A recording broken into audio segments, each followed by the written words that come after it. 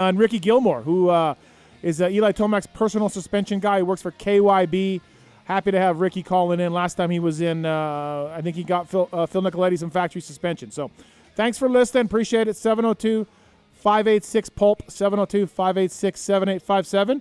You want to talk about something that's on your mind, whether it's AMA Motocross, whether it's MXGP, silly season, whatever it is, man. Give us a call. We're stoked you're listening. We're stoked you're watching. Thank you for watching on PulpMX YouTube, RacerX, Facebook, and everything else. Or if you're just listening on the podcast. Appreciate it. Tell a friend. Subscribe. Pass it on. All right, let's try to get some numbers up here. Lots to get into. Motorsport.com, tweet a Tallon segment, X-Brand Goggle, tear-offs, Race Tech Rant, all coming up. But first up, in studio, he is one of the premier test riders in the industry. He has his own website, Keefer Inc. Testing. He does work for RacerX. He does work for PulpMX. It's Kris Keefer. What's up, man? The most important thing, and you forget. No, I don't. I was going to bring that up. Okay. Happy 100th PulpMX show. Slow clap. Slow clap. I can't believe it's been 100 times. Driving up here today with the family, I'm like, yeah. I can't believe I've driven up here 100 freaking times. Wow, you've driven up more than that if you think about the times that we True. were riding or whatever. But, Yep. yeah, 100th times co-hosting Wow. the PulpMX show. Can you believe that? Thank you for having me for 100 times. Yeah, you're welcome. Are you making this your best show? We'll try to make this the best one yet. All right. Thank you, Heather. I gave you a guest lineup. I said you can pick the guests. Anybody you want. Yes. 100 show. Yep. You only picked Gilmour, though. That was it. Gilmour, Ricki. So last time he was on the show, I listened to it because I'm intrigued by Ricki. He knows so much, smart guy, Yeah. and he's with the guy that's killing it. Obviously, Eli won the Supercross championship. I feel like Eli only signed that contract because Ricki was attached to it. It was a big part of it, for sure. So yeah. I like the guy behind the guy. Yeah. We know a lot about the racers. Yeah. Let's talk about some people that are behind the dude. Yeah, so Ricki Gilmour. Ricki Gilmour. 100 shows. 100 shows. Yeah. Surprised you, I mean, Kenny Watson's been gone a long time, but he was in here every single week for many years. Yeah. And you think that would add up to, a lot, and you passed him. So I think it's because I have attrition. I've dealt with a lot of shit over the years from yourself. And I'm still here. I still love you. What a day we've had. A great day. You brought the wife. Yep. You brought the other kid. That thing. Yeah, that thing. Yeah. Came up. We sat in the pool. We had some drinks. As you can see, I'm sunburnt. We had a nice barbecue. Yeah, and you cooked. I cooked. I barbecued. Right. I was very stressed about that.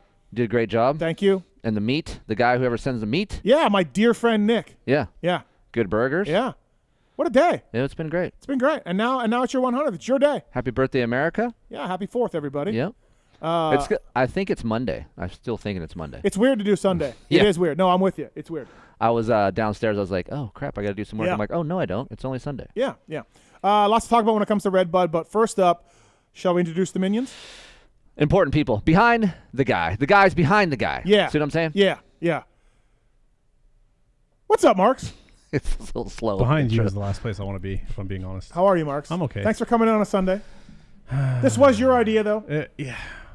I don't know why I did that. You said this was your idea? He pushed for it. He's like, we should do it on the 4th. Which was or better? on the 3rd, sorry, not the 4th. Better for me, Mark, so thank you. I think it ended up being better for me, too. It was kind of a lose-lose. Yeah. And then the other day I texted Steve. I was like, is Tuesday out? Like, we can't do Tuesday like we used to? And we have the Mav thing that goes on Tuesday, so we can't do Tuesday anymore. Yeah. I was like, can't do Tuesday. The things I do for Just you. think how many guys I've been through with the 100 shows back there behind. Did you do Gibbs? Yes. You did? I was here with Gibbs. Did you do tits the first time? Yes. You did? Yeah. Oh, Did wow. you do tits, Chris? I did tits. Yeah. I do tits. And then, so Okay. you had I'm 12. you had Peter, you had Gibbs, you had Tallon, Yep. and then you had Yeah, I'm Marks. just seeing Yeah. them go through here. Yeah. The turnover rate's Yeah. unbelievable. No, there's no turnover. These two jerkies have been here for a while. Yeah, you know what? That's right, because I was here when you did the contest, and he lost, actually. Tallon lost, remember? The first one. Yeah. To Gibbs. Yep. No. I lost it to was Marks. Marks. No. Oh. Was it Marks? Yeah. Yeah, it was. You're No, right. well, I mean, look, Yeah. I like Tallon. Look, But Marks has been really good. Marks has been really good. I like Tallon. Easy on that. Nothing wrong Well- with Tallon. So was Tallon going to do Marks' job like he's doing now? No. Tallon tried out for the phones with Okay. Marks. Okay. Marks won. Right. Then Marks got put into a living hell Right. every single day. And he needed help. No, we created a new position, a video guy. Okay. Then we needed to fill Marks' old position. Enter Lone Wolf. Got it. What's up, Lone Wolf? What's up? How are you? Good. Yeah. Happy to be here on a Sunday instead of 4th of July. Oh, yeah? You're good with this? I think I was the one pushing for the Sunday show. Were you? And then Mark just agreed. Well, you brought Yar in, and we Thank will have God. Keefer After Dark. GrillYourAssOff.com, Keefer After Dark. Get the ladies in here for After Dark. Yeah. Yes, I like that. We're going to talk some Loretta's. That's coming up. God bless We got some me. A&H stories. The kid made it. Yeah. So you're going. God. You're racing. Yep. Going to get into that. Here we go. And more later on in the show. Don't forget the app should be out. Well, maybe not this Friday because of the holiday, but probably next Friday. Yeah. Yeah, because of the holiday, push it back one day, but certainly coming up real soon here. Can't wait. Yeah, no, it's going to be great. That's right. And Amazon widget as well on PulpMX.com. Do that. Hit that. Go to Amazon. Make a purchase. We get a small slice of that. We'd really appreciate it. Stilez Robertson, Marshal Weltin, Wil Hahn, Ricki Gilmour. Good show tonight. Good lineup. Yep. All good dudes. Yep. I haven't really talked to Robertson much over the years. So I've said some things about Stilez in the past, and then I ran into him last December when I went to Alden's, and we had a little conversation. I apologized to him, because I was a little harsh on some of the things. What did you say? I don't really remember at this time, but I think he wasn't doing so well. Yeah.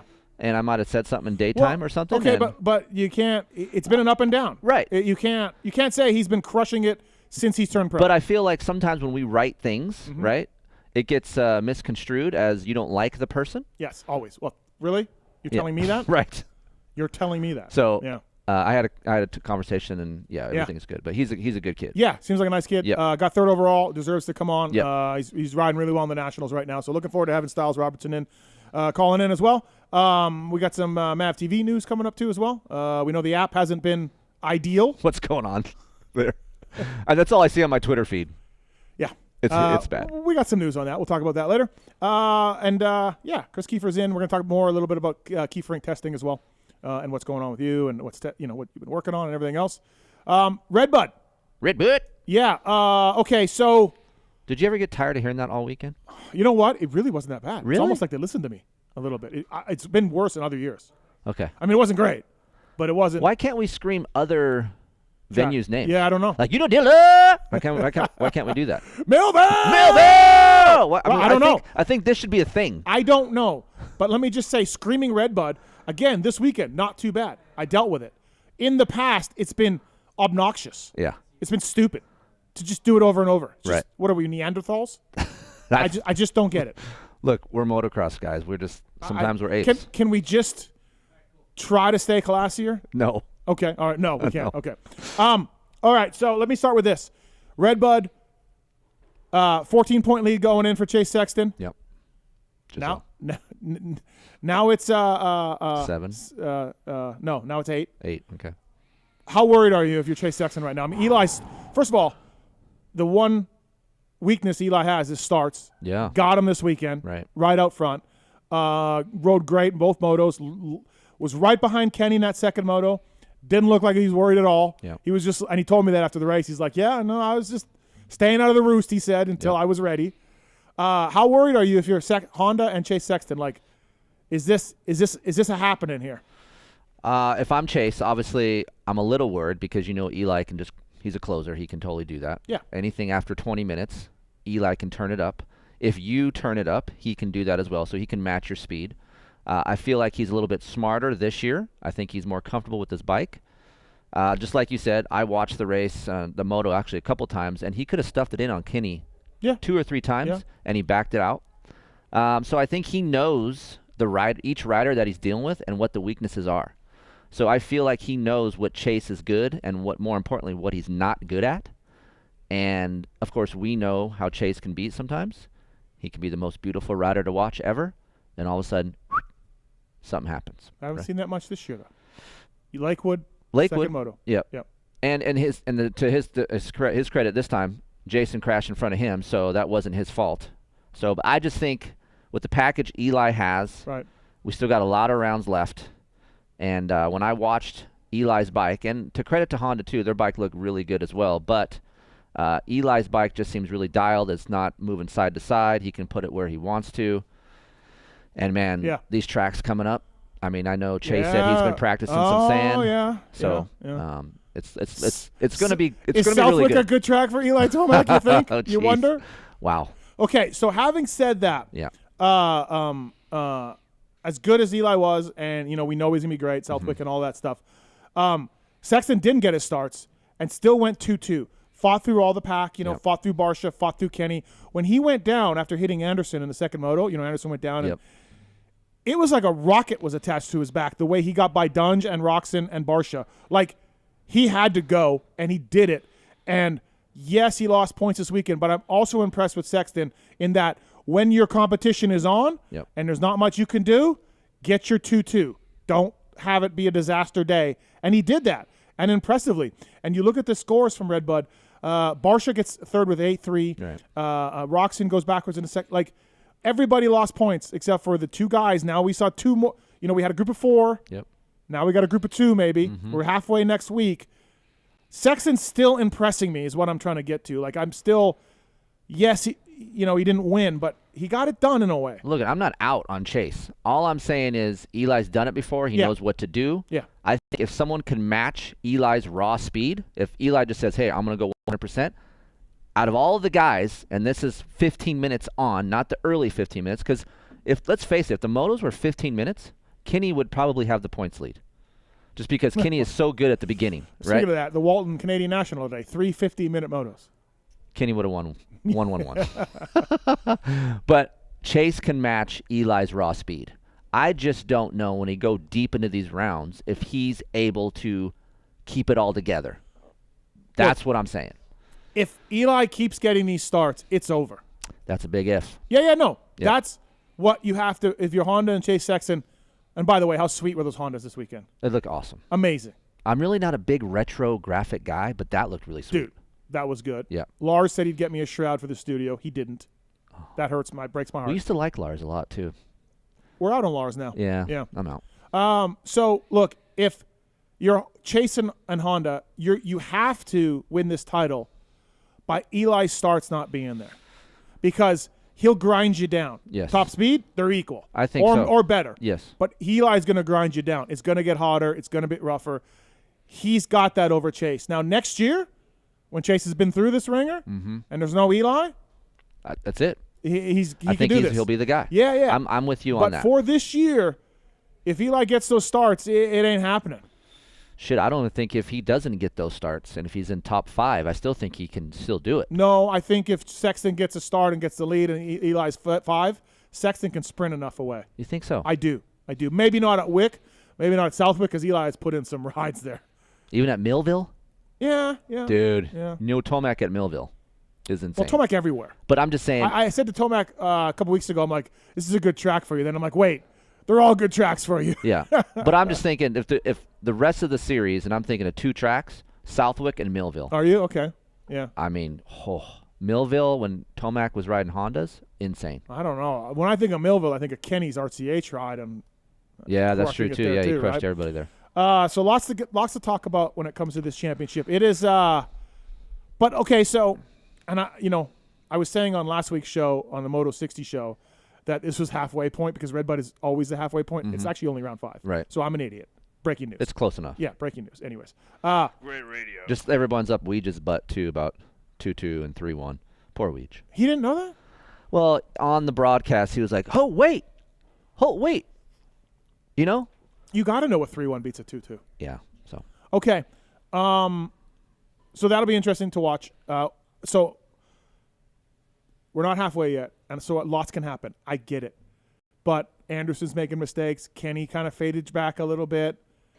As I mentioned, those 2 guys had good days. We're seeing a breakthrough here, I think. Yeah. I think this is – I mean, every championship boils down to 4 guys, 3 guys, 2 guys, right? It is weird, though, because I don't know about you, but I still don't count Kenny out. We've seen – I don't count him out of winning a race. Or just an overall. No. What about an overall? A moto, of course. No. An overall. He can Okay. get – I'm saying championship. Okay. I'm counting him out. Are you? Yeah. Yeah. I don't know, man. Like, this was the first week that I actually had questions like I used to have, like, oh, is his health getting bad again? Yeah. So. And if you're Honda and Roczen fan and all that, you can't say, like, what's Mathis Keefer talking about? These are legit questions we've always had about Kenny. Yeah. And until he proves us wrong, we have to keep asking these questions. You know. You remember when we used to say that about Eli though too? Like. Yeah, but he still got it done outdoors. Yeah. Outdoors. Right. We had questions indoors. Yeah. Outdoors, there's never been a lot of questions about Eli. Some weird motos for sure, but not like all timers, right? Hey, Kris Keefer, brought to you by the folks at Decal Works. Yeah. Are you still running Decal Works in strong? Absolutely. All right. And so they got Loretta's graphics Loretta covered? graphics coming. All right. Can't wait. Does that sound sarcastic? Does that sound like a lot of enthusiasm, or that sounds sarcastic? It sounded like no enthusiasm, actually. Yeah. No. Yeah. Decal Works doing a great job. For my graphics, they doing a special one-up for Aiden for his bike. So they cool. are? Yeah. Okay. All right. So. Decal Works bringing you Kris Keefer tonight on the show. PulpMX code saves you money at decalmx.com. Please check out Decal Works, officially licensed with Honda, Yamaha, Kawasaki, Suzuki, KTM, Husqvarna, and Gas. And they'll give you a great deal. They will go above and beyond for you for graphic-wise. We know this. I've heard this from my listeners. Also, we have their special license with Red Bull, KTM, and the Rockstar Energy Husqvarna off-road team. Promo code PulpMX saves you money. DecalMX.com. Their expert staff will go above and beyond to make sure your questions are answered. Quality, service, and knowledge over there at DecalMX.com. Thanks for bringing Kris Keefer to us on the show. Also, Firepower Parts. Max Anstey. Yeah. Bad deal. Yeah. Riding well. Yeah. Hiccup. Motor blew up. Mm-hmm. Team didn't swap a motor, just tried to fix it. And So it then was electrical. not from what I hear. Okay. No. Got it. Not electrical. Unless you count clutch plates in the motor as electrical. I just saw your Reeves post and he said something. Oh, the old electrical. Yes. Well, in a way, It could have the been. clutch plates were probably stopping the piston from firing on the spark plug. Got it. So the spark plug was probably not firing Got due it. to the crank being. Anyway. Seized up. Anstey was impressive for Yes. those 10, 15 minutes for sure. Were you surprised though? No, I'm not not at either. all. Not at all. Right. And next week he'll be really good too. He rides the Southwick. Southwick. So, Firepower Parts, they're sponsoring that Firepower Honda team as well. And we know the batteries are featherweight lithium batteries. We know the chains are made in Japan. They got heavy duty rollers. They got O and X rings in Japan. Chains as well. And the lithium batteries are backed by a 2-year warranty. Firepowerparts.com. Check it out. They've been offering superior product for over 50 years. Thank you to the folks at Firepower Keefer. 490-2531 is the Yamaha part number. Yep. There it is. Yep. Which is, well needed, though. 702-586-7857. Give us a call. And we got some lines open still. Tomac 1-1 this weekend. Sexton 2-2.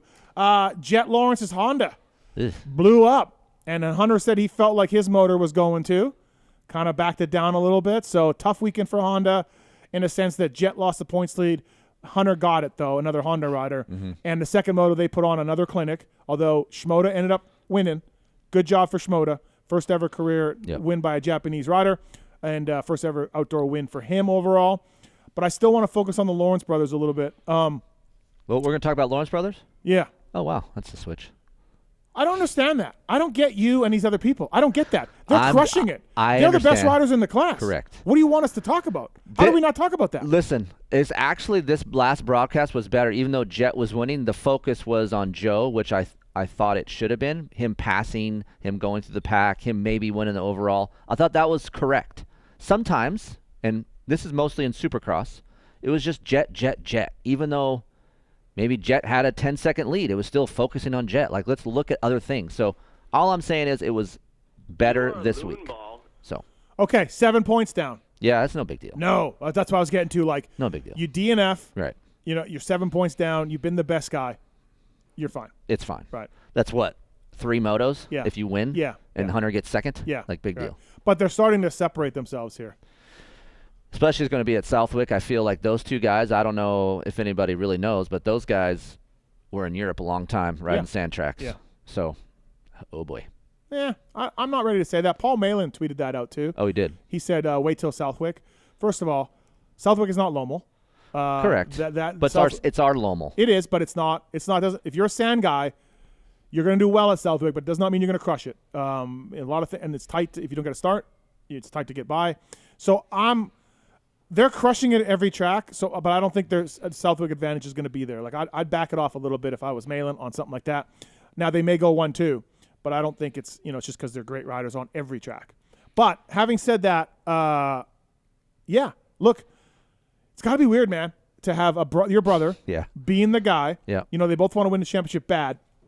We saw this in tennis with Serena and Venus Williams, right? Mm-hmm. They would play in the Grand Slam finals against each other. And a lot of people are like, hey, man, a lot of writers are like, one sister is laying up a little bit over the other. They would switch. They would switch back and forth. Correct. And nobody really knew, and but that's what some writers suspected. There's going to be none of that going on. No. Hunter and Jet are going to go at it. But Yep. as we get deeper into this thing, it's going to get weird. I don't think them two together. Obviously, we saw Jet make the pass and bump Hunter. I don't know if you saw that when you were there. So it's going to be aggressive. If they're going to cross jump, no. They're going to T-bone, no. But they are going to bump each other to get out of the way. And when you watch these two riders, we talk a lot about Jet, of course, but you watch Hunter ride, man. It's very impressive and it's underrated. I feel like, and watching Jet, it's amazing. I'm not going to say it's not, but Hunter has a really good style of his own. And Hunter, okay, so go ahead. So what I was saying is, like, you have Hunter, you have Jet. Both these guys are going to go at it. I think how they ride so technically well, they're never really over their limits. Like, you watch these guys ride, and you watch everyone behind them, even Joe. Joe's a pretty smooth rider, and he was a little bit ragged. But these two guys can ride smooth, not over their limit, and then keep gapping the field. So I don't see anybody trying to challenge them. I thought Cooper would have been better this weekend. Yeah, we'll talk about that later. I got that on the list. Yeah. So to me, Hunter is a great rider, but Hunter just rides like many other great riders. Like Justin Cooper or no way. Yeah, or he rides like any great rider, Tim Ferry, whatever. They look like they're great riders. You can see the great body position. Hunter doesn't move much. He's very centered on the bike, right? Mm-hmm. He just kind of looks like a great rider. Jet's riding style is transcendent. Like, Jet is amazing to me. Like, Jet's hurlings, Jet's Tomac, Jet's not that way. He's not the same, but it's next level. Gotcha. It's Stu, right? It's amazing his roll speed. I he doesn't look like he's going hard at all. Right. He never kind of stops going. He just keeps rolling. And I'm blown away by watching Jet's riding style. I'm not blown away watching Hunter. He's great, but I'm not, he's just like he's not Sexton, Tomac, Hurlings, Roxon level. Jet is to me. I agree with that, but I also think watching Hunter, the more I do watch him ride, and we're getting to see him ride more because he's up front. Yeah. The more I appreciate what he has to offer as well. There's still a lot of Jet in Hunter. You think? Yeah. I think. Yeah. Especially this last weekend when they were behind each other, and then last week, the way their feet are, the way they keep their feet on the pegs, I would say you're right about Jet. His roll speed is better. He doesn't lock up his If you follow Jet around a lap, you will never see his rear brake lock up. Ever. No, I think you're right. Yeah. But I still feel like Hunter is learning some of that, and he's picking that up. Mm-hmm. I mean, you ride with the guy, it's your brother. Why wouldn't you? I don't know. I just like Hunter's style as well too. But you are right with the fact that Jet is next level. I'm gonna suck Jet off. Yeah, Exactly. I think it's great to watch both of them. Shimoda, I've never been a Shimoda guy. I've always been like, he's good, but like he got some wins when the field was weaker. Mm-hmm. He got podiums when the field was weaker and soupy. He kind of fortunate to get a few breaks here and there. So I've always been like, like good, but whatever. But maybe he's starting to be a bit more. This was, look, he goes down in the first lap, second moto. He was way far back. He fought like hell to move up from there. His fitness was good. This was a kid who had to try out for that spot. Yeah. And as I was saying after the race, McAdoo and Shimoda both had to try out to get a ride. Yeah. Like, they had nothing going on. Mitch is like, hey, we'll throw you into some other riders. Mitchell Harrison was in there. Enzo Lopes tried out. Mumphy was trying out, right? And the McAdoo and Shimoda are guys that won rides last minute for Mitch Payton on the Pro Circuit team. And you can make an argument that they're both delivered the most results here. Yeah, lately. Yeah. I remember watching Joe when he was on Geico Honda at Amateurs, and we would go to Milestone, and I would watch the kid ride. And I've been around a lot of Japanese riders, doing stuff with Yamaha and all these things, and I've never seen a Japanese rider as smooth as Joe. Yeah, that's a good point. They're usually really just bonsai. erratic. Yes, bonsai. Yes. I think of Narita. I think of Koji Okawara. I think of these other guys. There was never a technically sound Japanese rider. You got a great point. So, but was that because he was just here so early? No. Well, I think maybe some of that. And then he had a coach that trains a lot of these amateur kids. Okay. And you would know Yannick. Anyway, that was his riding coach for a Yannick, long like time. one name, like Prince? Yeah. Well, it's I can't even pronounce his last name. Curvella? So, maybe, yeah. Well, he's not. I don't know much about him. He's from France. He used to race GPs. Okay, don't know anything about him. All right. So that was his coach. Okay. Anyway, I was amazed, like, wow, I can't believe how technically sound this kid is. And then as he got in the pros, he wasn't that great because I think he was so technically good and his speed couldn't catch up with how good he was technically. Mm-hmm. And then I think Mitch brought out some of that raw speed via, like, hey, shit, or get off the pot, because you know how Mitch gets. And I think now we're just starting to see his speed catch up to his technical ability. Yeah. Is he a guy? Like, is he a guy? He's third overall right now in points. And last week he was solid. Yeah. What's weird is, like, no, he's gone 4.35, 4.7, 6, 3.51. Yeah. So discount the 1.7. He's been top 5 almost every time. I don't know if he's the guy yet, but he's definitely going to be the guy behind the guys. Like Marks. Yes. He's Going to be a Marks. He's going to be a Gilly. I'm behind no guys. Is Tallon the guy behind the guy behind the guy? He's third, yeah. Oh, okay. Yeah, he's behind him. All right, okay. Yeah. Human He's like centipede. when you go to the concert, he's like, you know, you kind of show up, like, it says gates open at 6. You show up at 6:05 and you hear music. Yeah. That's Tallon. That's Tallon? Yeah. Is he acoustic or is he? Nah, he's out there trying, but there's like 6 people watching. Yeah. Okay. That's Tallon. That's Tallon. I mean, he's there, right? So, like, we know he's there. He's speechless. But, like, is anybody going to show up for Tallon? I mean, I don't know. So He already shows up for me. Yeah. That's all you need is one, right? Yeah. Yeah. Exactly. Let's go to AJ on 1. AJ, what's up, man? You got a rant? You got a race tech rant? Yeah. So that amateur combine thing, right? So I don't know how I feel about it because I know you're not a big fan on amateurs anyway. No. Listen, hold on. I'm a fan of the amateur combine. I think that's a good idea. Yeah, These kids are getting a taste of a national track, you know? Yeah, so I love the idea, right? But my whole thing is, it's like if Hayden and what's his name? Hymus? The other guy. Chance? Yeah, Hymus, Ryder D, though he raced in the pro thing. But my whole thing is, like, what are they there for? Like, they pretty much already have rides. Like, I feel if it's a scouting thing, put the amateurs, like, that's a scale down from them. Yeah. Then, like, the factory teams are looking at them more because there's other guys. Not everybody in that lineup has rides. Like, there's only 3 or 4 kids in there that have rides, from what I understand. So if I get that. So if you go out there if you show up out of a trailer with your dad and you get a top 5, that'll open eyes. Like, not all these kids are in that race have rides, right, Keefer? I don't see if you know these kids better than I do. I understand kind of what he's saying is, like, what about the kids that don't have anything that should get some spotlight on them? But if you mix it up with the guys that have something, you'll get the spotlight. So this is what I'm about to say. If you're an amateur kid, and I'm dealing with this right now, you're going to have to dick measure at some point. So what better way to dick measure than at one of these combines and see how close you can get to Danger Boy or Chance? I think that is what these other kids that don't have rides need to do. They don't need to focus on, hey, so-and-so's watching me, I might get a ride, because that's not happening. What's happening is you get to learn, you get to listen to a professional racer that was been there, done that. You get to learn the program. I think that is what it's more about than actually having manufacturers scout amateur talent. I just don't think that is happening there. Okay, I got what you're saying. That makes sense. Yeah, I don't think I think what's misconstrued is, like, hey, this is a scouting combine for people to see who's coming up. Well, that's not the case internally.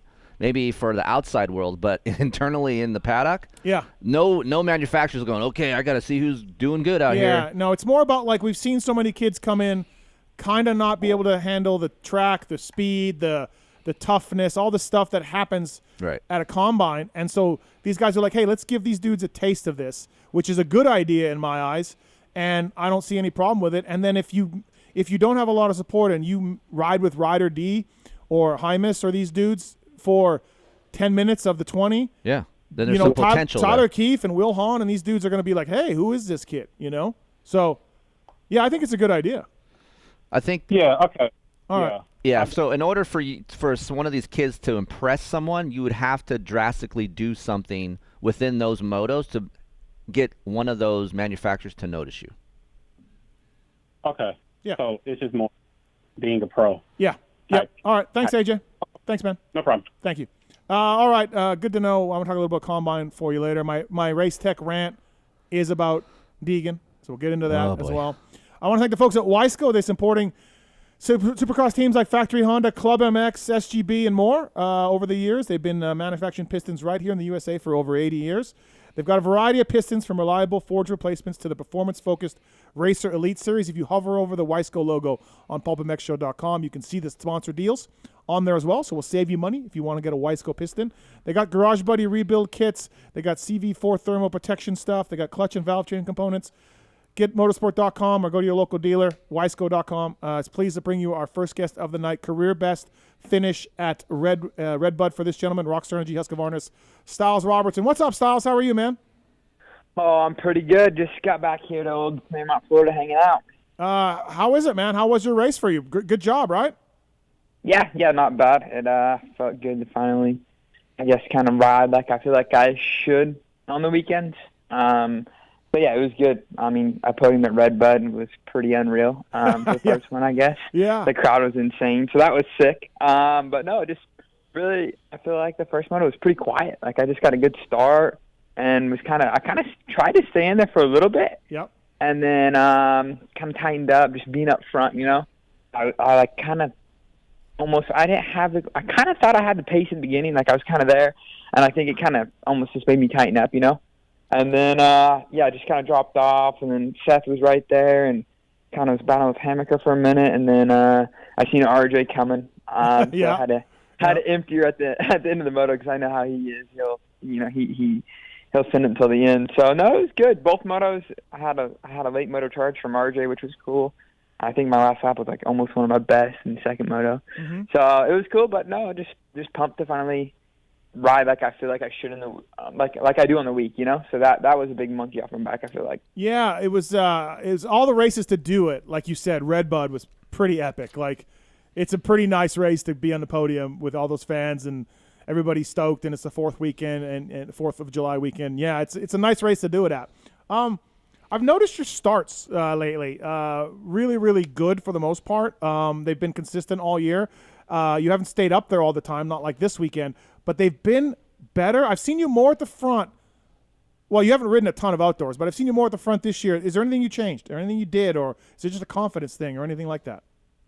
Honestly, I think it's confidence from Supercross. Yep. You know, once you kind of start getting those starts, it just kind of, you know, you believe in yourself. But like kind of when I broke my pelvis, I couldn't really do much. So before Supercross, like literally all I did was starts. Like I had a week of starts. Like literally I'd just go to the track because I was going stir crazy. I knew the first round was coming up. I think we were like 2 weeks out, and I couldn't ride. So I was like, I'm going to go to the track and at least do starts. Like at least do something, you know what I mean? Because obviously I needed to, you know. And I think I changed my position a little bit for the gray and then kind of carried that over to the dirt. And it's been working. The only time I've kind of struggled is high point, which we fixed that. We know what happened there. So, I mean, it's been pretty decent. Yeah, that's awesome. That's really good. You're outside of Daytona, which, well, first of all, what's up with Daytona? And you like, what, dude? You're amazing at Daytona. What is it about Daytona? Dude, I don't know. And this is kind of where it comes from, like Red Bud, for instance. Like, yep. Last year, I don't know if you remember, second moto, I was like with J-Mart in 4th and was riding really good. And kind of I lost the front end after the mechanics area. But it's just like these places like Daytona and Red Bud where I'm kind of, I guess, comfortable and I'm in the right state of mind. I feel like I'm good, you know. And then at these other places, I don't know if I just put too much stress on myself or what it is, but I definitely need to figure it out because it like I was telling my parents and the team on the way home, like, dude, it feels like this 3.5 felt easier than, let's say, High Point where I went 14, 8 or whatever, you know? Right. And that's the crazy part. And, you know, everyone says it to you, but you don't really believe it. But, yeah, I have to figure out just – I think for me it's just I need to be more fun and relaxed. And that's kind of where the results come. Like Daytona, I had a bunch of friends from the Baker's factory there and just literally hung out the whole day. And it was more like it was more fun, you know what I mean, than really business. And then it kind of showed. Right. I guess it's like more like a local race. When you go to a local race, you're chill. You know you're going to do good because you're the guy. And then you go to these races, and like you said, you have people around you that you're comfortable with. But for the average guy, when you guys say, hey, man, I tightened up, I'm in the front, what does that mean? Does that mean you're thinking about the podium, like, oh, man, I'm up front, I'm going to podium, or my sponsors are going to be stoked, or I'm stoked? Like, what does that mean when you guys say, hey, man, I'm up front and I knew it and I tightened up? What does that entail? You just overthinking it? Yeah, I think you probably have those thoughts a little bit, but for me, it's more like, okay, I'm up here, I'm staying up here. What do I do now? Like, you know what I mean? Obviously, I've gotten good starts, but I've been kind of at Colorado. I kind of was riding behind me instead of front of me, you know. And this weekend, I felt like I was like, all right, I'm kind of in the battle a little bit. I know, obviously, I wasn't in it, but I could see it. It wasn't like going away from me really fast. Mm-hmm. And I was like, well, dang, you know what I mean? So then I think I just started squeezing a little bit harder and trying to stay there and kind of catch up almost. And I seen them all dicing it up, and I'm like, well, I want to be in there, you know. Like, obviously, those three are kind of the guys right now.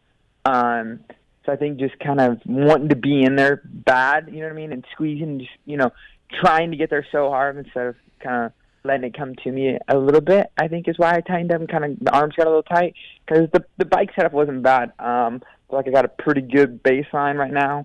At least, you know, I know what the bike's going to do. It's going to do, you know, it kicks a little bit, but at least it's not side to side. So I have a pretty good feeling, so that's good. So I think just kind of mentally wanting to be up there and like trying to be there and kind of trying to force it.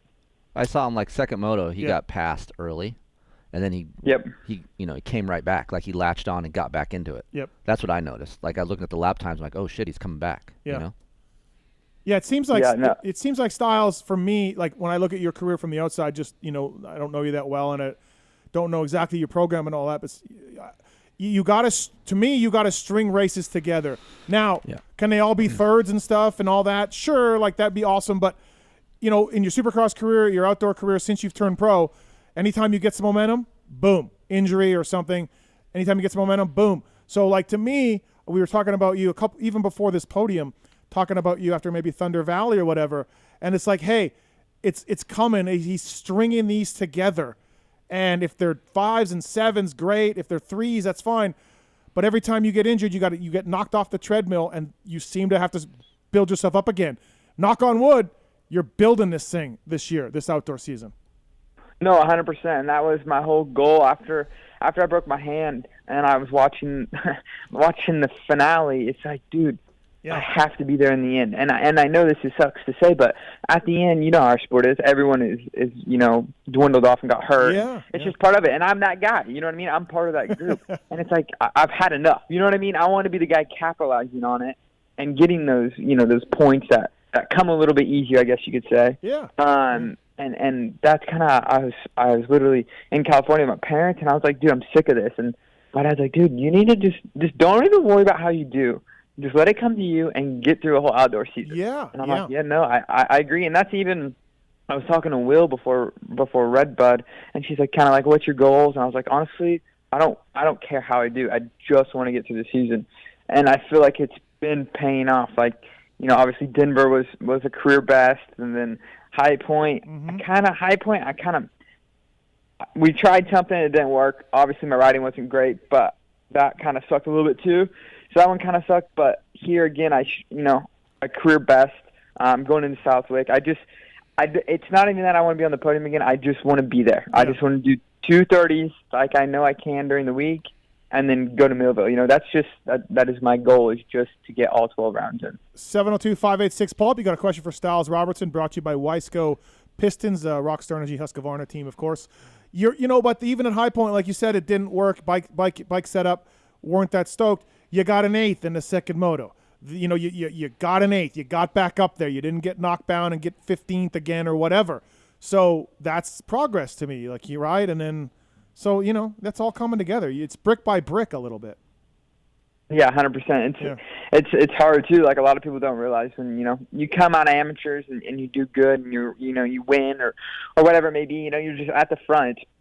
It's hard when you come to, you know, the pros and you kind of get beat up a little bit, get injured, you're behind the 8 ball. You know, it's hard for people to understand, really. But you know, just, you know, got to keep fighting and just trying to stay injury free. What I think, sorry, people don't understand too from the outside looking in, and I haven't got a taste of this because I never was at Stilez level, but I feel like there's pressure, right? You have pressure on yourself because you want to do good. You have pressure from the teams because you know you're on a team. You have to do X, right? And then you have, we're moving into the setting. You got a new bike. Maybe you don't have a lot of time on the motorcycle. So he has to ride at a high level with a feeling that he's unfamiliar with, right? And that forces some mistakes because, hey, man, I got to go out and frickin' pin this thing. I don't know what my bike's going to do yet because I don't really know anything about it yet. Yep. And that is what people don't get to see. All we see is the guys riding around on the track. Oh, that guy sucks. He's in 12th. No, there's all these different little internal things that we don't get to see. And I see that from you, Stilez. Like, you're doing a great job with a bike maybe you don't know a lot about because you're kind of behind the 8-ball in that situation. No, 100%. And, I'm not the most active person on social media or anything. And, like, dude, before the season, I'd love to know. Like, if I find out from our practice guy, like, how many hours I actually had on the new bike before I went and raced at Minneapolis. Like, it was pretty crazy. I pretty much just ran what they built me originally. When kind of before Skidwood left, and that's what I ran until I'd say Daytona. And Daytona, I literally had no clickers left. Like, I was all the way stiff. So then we tried a new setup that week. Yeah. Right. So it's just, people don't see that stuff, and that's kind of what sucks. But, it's part of it, and it is what it is. The new bike is obviously a challenge, and, they've all been really working hard, the whole group, and I think they're definitely trying to get it better, and it's definitely showing. What is the big difference between you and the old bike? Like, what do you feel? I think a little bit of it is just it's a little rigid to me in different spots, and then it kind of has. I feel like they moved a lot of weight to the center of the bike, and I was kind of getting a feeling of the front and the rear not being connected. So it was kind of like fighting against each other, I guess you could say. Like, the rear would kind of step out, the front's oversteering, like, kind of just wasn't working together. But actually, while I was in California, after Paula, a bunch of teams rented the track, and we rode Tuesday, and they left the little roller section, and it's like second lap, and I'm kind of just warming up.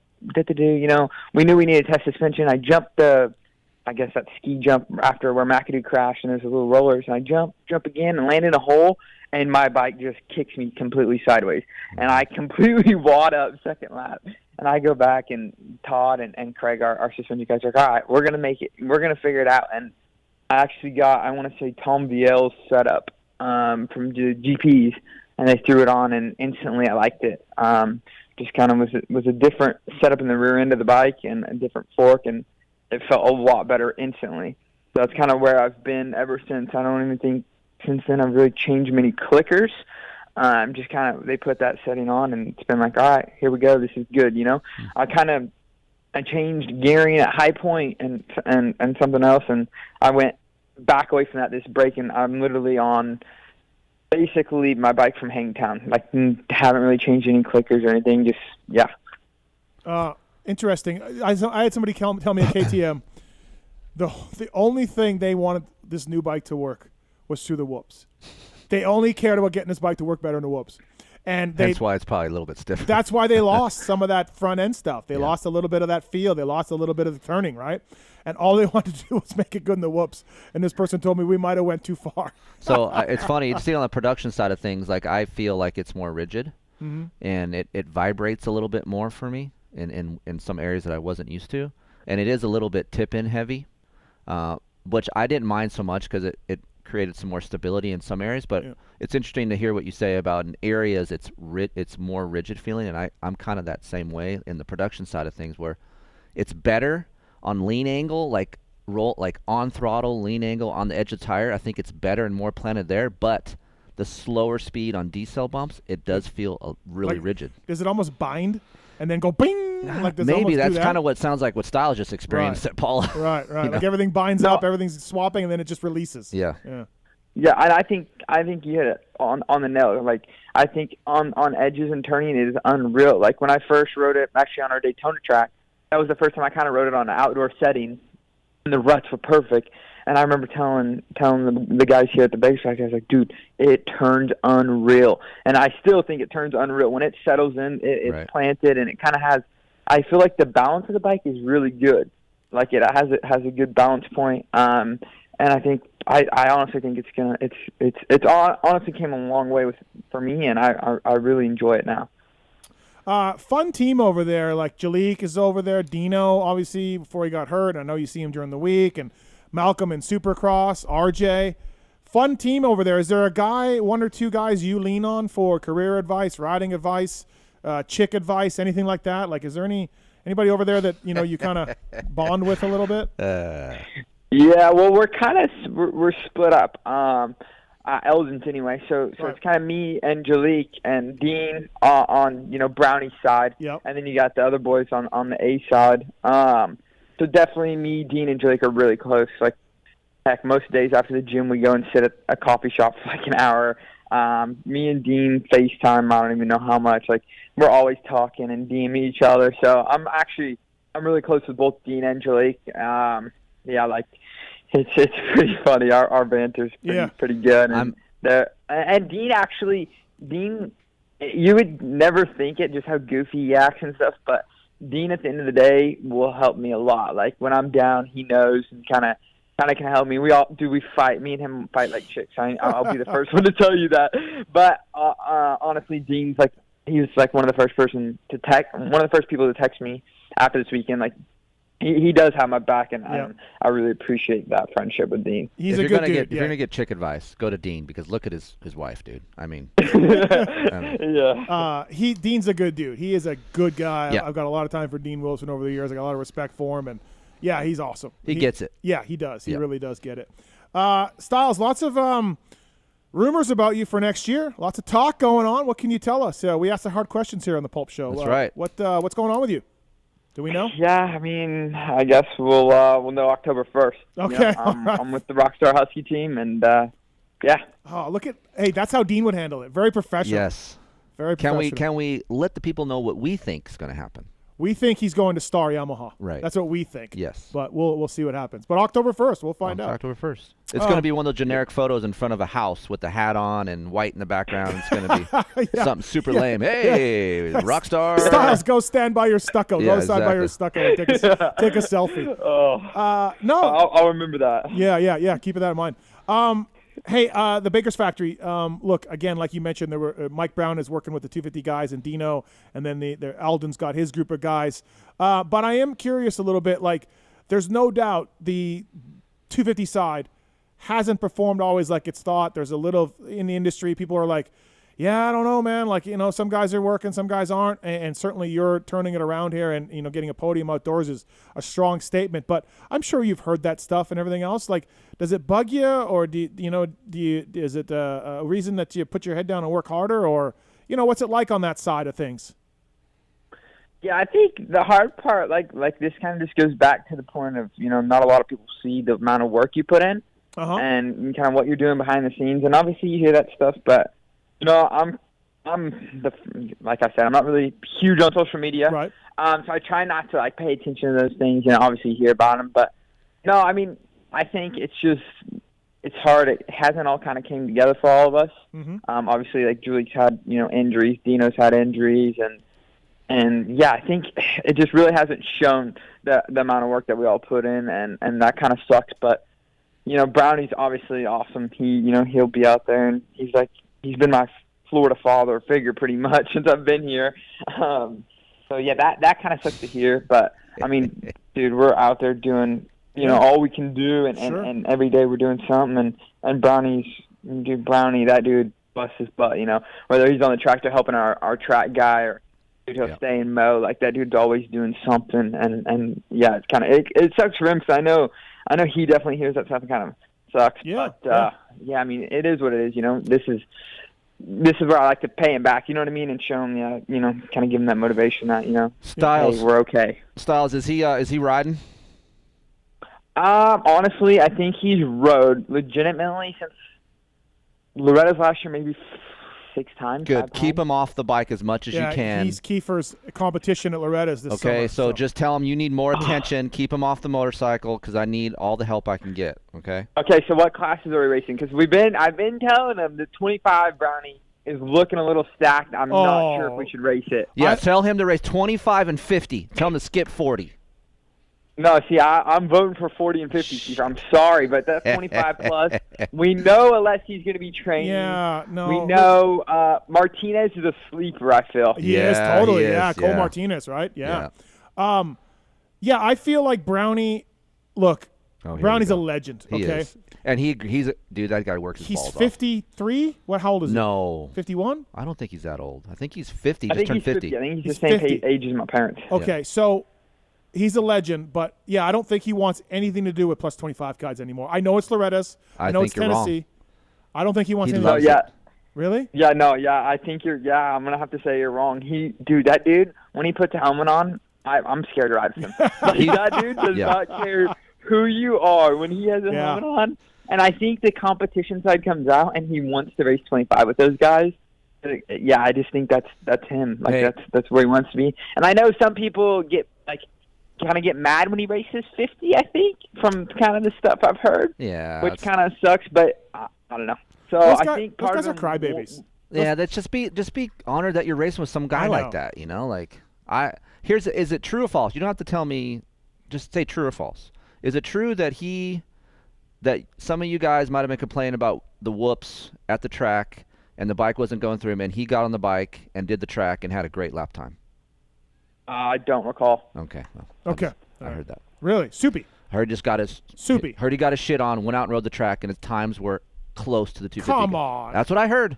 I don't know if that's true. He's not doing that in Supercross. Dude, you're underestimating Brownie. He's a bad dude, but come on. I just feel like if you gave him a week or two, he's going to be fine. Listen, Keefer, you're a good friend of mine. Yeah. He is going to kick your ass at Loretta's. Look at I know you beat him. You've beaten him at Glen Helen. Yes. I've seen it. I get it. Straight up. I know. This is Loretta's and Mike Brown. I agree. You are in a lot of trouble. I agree. I agree. Okay. That's why I told I Stilez to remember- keep him off of it. Yeah. Okay. I remember when you beat him at Glen Helen, Keeper, I called him, Oh, boy. and that's when after I seen a tweet from you, I believe, and I was mad. I was like, dude, you let Keefer beat you? That's jacked up. Thanks, Stilez. That's jacked up. You Keefer beat you. That's sad. So Brownie hadn't ridden much. His crew, Brownie's crew, was saying, "Hey, look, he's barely been on a bike and That everything doesn't else." matter. I know. You know what's going to suck? You handled him at Glen Helen. You handled him. But you know what's going to suck? What? Is Stilez says he's ridden 6 times in the year. Yeah. And if he goes out and works me and I'm riding like a son of a bitch, that's going to look bad Dude, on me. he is. He's going to work. Well, I don't think he's going to work you. Like I don't know, dude. He is pretty work good you there. means to me like 10 seconds. Oh, he might then. 10 seconds is not that much.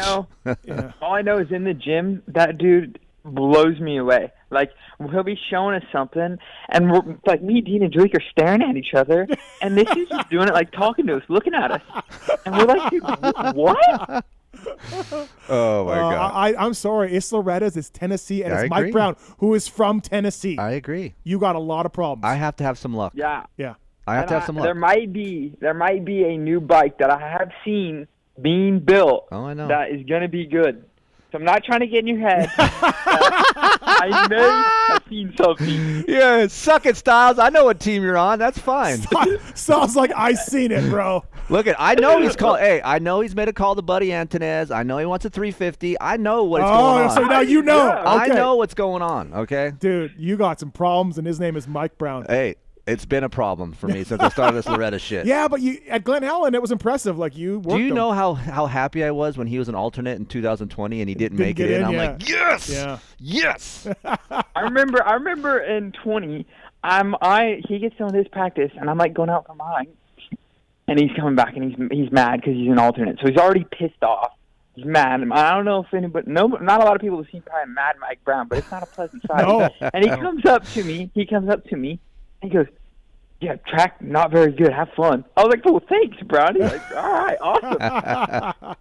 Oh man. And to Brownie's credit, dude, he's out grinding with the kids. He pedals. I got a snippet of what you guys did when we got invited out there in December, and you weren't riding because you were hurt. But, dude, here's the thing. We only did 3 days of what they did. Right. And that's a day in and day out thing. And Brownie's there every day with those dudes doing the same thing, minus the riding. But he's like Stilez said, he's mowing, he's grading the track, like he's just on it. So Yeah. yeah, You got problems in August. I know. Yeah. I'm screwed. Yeah, you're screwed. But plus 25, like you guys think you can actually he can run with Mike and Cole. Like, I don't see him running with those guys. At Tennessee, I kind of do. Like, really? if he's in shape, I feel like he could. Maybe if he's not in shape, because we know Brownie has arm pump problems. Right. So Brownie, in the prime of Brownie's career, he'd win a moto. Second moto, he'd get like 8th. And you'd be like, what happened? I got arm pump. And you're like, aren't you a professional rider? But arm pump strikes him all the time. Yeah. Yeah, I think, honestly, if he rode enough and couldn't or didn't get arm pump, I honestly could see him battling with those guys pretty easily. Yeah, I think right now, for sure, 4 or 5 laps, no problem, because he just has that racer mentality, like that old school. Yeah. And that is him. Like, dude, he's old school. We'll be on a road bike ride, and he has no problem 24, 25. And me and the boys are like, damn, dude, like, we just raced those Saturday. We're a little tired, Brownie. He definitely has that old school freaking, we got a call for Stilez Robertson here from Andrew. Andrew, welcome to the Pulp Show. What do you got? Question for Stilez Robertson. Hey, thank you. Hey, Stilez, can you talk about when you fractured your pelvis, did you ever think of not continuing riding or stopping or retiring? And when you're riding or practicing on a test track or racing, do you ever have flashbacks to that moment when you were in Hemet and fractured your pelvis? Ooh. No. Yeah, definitely never thought about stopping, but obviously it sucked. And honestly, at first, I thought it was fine. Like, I was walking on it, and I sent it to a bunch of doctors, and they're like, dude, you cannot walk on it. Like, where it's broke out, you're pressuring it, it's going to break even more. Like, stay off of it. I was like, what? Like, I was walking around, then I had to stay off of it. But, no, not really. Obviously, you'll have those. I mean, Keefer can probably know what I'm saying, but you have, like, a little scare, and you're like, whoa. But never am I like, oh, like, you know, I don't want to break my pelvis again or whatever. But, you know, you come up a little short on a triple, get some wheel spin, you definitely get your heart pounding. Listen, Keefer doesn't know. I actually broke my pelvis. Stilez and I have the same. So you know how you have a hole in the center of your pelvis, right? Mm-hmm. That little bridge underneath. I broke that. Ooh. Yeah, that part. So the bridge, I broke the top of the bridge going into the pelvis. Oh, okay. So I broke the bottom part of it, and then I endoed over the bars. So what does that feel like when you do it? I couldn't walk. Okay. I couldn't walk. I had to. So my injury was bad enough that I had to be in a wheelchair for like 2. I could shuffle to the bathroom How and old stuff. were you? 18. Okay. I could shuffle to the bathroom, but I really couldn't walk. I don't know how Stilez is walking on his, but yeah. Yeah. See, I wasn't like, I'm not saying I'm walking fine. Yeah. Like, I was walking bad enough where old school Mike Brown made me go to the doctor. Like, when Brownie makes you go to the doctor, obviously it's bad. Because honestly, at Hemet, I was so embarrassed of what I did. I was like, dude, I have to ride again. Like, I have to ride. So I was sitting there, and I'm trying to, like, I'm literally stretching it out. Me and Brownie are stretching my pelvis out. Like, I'm touching my toes. I'm like, dude, Brad, I think I'm all right. And I'm, like, barely breathing. Brownie's like, dude, you're not. So then, obviously I went to the doctor, and we figured it out. But, dude, it's just, when you're sitting there, I don't know about you, Steve, but, like, no matter how you sit, you're sitting on your pelvis. Like, dude, it was just, no matter what, it was uncomfortable. I was in a weird pain. They told me, look, rub some tussin on it. They told me it's going to heal on its own. It's cracked. Just stay in bed rest and shuffle around and don't do anything crazy. And that's how it got better. Because it wasn't like broken off, right? It was just cracked down the middle there. But yeah, look, if Mike Brown is telling you to go to the hospital, it's bad news. Something's wrong. Yeah, it's bad news. Mike Brown usually pour some race gas on it. Yeah, just rub some tussin on that. Yeah, you be fine, son. Pour some race gas on it. That's all we did. My dad and I. Don't be such a pussy now. Yeah. Thanks, Andrew. Thanks for the call, man. Appreciate it. Thank you. Hey, Stilez, was that your old truck that you're driving in the video that came out? Yeah, actually, when my grandpa retired, he worked at a concrete plant or cement plant for I don't even know how long. He retired, and I was probably 6 or 7, and he started building that. That was kind of his retirement project. And then when I turned 16, he gave me the keys to it, so that's definitely something I'll never forget. And he actually still tinkers on it all the time. Like, that's kind of his project, and he loves that thing. Here's why I like him now. So I'm a fan now. Oh, you and Stilez had beef, right? Not really beef. I just said something in an article, and he has friends that live down south. Yeah. They're like, hey, Stilez ain't pumped on you. Yeah. I'm like, well, why? Yeah. Well, it's because what you wrote. I'm like, talk well, shit shit. on riders, yeah. But we talked when I was there. It's fine. Okay. But if people that drive, or kids, I would say, kids specifically that drive older muscle trucks or cars, they got soul. Like, they get it, right? Yeah. Stilez was driving that thing. That's badass. And the kid's not on social media that much. That means you're an old soul, dude. Yeah, 100%. Like, a lot of people don't know this, but I literally love old cars. Like, Dean always makes fun of me, but I love, like, drag racing. Like, literally this off-season, I went for 2 weeks with my dad's buddy that, like, I literally would call him and just talk on the phone with him for, like, 30 minutes about drag racing. Like, dude, like I don't know, Keeper, but like a 66 Nova. Like, I love me some old cars. My ultimate dream truck would be a 56 F100 big window. Okay. And, oh my gosh, and they're amazing. Mine's a Ridgeline. Oh boy. Yep. Yeah. I've seen these tweets. Oh yeah, no, he's great. out on the Ridgeline. He's getting a van now. No, dude. I'm not. No, I'm not. He's gonna get a van. No, I'm not. I like Ridgelines. But you might get a van. Maybe. We'll see. I don't make your kind of money, so I can't have 2. You have 5 vehicles. Do you have 5 right now or 4? You're down to 4. Ridgeline's gone. Yeah, you're down to 4. Yeah. 4 vehicles for a 2-person. Well, no, we're down to 3. 3. Oh. Jeep. You had 5. Jeep Trick. Yep. The Chevy. Yep. And then the van. That's it. So you had 5 though. We had 4. 4. 2 for Heather, 2 for me. Yeah. All right, Stilez. Hey, congrats, man, on the podium. That's awesome. Really good. And really impressive. Good job on that. And what a race to do it. Of course, Red Bud is amazing. So thanks for coming on, man. Appreciate it. And good luck at Southwick. How's the sand skills? Where are we at on that? Yeah, I mean, obviously I'm from Bakersfield, California. Not much sand. Yep. But since I've been in Florida, I like it. Last year, we qualified P2. Like, I think me and RJ were within, like, freaking 1/10,000. It was something stupid. Something to be mad about. So, yeah, I don't know. I like Southwick. I'm looking forward to it. And, yeah, thanks for having me on. I appreciate it. Yeah, no problem, man. Thanks for calling in. See ya. Thank you, guys. Bye. That's Stilez Robertson, everybody. Brought to you by Wisco. That was fun.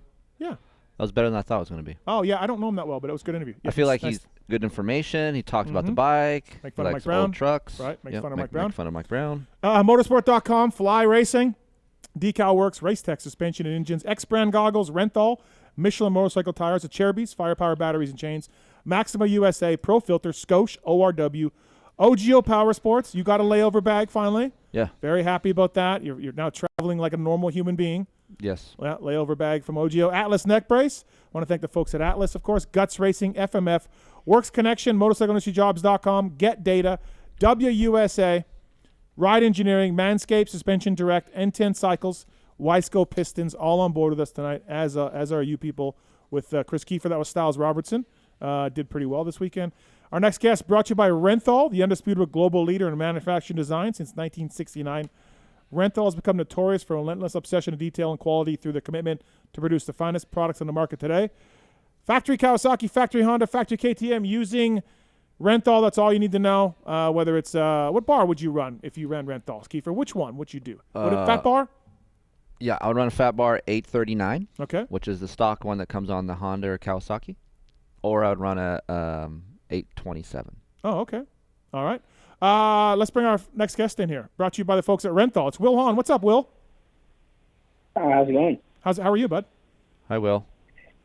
Not too bad. Oh, hi, Kris. Are you? I don't know if your phone still works or not. Are you on your phone or are you on your headset or what are you on? How are you talking to us? AirPods. Is it bad? That doesn't sound great. Can we just... Okay. Well, hold on. Renthal.com. Fraction of a second, a few grams, a couple of millimeters at all counts. Welcome to the winning world of Renthal. And also, you want to talk about better? The Troy Lee Gas team using Renthal as well. It's a little better. A little better. Slightly better? Yeah, better. better. Yeah, it's better. Oh, okay. Okay, we can deal with that. We just had Stilez Robertson on, third overall for the kid, and kind of slowly getting better this outdoor season. He's been up and down, but yeah, Stilez Robertson, Wilbur. Yeah, no, I think both motos was strong all the way to the end. You can't knock anything. It's cool to see the progression as well. Mm-hmm. I think the confidence is needed. Like, I feel like everyone was like, oh, well, he does, a couple good races at Supercross a year, and you don't hear much from him, but it's nice to see the progression, like, that you saw as an amateur as well, and the promise. So it's cool to see that paying off for him. So for me, that leads me to the next point. I don't see progression from your guys in the 250 class right now, Wilbur. Like, I know. Like, and look, I'm not bagging on him because, look, Mosman just won a moto. Probably should have won a moto at High Point. And tipped over this weekend. Pierce Brown had some bad luck with a rock in his chain that caused him to, like, endo. Oh. But, like, you're seeing this side of things, Wilbur, with your team. In the 250 side, they're not quite getting it. It's up and down. It's a roller coaster still for your guys. No, and it's tough, right? Or you're finding that balance of, and obviously I'm learning too. I'm not acting like I just stepped into this and I'm like, I'm not Eldon. I don't have the championships, but I do have 7 or 8 as a manager, so I know what it takes. And one of my own. So it's like I try not to second guess myself that much, and I try not to be too confident as well. So being very humble and going with it, but it's frustrating. But at the same time, when I look at it, Pierce got 3rd in Supercross, Mosey got 3rd in Supercross, Justin got 3rd in Supercross. It's banner years for all of them. Mm-hmm. So we're doing the right things, right? Where it's very hard because of your last race was shit. That it's very easy to get too honed in on the now and realizing that Mosey won his first Supercross. He also won his first Moto Outdoors this year. Justin was on the podium a lot in Supercross, best result in Supercross, most consistent in Supercross. So and same with Pierce. Pierce got multiple podiums this year. So it's tough not to get in that when you have a weekend that you're not really, I would say, proud of on paper, right? And yep. And there's a point of trusting the process and a point of panic buttons as well. But I think right now we're still doing fine, and we got a lot to figure out, and we need to be better still. Yeah. I'm not saying this. I'm not bringing this up to be like it's terrible. But how do we get to a level even Hammaker, who probably doesn't have the top end speed of Mosman. He crashed in the second moto while he's up front, but he's been consistent, and these different guys have been consistent. And how do you get past that? How do you get to that level where I'm not even talking about winning? I'm not even talking Jet or Hunter. I'm talking, hey, look, a bad moto for you was 8th. Mm-hmm. Right. No, which I agree, but if that's what you're asking, that's where Michael's at right now. Yes. Excluding the one moto at Hangtown where his bars were folded around his gas tank. Other than that one, yeah.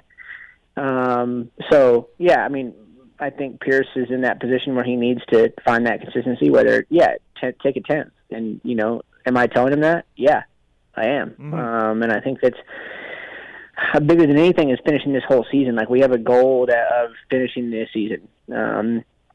And every race, and that's going to build you into what you want to be in the future, right? You just got 3rd in Supercross. You need to finish every outdoor, and not only does that help your fitness, it helps damage your confidence. So that's what we're working on, even though this weekend, like I said, didn't go good. Mm-hmm. But that's the goal. Yeah, that's the magic. If you could do that, flip the switch, and you could sell that and make a lot of money, Wilbur. Well, I just know, I know it from experience. The only year I finished a complete outdoors, or the second year I finished a complete outdoor season, I won the next year in Supercross. Right. So it's not it's a consistency on the bike that adds up to fitness, that adds up to confidence, that adds up to everything really. I'm going to say something super weird, and you can tell me if I'm right or wrong. Okay. Inconsistency in motocross is more consistent than being consistent. Do you understand that? I would agree with that. You look at a guy like Dunge's career, right, where that is so much more rare than it is to have his career. Well, that's what I'm saying. So, there's very few people that are like a Carmichael or like a Dunge or there's less of those, and we're always talking about, Mosman's crashing or so-and-so should have won. He didn't win. It's that is more normal than it is seeing the guys winning every weekend. That's very rare. Totally.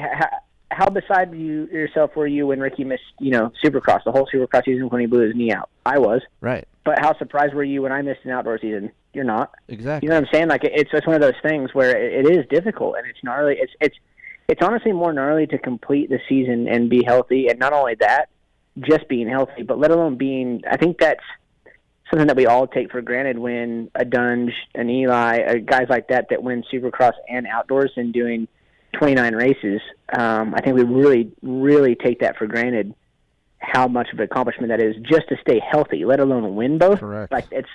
It's honestly insane. Rental.com bringing you Wil Hahn on the show. Barsha started slow outdoors over there, but as he talked to us, he had COVID. Maybe you guys were off a little bit on the bike. You've made some big bike changes with the frame and suspension and a lot of changes. He's coming around. 8-3 this weekend for 3rd. That's a little fortunate 3rd overall, but he was still, until he crashed, which was a pretty gnarly crash, he's been better since 3rd round on. No, 100%. And I got to give it's going to sound stereotypical and all that, but, like, I got to give a big nod to the team, too. Like, these guys have been really working their ass off along with Justin, and we're kind of chasing a bit at the beginning of the season, and that's due to, went pretty deep into the Supercross season trying to get third overall, which was, influenced by, obviously, an accomplishment that he hadn't achieved yet, and also it's a good bonus, of course. He really went for it at all costs there. He really went for that third. Well, I got into it with the DM earlier with this. I mean, it is what it is, right? Oh, they DM'd you. They DM'd you. Yeah, it's never ending, dude. It's one of those things. But and it's funny too because now it's a whole other discussion, right? I'm not going to get into that one right now. But yes, we went a little bit too deep into Supercross, and too deep into a few turns as well. And so it's one of those things where, yeah, we stayed on the Supercross program probably a bit long, and that's going to hurt you the first couple rounds. We're a little bit behind testing. Obviously, he got sick as well. Didn't help. We're coming around. I think, like I said, these guys have been working their asses off. It shows. And we needed that. We actually needed a break for him to get some more seat time, and that's what we did. And it showed this weekend. Yeah, 8-3 is lucky, but, I mean, he wasn't lucky this weekend. He was up front both motos. Yeah. Moto 1, he stacked it in the rollers pretty hard, and I'm more impressed that he jumped the leap with his bars the way they were than I am the second moto, to be honest with you. Wow. Now, do you have data on his stuff, like suspension data or engine data after a moto? Can you guys see that? Yeah. For sure engine. Suspension, I think we run it when needed. I don't know if it's on every time, but that's and I could be answering this completely wrong right now, and I could be messing up the crew chief, but I don't think suspension. But yeah, engine obviously, yes. Can we ever get, like, maybe, I know you got shit to do, like you got anything to do at the races, but an average RPM range for Barcia during a moto, just the average of where he's at in a moto? So I bet we could do that, but you'd be surprised. Really? Because especially lately, like what we've been working on, like during the week, you'd be really surprised. But even that, but at the race in practice, because we'll talk about that, we made a pretty significant gearing change for Moto 2 this weekend. Moto 1. And the gearing change that we went the direction would make that worse if you're a rever. Oh, wow. And so you're telling me you're going back to a 13 counter? No, okay. but bigger rear. Okay, got it. So it should have been obviously worse as far as that goes, but when we look at the data, it was actually better. He was running third in a lot of his turns versus second. So it was actually cool to see that, because you would think, outside looking in the way that Justin rides, you would think automatically, you go up 2 teeth in the rear or something like that, you're going to be like, wow, it's not going to be better. Well, it was. He was able to carry third in a lot more places. Correct, yeah. Which makes sense, because he can actually shift up instead of trying to go in second. Yes, exactly. And I don't know, you've ridden the motors, but like in the production world, even when I've had a built, KTM, Husqvarna, gas engine, it's still, the character is still the same. It still likes to be revved. Out of all the bikes that I've ridden that are 450s, that engine invites guys to let it rev it out more. So for me, I think it is a Barcia-esque motor.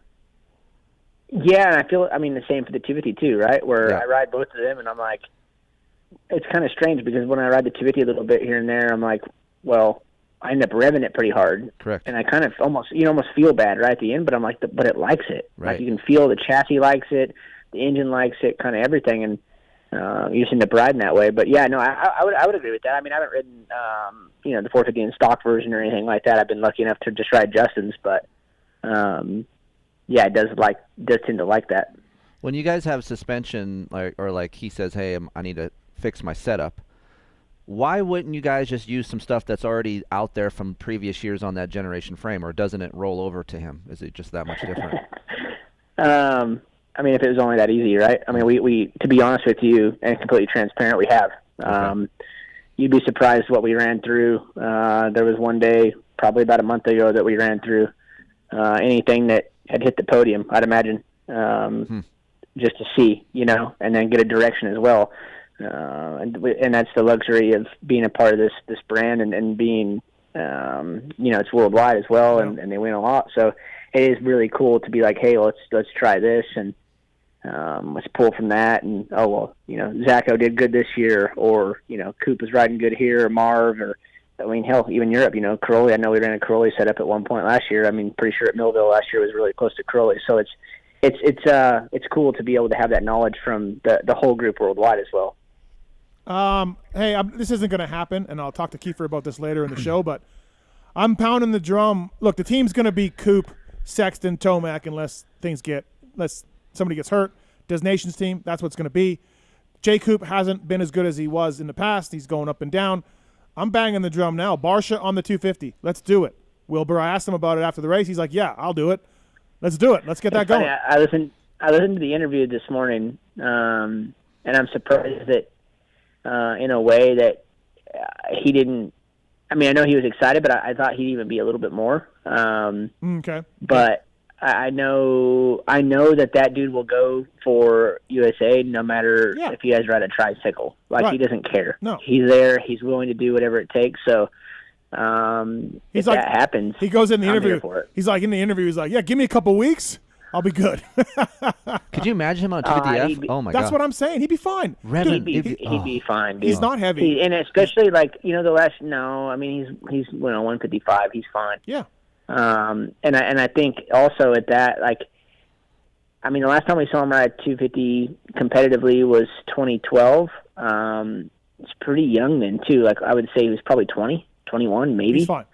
No, not even 21. He's younger than me. So, yeah, no, he was probably 19 or 20.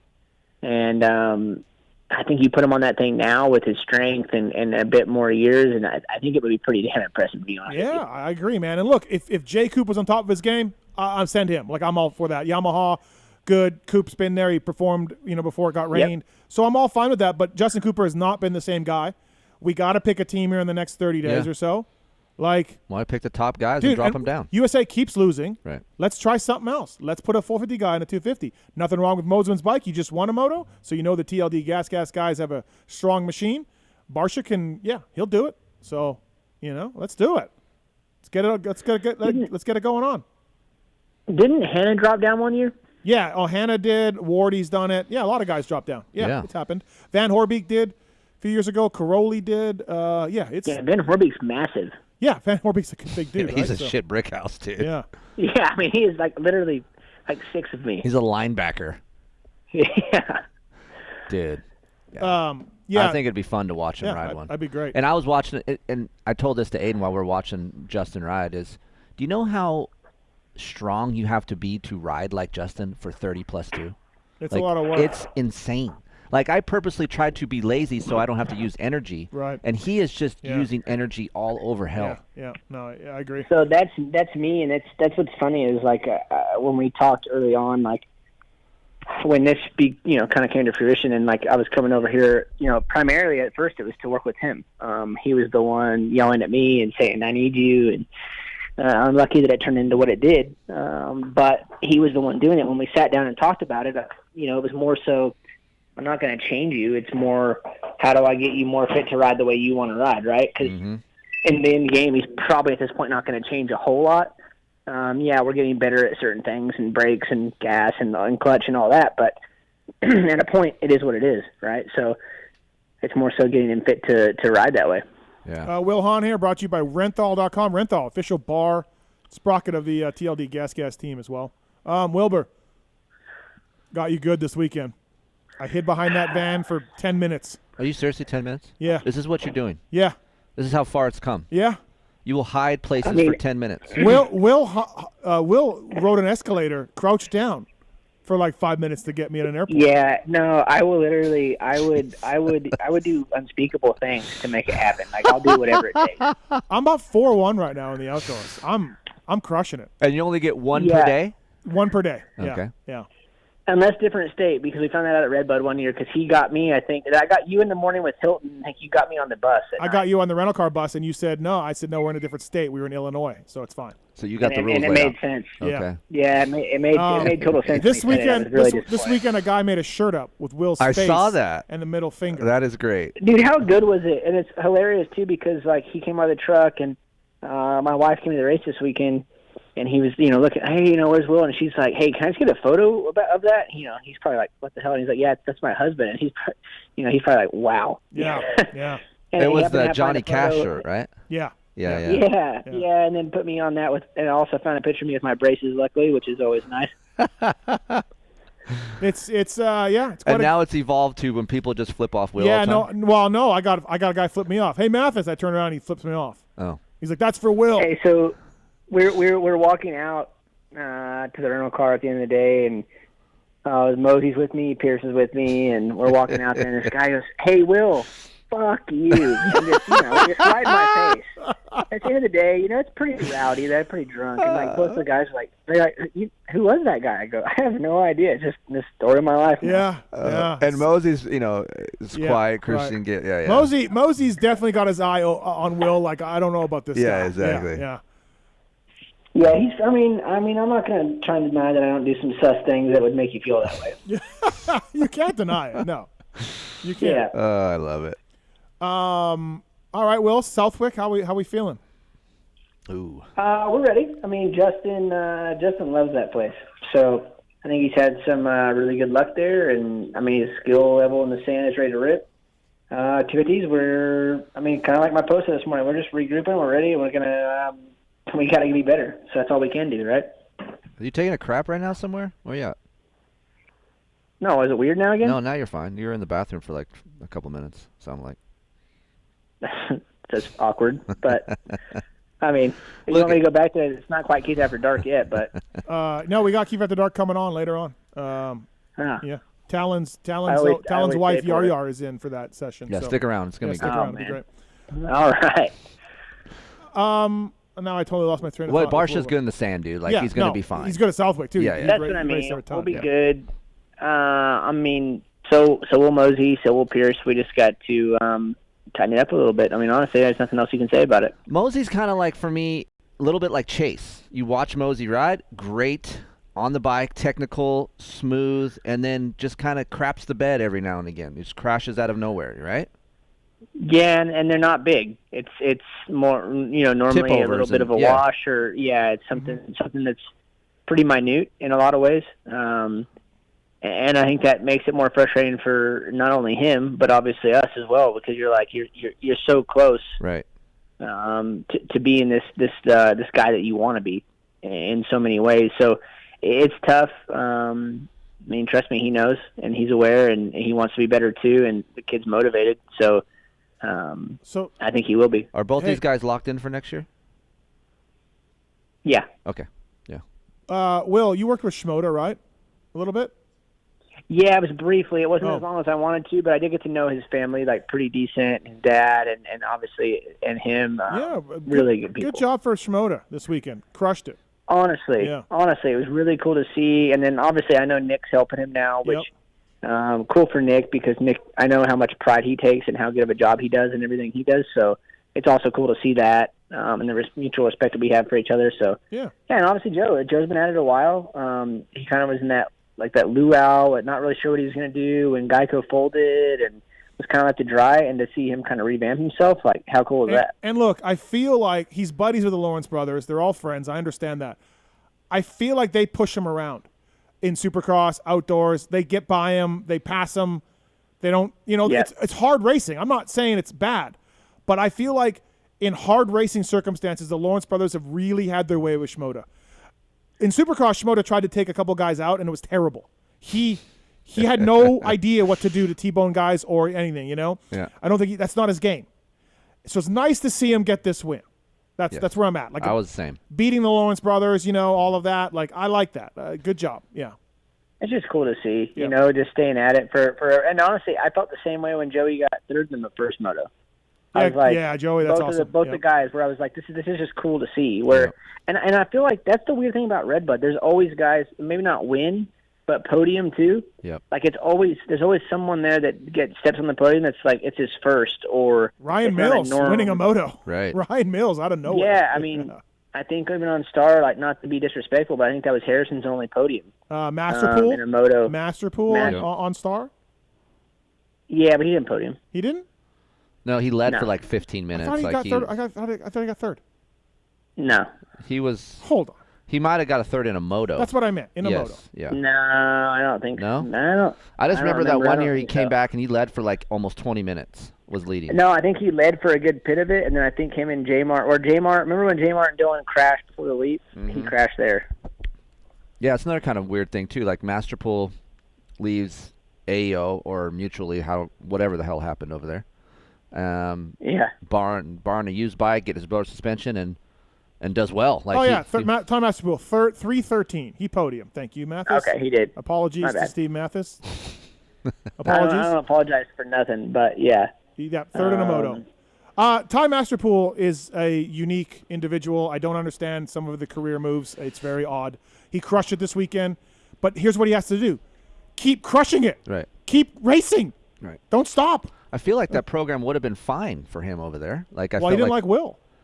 No. I'm talking about the AEO. Oh, KTM I thought you meant the team. Star thing. No. He didn't like Wil. I'm kidding. I'm joking. I know. Right. But I'm just saying, it's just kind of weird that he bounced from that and got on. I don't know, man. They make decisions on, for different reasons. They're a tight family. They got their own program. I don't know if everything suits them. They just leave, So, yeah, it's weird, but good job to he crushed it this weekend. Yeah, he did so great. Keep that up, right? That's what you got to do. Wil Hahn on the show brought to you by Renthal, of course, renthal.com. What? I was going to ask Wil, how do you think Ryder did for his first race? I thought he did great, to be honest with you. I mean, I'm sure there's always the hindsight to it where he's going to fix a few things here and there, but considering how far he came back from Moto 1 and probably used a lot of energy. Yeah, that's what he told us. Yeah. I mean, and you know how that first race is, that just the anticipation and the mental energy you use from that is enough to wear you out, right? Where you've been waiting your whole life for this. You also want to make a statement because you only get one time to make that splash, right? Where you want to make it known. Right. And you go out and you crash in the second turn from starting third. Yeah. Like, you're probably picking up your bike going, like, you got to be fucking kidding me. Right. Yeah. And so you move on from that, you charge the whole moto, and then to, like, be in the fight, the second moto, like, legitimately for 25 minutes is pretty good sign that this kid's going to be something, You know what's odd, though? So I talked to someone who would know.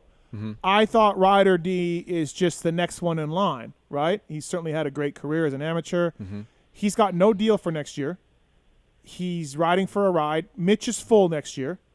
There's no spots at Mitch Payton's team. What? So, yeah, he's full. All his guys are coming back.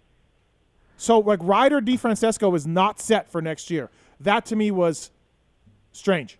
I just don't see Mitch just saying, all right, bro, He's got no contract. I understand that, but at some form, I think he still maybe gets the exact bikes that the guys do. He gets the same equipment and maybe a bonus program, and he's there on. But are you surprised to hear that? Yes. Yes, I was too.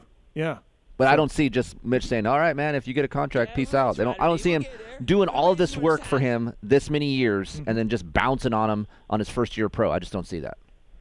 I mean, that's pretty much like what I imagine. Like, I'm just trying to get this drop in. That's one of my all times. It's almost as bad as like Eli Manning fumbling the ball from the snap. Like, I mean, that's in my opinion. Like, if he's not signed, I don't like. What are we doing here? Right. Well, he groomed him and then just said, nah, we're all full, dude. He does not have a contract. Trust me on that. Now. Right now. Right. He does not have a deal. He will have and a Mitch contract. is full. After Moto 2, he's probably had 6 in his lap in his email inbox this morning. Okay, well, I'm just telling you, there's an opening maybe for Gas.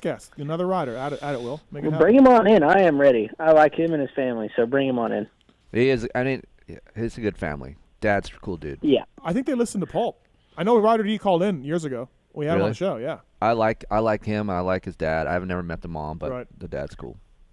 No, honestly, great family. Like, any dealings I've had with them and any discussions or just do a chat at the Amateur National, like, awesome family. Well, Will, they're awesome, but you're not. We got to go. Thank you for calling in. I'm kidding. You're awesome, Will. Hey, who does a show on Sunday? My minions wanted to not have a show on Monday. They. Well, I mean, I get it. 4th of July is more important. And we got a party. It's America's birthday. They run the show. Marks and the other guy in the corner there. They wanted the show tonight. I'm glad you finally admit that. Yeah, they wanted to do it. So I'm like, okay, cool, let's do it. So that's what we're doing on Sunday. I don't really like the negativity. You should have came up here with Keefer. It would have been fun because we had a barbecue. We were lounging out in the pool. Yeah. We had some music going. Would have been a good time, Will. Was he nude at any point?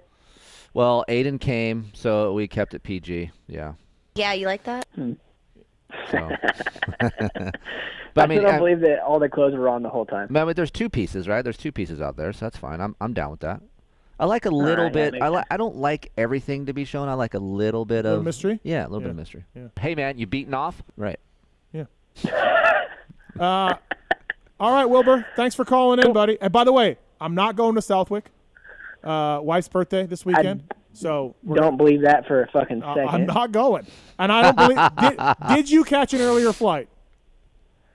All my life, yes. We got on the 8th. So funny story, right? So it's every time this happens, we're driving in. It says ETA 7 o'clock because you gain the hour, all that. Mm-hmm. We got out there in good time. And looking at the Saturday night flight, so I'm like, hey, let's switch to the earlier one. I tell Pierce and my wife and stuff like that. And was that LAX or where was it? LAX? Yeah, back to LAX. Yeah. I'm like, I searched on my phone while we're driving and United. Yep. I'm like, boom, 8:30. I'm like, okay, let's switch to that. So I call, switch the flight. As soon as I get all that done, there's a wreck on the interstate, of course. And then now we're like kind of pushing it a little bit. Yeah. So I was in that. I saw that. I got stopped there too. Yeah, and I'm like, oh, that's about right, So then we get a little bit nervous, and then wife didn't have TSA pre-check, so that took a little while. Well, we get on, everything's fine, right? So we get on the plane, and then there's someone a family sits down or comes on the plane. Well, there's someone in their seats. Well, these people will not leave. Like, I think it's Southwest where you just sit wherever you want. So they're like not going to leave, period. And they're like causing, honestly, a scene.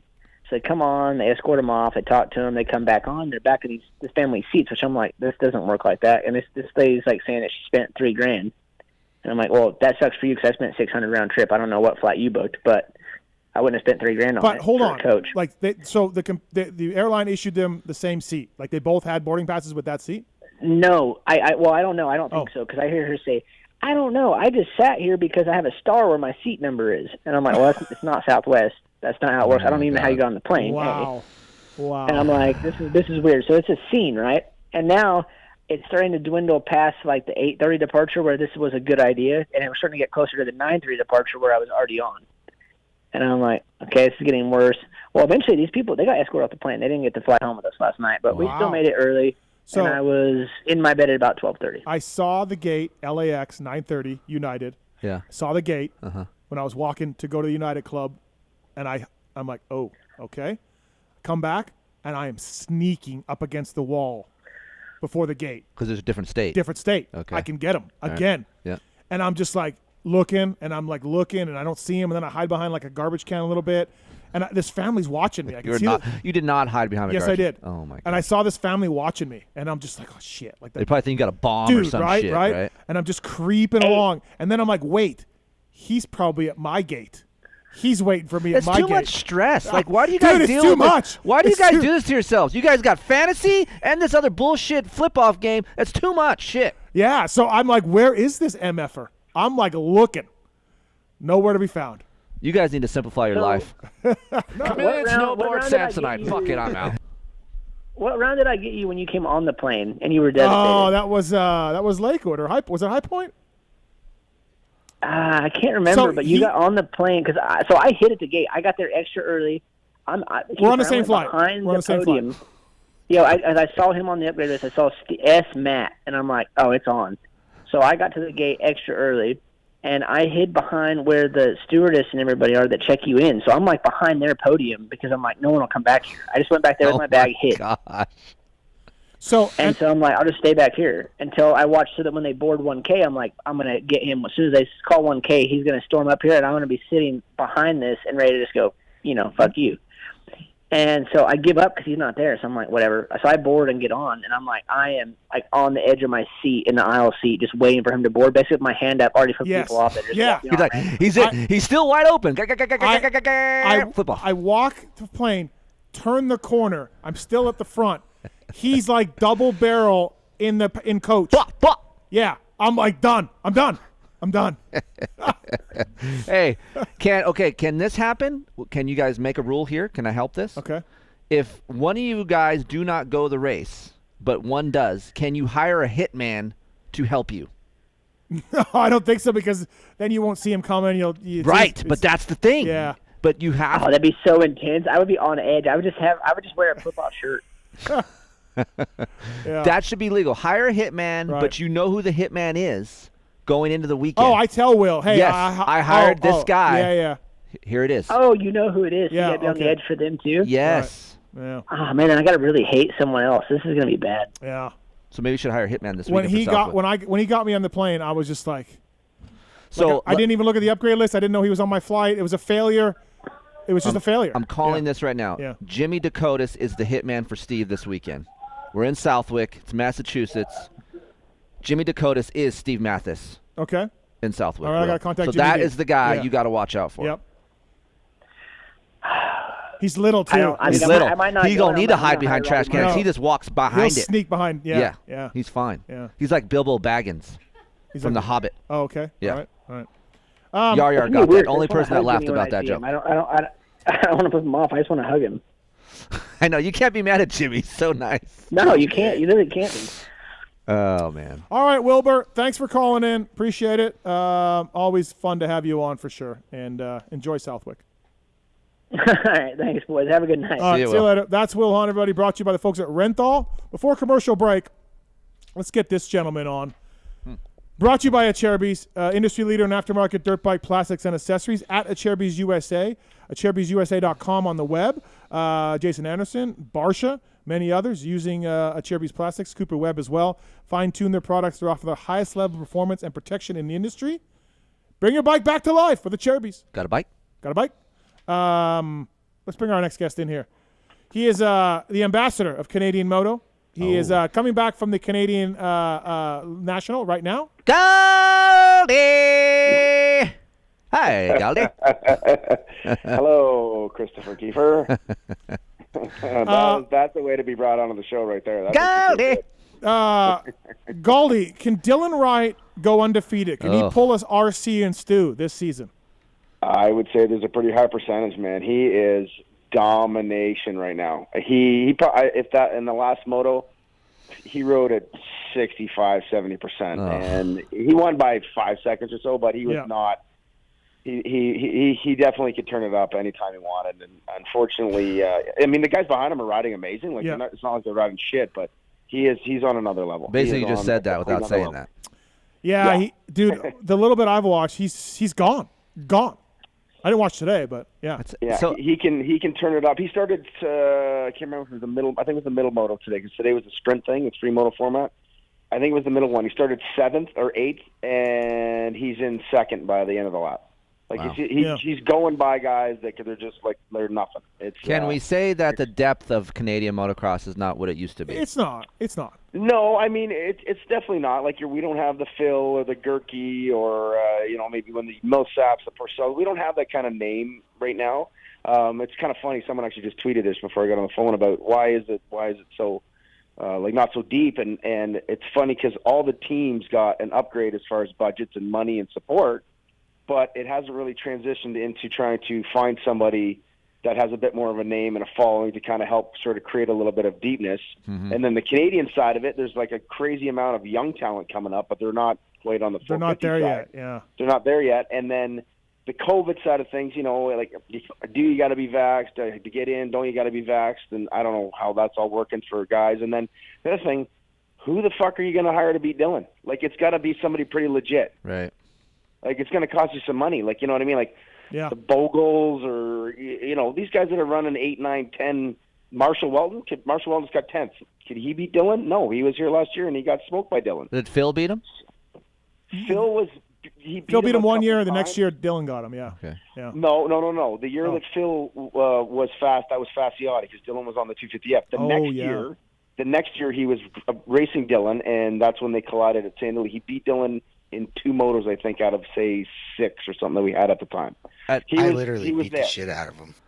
So, peak era, Fasciotti or Dylan Wright, who's better? Ooh, or peak Klatt. Klatt, dude. Peak Klatt was my guy. Pretty good, dude. Peak Klatt was insane. Yeah. 06 Klatt was unreal on the Honda. Yeah. 06 Klatt was unreal. 08, 9 Fasciotti, even 14. The year that Fasciotti battled Phil, like he was, I think that was 18. He was, that's a great.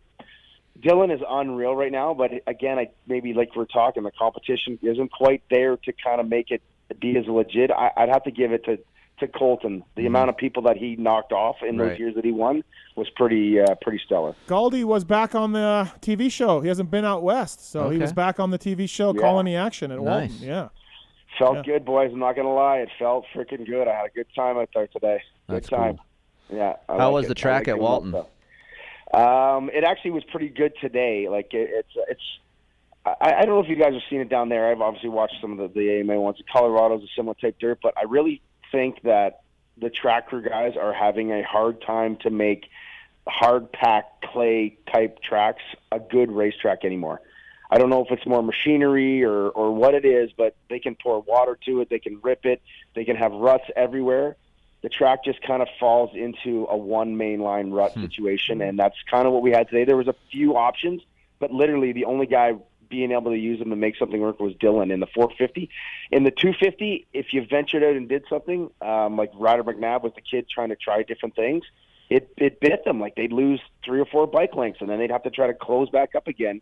Perfect example, the final moto, Harrison, he hole shots and leads wire to wire, and I think he was the 4th fastest lap time of the moto. Wow. Notsky was faster, McNabb was faster, Piccolo was faster, but they could not find a way to get into a line to make a pass because they all just kind of drifted. If they went wide, it came back into inside in the next turn. And Harrison was just fast enough and good enough, and he was playing good defense that a pass never really kind of came to fruition. And Josiah Nazi, PRMX, took the win.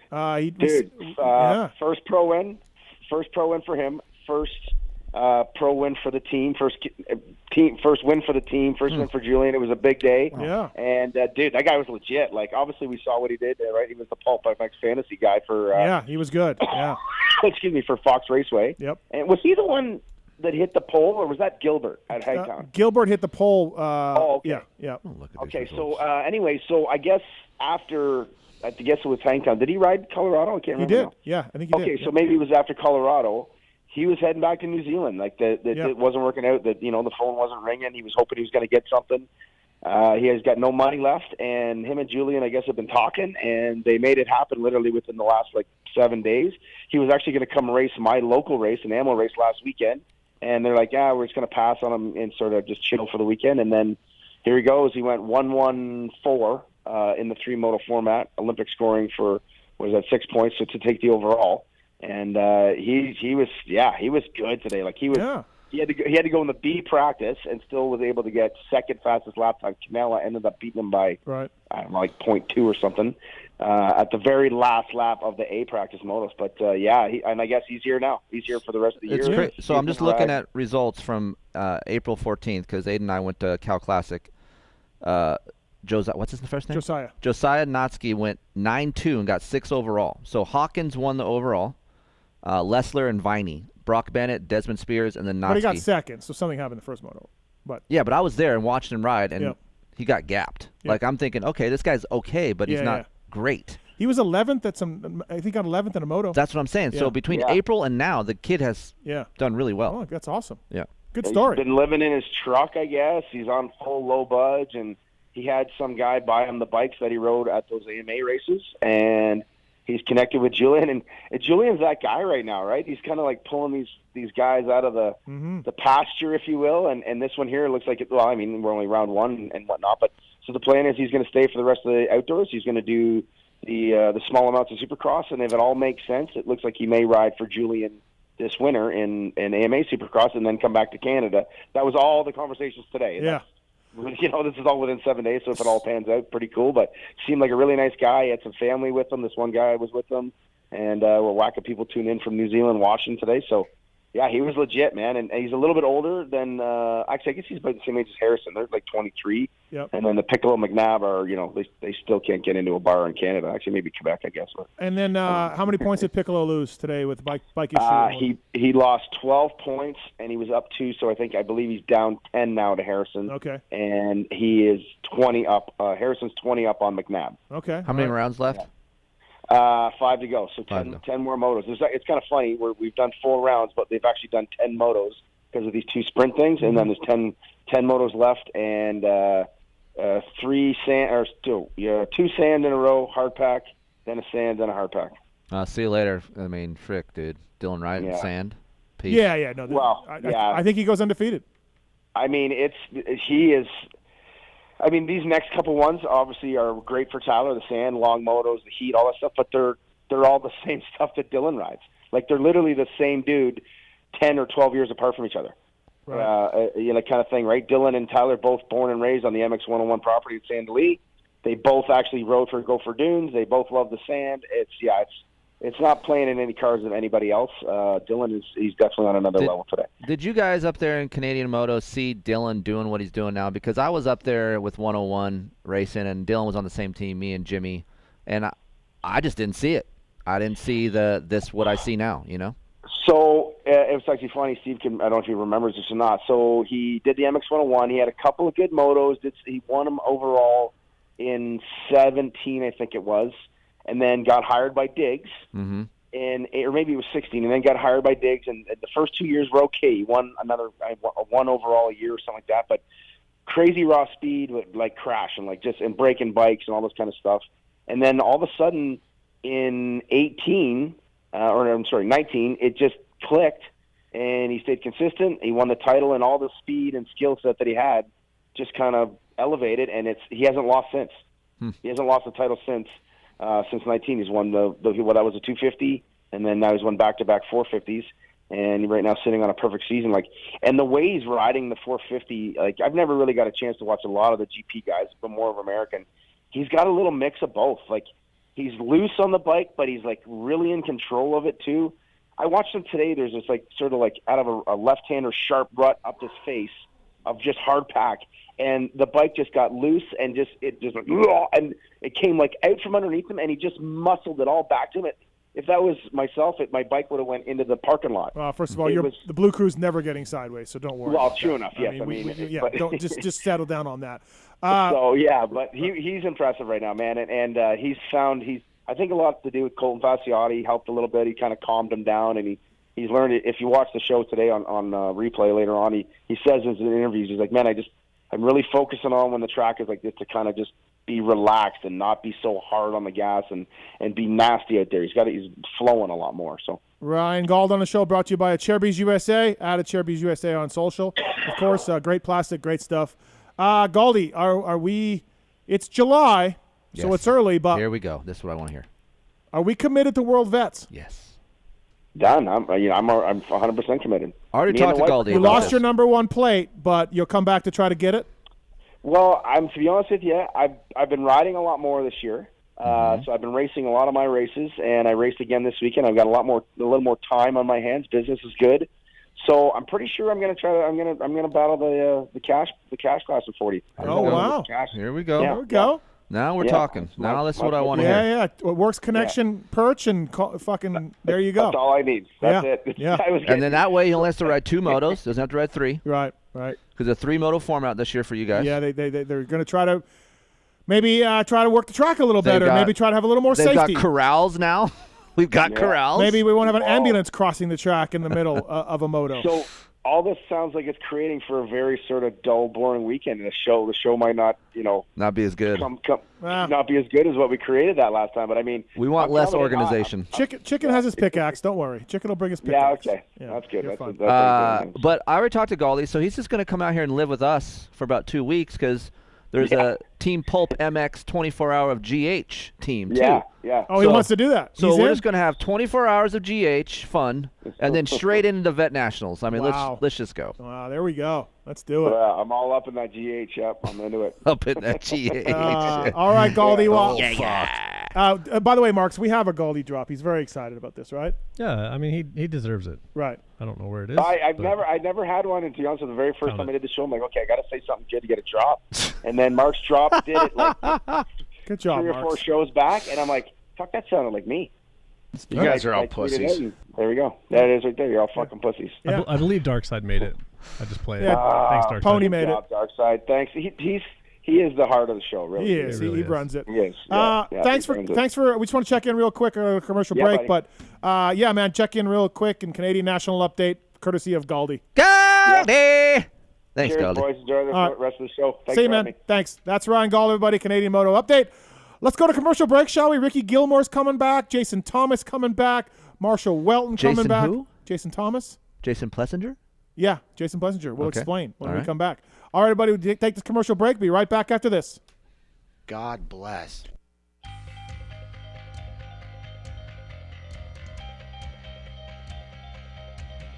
At motorsport.com, our ride started in 1999 with a commitment to making your next ride your best ride. We take pride in having a huge selection of gear, accessories, and OEM parts for moto, street, off-road, ATV, and UTV. Riding is what connects us and makes us a family. From the track to the trail, tarmac to open roads, we're all connected because we ride. And that's what motorsport.com is all about. We've got your back. Our unrivaled and dedicated team of gearheads are willing to go that extra mile. No gimmicks, just high quality parts, the best customer service in the industry, and free shipping on all orders over $79. Our passion at motorsport.com is to ensure your next ride is your best ride. This is our invitation to you, from riders for riders. Visit us at motorsport.com.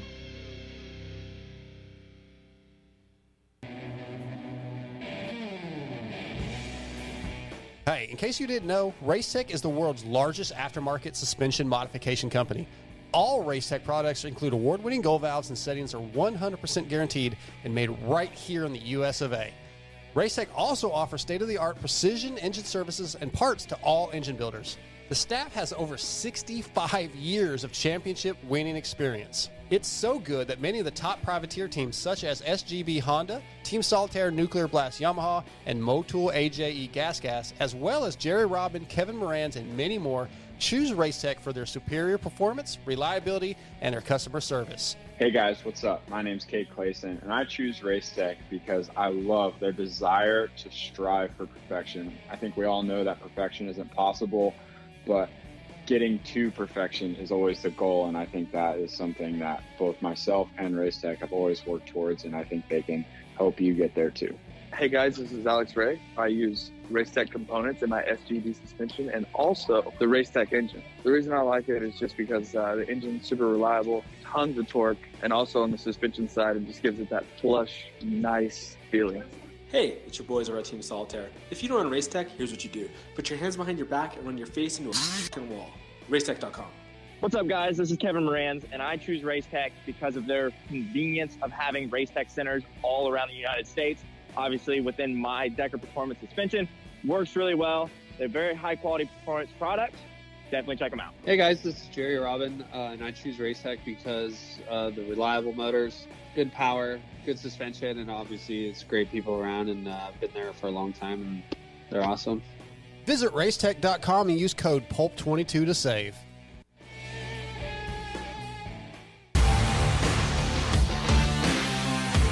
Love the guys at Works Connection. They continue as a 10-year sponsor of this show because, yeah, just like you, they're committed to the sport. For 33 years, they've been designing and distributing leading-edge performance products like Elite Axle Blocks, Elite Clutch Perch, Pro Launch Start Device for performance, radiator braces and skid plates for protection, along with a shock pump, a tack, hour meter, and more for maintenance. Works Connection, great guys up there in NorCal, and super cool company. We're stoked to be associated with them. When you take a look around the AMA pitch, you'll see Works Connection proving ground for products under the canopies of Team Honda, HRC, Star Racing, and other top teams. And the best part of this whole deal is if you use the code PulpMX20, you get 20% off your order. Visit your local dealer, check out motorsport.com, and ask them to see the Works Connection product line for 2022. Great company, great products. Check it out. Thanks to Works Connection for coming on the show. PulpMX20, the code to save.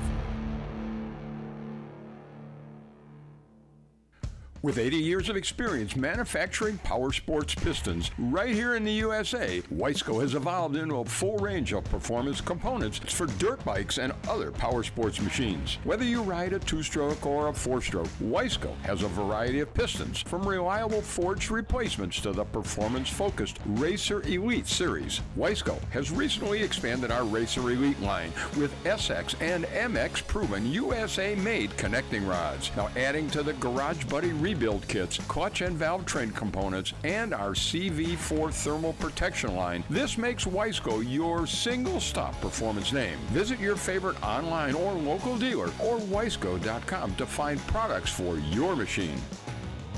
Maxima Racing Oils was created for world-class racers who challenge the limits of possibility. Their demands on equipment drive us to look beyond conventional ideas and to exceed industry standards. It's in our DNA to identify problems, formulate solutions, and execute at the highest levels of competition.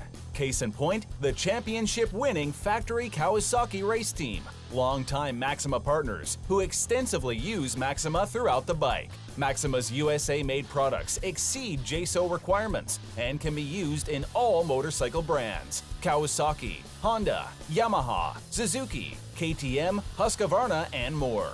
Maxima Racing Oils. Experience the difference. Visit MaximaUSA.com for more information.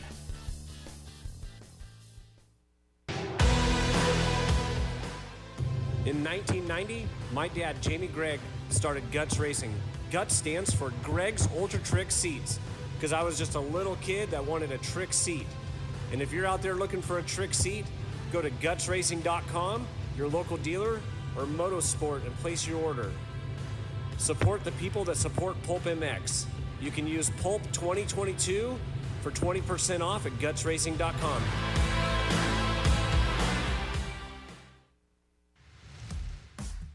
FMF Racing is proud to celebrate over 45 years of fun, building every FMF exhaust right here in the USA. Owner and founder Don Emler may have started FMF Racing in his garage 45 years ago, but Don is still hands-on in our 100,000 square foot state-of-the-art manufacturing facility in Southern California. FMF's goal? Design and manufacture the world's best performance exhausts 100% in the USA under one roof. FMF is a proud sponsor of the Lucas Oil Pro Motocross Championship for over 25 years.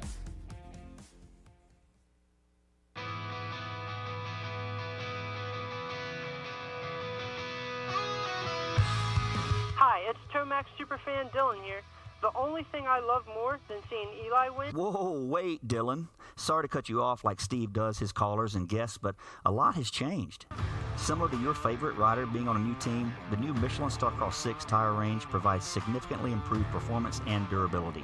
Designed to win, the new Michelin Starcross 6 tire range offers up to 16% more traction when new and up to 19% more traction when worn in comparison to the previous generation. This means consumers will not only benefit from improved performance on their first few rides, but that this performance increase will continue throughout the extended life of the tire.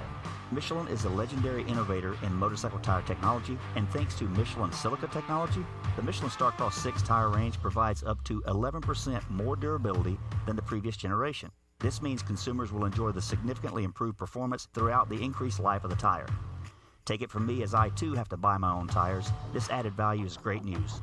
The new Michelin Starcross 6 tire range is available in 6 versions, specifically sand, mud, medium soft, medium hard, and hard versions, with the naming designation corresponding to the type of terrains and conditions where the tires were designed to win. Another innovation is the Michelin adaptive design, with specific positioning of the tread blocks in 3 zones: central, intermediate, and lateral zones, with the single goal to offer exceptional grip for the front tire and exceptional grip, traction, and longevity for the rear.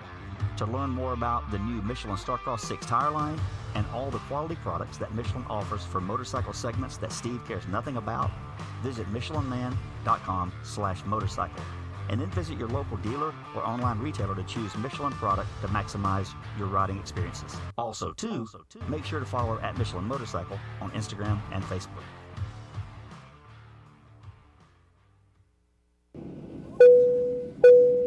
Attention riders! Welcome aboard the all-new Atlas Vision. We hope you enjoy the added mobility, quicker flight time, and additional views. Please follow along as we outline the safety features of this revolutionary device.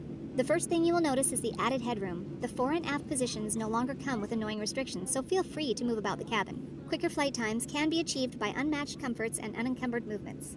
Yes, we're built for speed and comfort. And now available to all customers is a 360 panoramic view. Go ahead and look around the cabin. These new angles are available at no additional charge. Located on the underside of the frame is the gold standard of impact absorption, D3O. In the event we accidentally take a trip to Indonesia, we suggest that you remain with your neck in the underextended position and allow this proven material to do its job by reducing the forces over 50% better than ever before. Although the Atlas Vision will not be noticeable, it will be there when you need it. If you are riding with a child or someone who requires assistance, secure your vision first, and then assist the other person with a Prodigy, Tyke, or Brole. We ask that you keep your brace on until your moto is finished. We remind you that Atlas makes flexible neck protection. Tampering with, disabling, or destroying the product is prohibited by the limited lifetime warranty. You will find this and all other safety information in the user manual located online at atlasbrace.com. At this time, we ask that you remain standing with throttles in the wide open position with your elbows up and hips fully unlocked, whatever that means. On behalf of the captain and entire crew, thank you for flying Atlas Vision. Enjoy the views. For over 30 years, DecalWorks has led the industry in quality and customer service by offering the best custom motocross graphics, plastics, seat covers, and rider ID products. DecalWorks is officially licensed with Honda, Kawasaki, Yamaha, Suzuki, KTM, Husqvarna, and Gas. Their expert staff will go above and beyond to make sure your questions are answered. DecalWorks is a proud sponsor of Red Bull KTM Factory Racing and the Rockstar Energy Husqvarna Factory Off-Road Team. Visit decalmx.com and be sure to use promo code PulpMX at checkout. Quality, service, and knowledge is what makes DecalWorks stand out. DecalWorks, #1 for many reasons. Yeah, welcome back, everybody. Hey! Show presented by motorsport.com, Fly Racing, DecalWorks. Kris Keefer in studio here. We have Marshal Weltin coming up. We got Ricki Gilmour coming up right away as well. Looking forward to having a great show. And thanks to Wil Hahn, Stilez Robertson, Ryan Gauldy for calling in already. Yeah. Really fun to have him on. Maxima USA, Pulp 20 is the code to save with Maxima. BioWash. Are you down with BioWash? I'm down with BioWash. Think about how many great products they have. The contact For cleaner. how long they've had them. Right. The chain guard. Yep. 927. Right. BioWash. Have you tried it? Of course. I use BioWash all the time. It smells good. I just didn't think you were a BioWash guy. BioFreeze. Remember BioFreeze in Canada? Nope. Okay. Pulp 20 is code to save with MaximaUSA.com. Love the products, whether it's 2-stroke oil, 4-stroke oil, BioWash. Of course, the suspension clean and the SC1 as well. Thank you to Maxima USA, Pulp 20 to save. Pulp 20 at ProFilter.com. Sold through Motorsport.com. Power sports dealers nationwide. You can pick up a pre-oiled, ready-to-use premium air filter, oil filter for your next service. They make top quality air and oil filters for dirt bikes, street bikes, side-by-sides, and everything in between. Thank you to ProFilter. Use the code PULP20 to save. We'd really appreciate it. Also, thank you to Skosh. Get the boom bottle still? You still doing the boom bottle? I would love another boom bottle if possible at any point because I've had mine for over 2 years. It's a little ragged right now. It's getting thrown around. Still works. So I do love those things. All right. Pulp 2022 is the code to save at Skosh. Skosh.com, SCOSCHE.com. Over 40 years in business. Visit Skosh.com. Phone mounts, chargers, cables, power sports clamps. I got a base link modular charging system here. I like that as well. Yeah. I don't know if it charges with your case on. It does. It does? Yeah. Okay. It's charging right now, see? Oh, wow. Check it out. Thank you to the folks at Skosh and Skosh.com. Pulp 2022 is the code to save with those guys. Skosh, bringing you our next guest on the show. This gentleman is one of the guys behind the guy. This is my guy. This is your guy. That I picked for my 100th show. Your guest. My guest. Ricki Gilmour. What's up, man? How are you? Good, thanks, Steve. How you going? We're good. You know, this is Keefer's 100th show, and he requested your presence on. Yeah. How's it going, Kris? What's up, Gilly? How are you, man? Yeah, good, thanks. Gilly, so I got a DM from an Aussie today with an action shot of you on the bike. Oh, Honda. Am I looking good? Looking goon or? Were you number 916 or something? What was it? Let me see 91. 91. That's it. Okay. Send that to me because I just told Gilly the other day when I saw a video of him riding that he still looks good on a motorcycle. He hasn't ridden in a while because he was injured, but like he looks a little Tomac-ish when he corners. Oh wow. If Eli heard that, he thinks I'm the biggest goon because I always ask him like, "What gear are you in there?" And he goes, dude, if you know what gear you're in, you're going too slow. This gentleman also asked, do you miss Vegemite or Aussie meat pies more? Meat pies for sure. Meat pies? I got Vegemite. Yeah, Mum sends Vegemite, but meat pies with tomato sauce on it, and then I'll get we call it like a jam split, like a jam donut. It's like a split with a glass Coke from the bakery. That's the best. That's the best? Okay. Wow, he kind of looks like a little Travis Preston-ish right here. You think? With the no fear and the showy. He's not that tall. And he's on the though. Honda. He's not as tall as TT. Yeah, I know, but it just looks that way. Okay. All right. I thought he looked a little Jimmy Albertson. I'll send this to you, Gilly, so you know what's up. All right, thanks. Thanks for coming on. Appreciate it, man. 1-1. Eli had been going 4-3-2-1 to start the year, and then 1-1 this weekend, and his starts were back. I know, Gilly, that's all due to his suspension, the starts, but that's really what really helped him this weekend. Yeah, his starts are really good. The team did a lot of stuff during Supercross, and then now Eli's just getting a feel for the dirt. Because he figured it out on the grate, and then there was just getting a feel for the dirt, and that helped him a lot. But that's credited to the team. They were doing a lot of clutch stuff to get him comfortable and to get him how he liked it on the track and for the starts. Yeah, for me, and people are like, why'd you pick Gilly to be on the show? Show 100, yeah. There's always someone that you need in your corner that's going to help you be the best. And I feel like Ricky's kind of that guy for Eli. I mean, Eli feels comfortable with Ricki. As a guy who tests a lot, I respect the suspension guy because basically those are the guys they're just getting shit on all the time. If something goes wrong, it's suspension. Hey, so to divert from this a little bit, Ricki, you know Dan Worley, right? Yep. I had Dan Worley on, and Dan went from mechanic to KYB. Mm-hmm. And then he started Suspension Direct, and they're on our show, and really smart guy. Dan was like, I've had the opportunity to be suspension people for the teams and riders. He goes, I can't do it, man. I can't do it. It's too hard. Like, there's a lot of finger pointing. It's never perfect. You know, you're always working your balls off. Like, it's a really tough spot to be in, Gilmour. And, you know, you've been there, you're in the job now, but Worley was like, I don't want that. I don't want that pressure, and I don't want, you know, very rarely does a rider be like, yeah, it's great, man, leave it alone. Yeah, that's because Worley's too intelligent. He's too smart. Like I don't have the brain cells he has, so I gotta get in and work the angles in the trenches. And he knew to get out of the game. Look at him now, like, because he does, like, my dad's a CNC machinist, and he was trying to teach me that growing up, and I couldn't get it at all. And Dan taught himself. Yeah, he did. He did. That's impressive. Yeah. I just feel like being in a position that Gilly's in, it's rare that you get thanked or noticed when a team does well. Yep. Because they're behind the scenes. They're not out in the front. And a lot of times, of course, it's engine. But in the 450 class, you got to have a chassis and a suspension that works well. And for me, it's just really interesting to hear Ricki talk at times. I listened to the show when he was on last time talking about suspension and fill and all these things. And I just think it's interesting for me from my background. So that was the reason. Yeah, show 100. There it is. Ricki Gilmour. You could add anybody. You could add anybody on. That's right. I'm a techie guy. Yep. Question. I'm going to start this out. Okay. So we know Eli went back to an air fork, correct? Yep. So for the average guy listening to the show, compared to what Eli was on before to now, what is the feeling that he wants? So to try to relate that to the average guy, like, what's he looking for?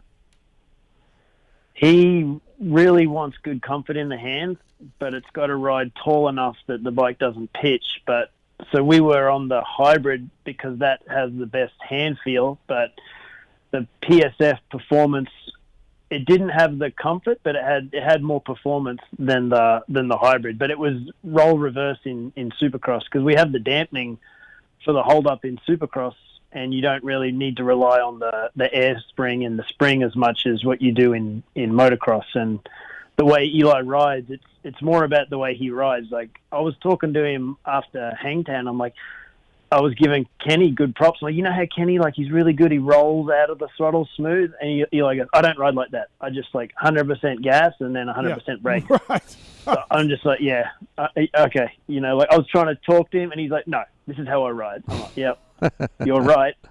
So then you got to have a system that suits the way that he rides. But he was.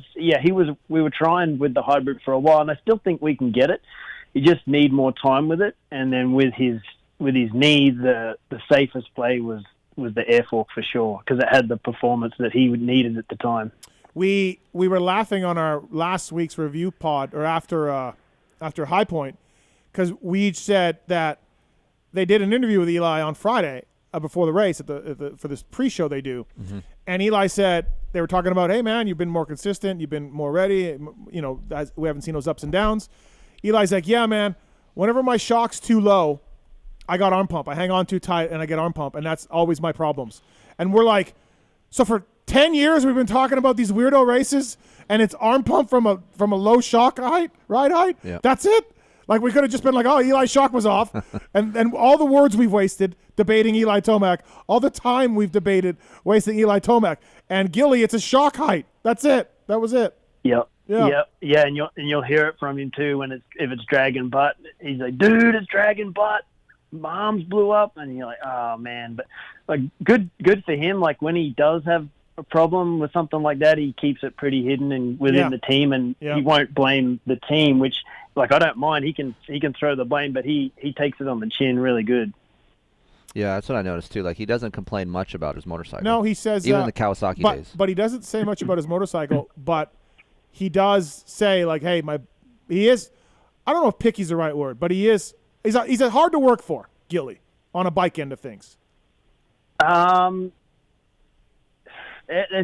difficult to explain, because like, I'll come up with what I think he needs, and then we'll go down the road that he thinks he needs, and then we got to try and meet in the middle. Mm-hmm. And then we got like so many people to bounce stuff off to, like his practice bike guy Kyle and John. They watch him ride all the time, and then like Brad and Jeremy, they have so much experience with the Yamaha. So I got so many people I can go to and check in with when we got little problems. Just everyone's experience talking. But the short answer is Eli is pretty picky. But once you get him in a window, we're fine tuning.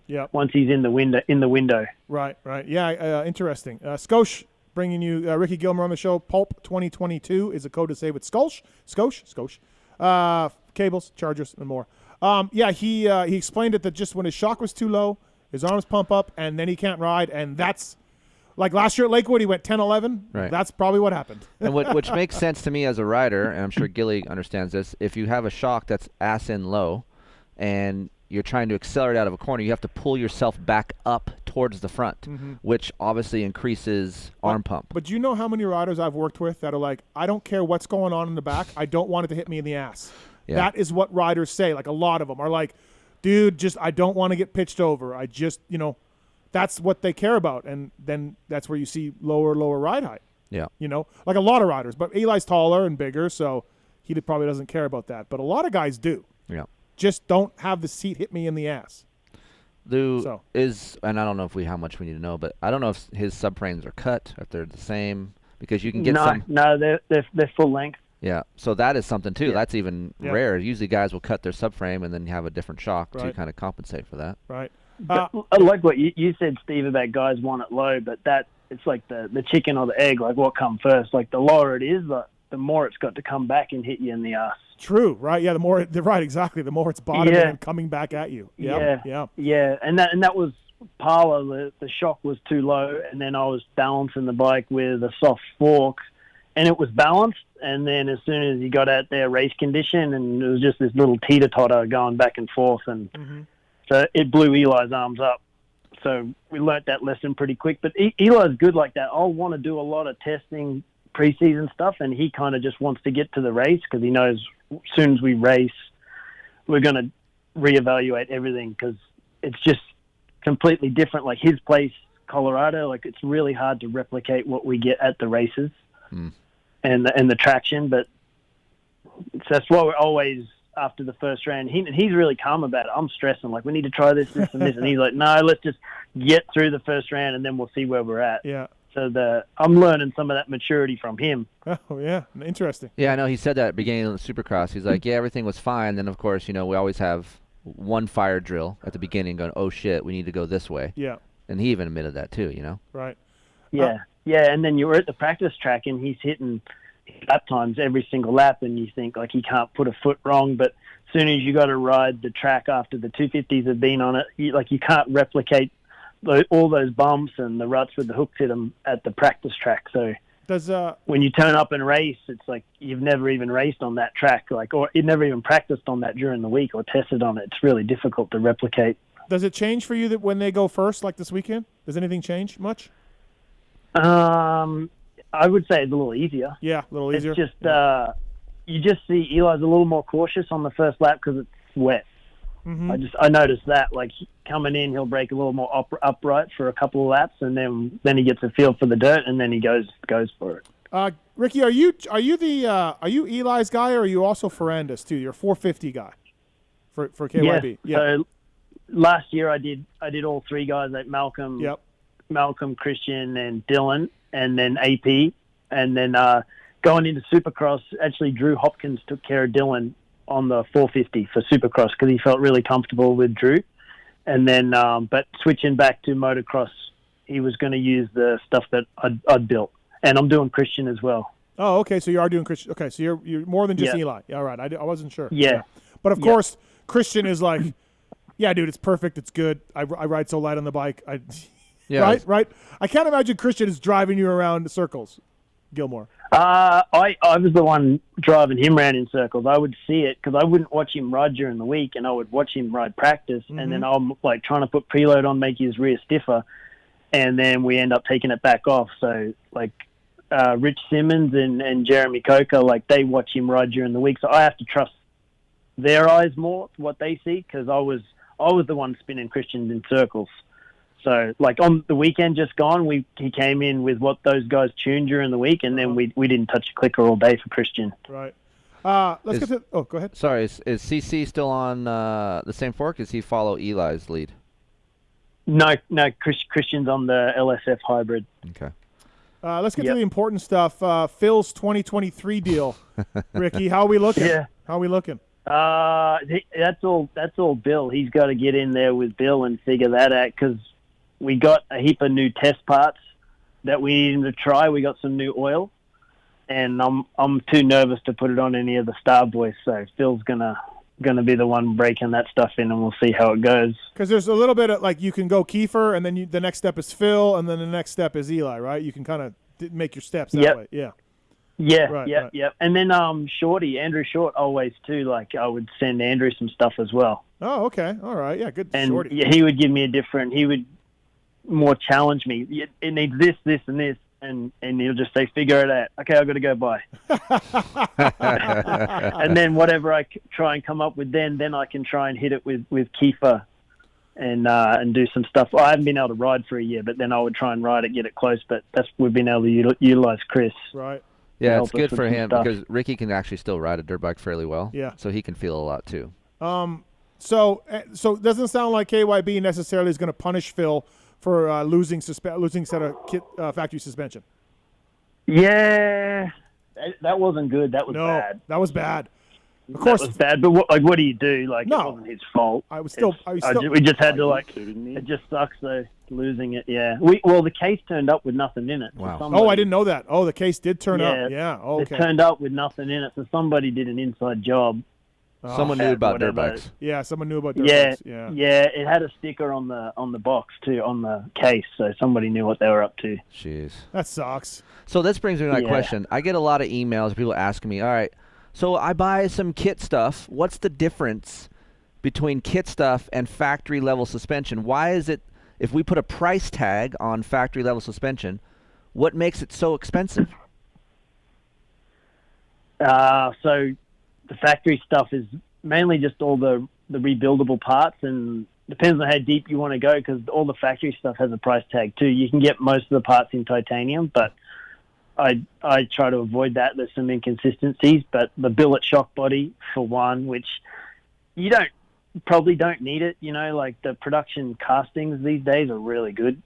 It's just, but it comes with like a billet shock body and then a bigger adjuster and more tunability.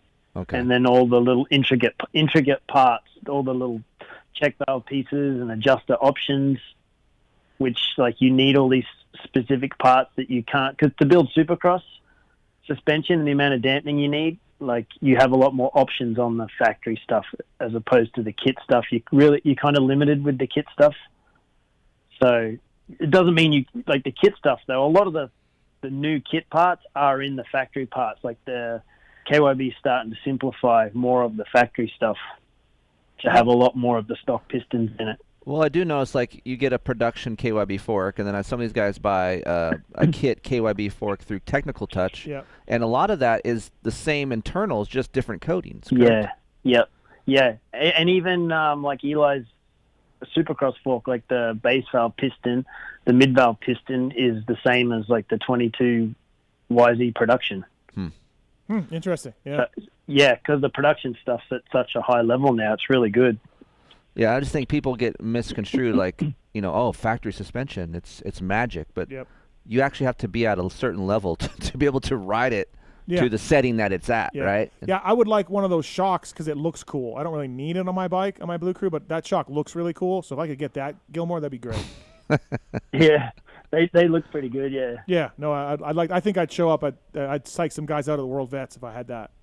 Oh yeah. You know what I mean? Get a better start for sure. Yeah. No, I think that. Maybe that's what you need. Your ass end's too low. Maybe you need to raise it up a little bit. Yeah, there we go. That's the problem. Yeah. I gotta say, Ricki, getting back to our buddy Phil, like, obviously it started out the show, some support, and you were using him to test some stuff. Dude, his bike looked really good. Whoever was doing it, I don't know if it was you or Bill or other guys. I know he was sending it back and forth to you. Like, for me, I thought one of Phil's strengths in Supercross before he got hurt was how great his bike worked in whoops and everywhere. So good job. Yeah. A lot of that was Ryan Coram. He's like our in-house production test guy. So, okay. I said, we use a lot of the production parts, like, because can't use any of the work stuff with Phil. So Ryan's really dialed in with that, and like I worked with him on that, but Ryan took the lead on that, and then we went testing with Phil, and he dialed Phil in pretty good. But I think it's like the confidence Phil had too.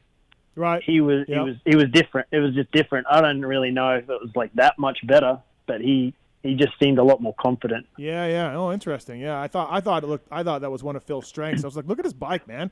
I don't know if he's ever been that good in whoops.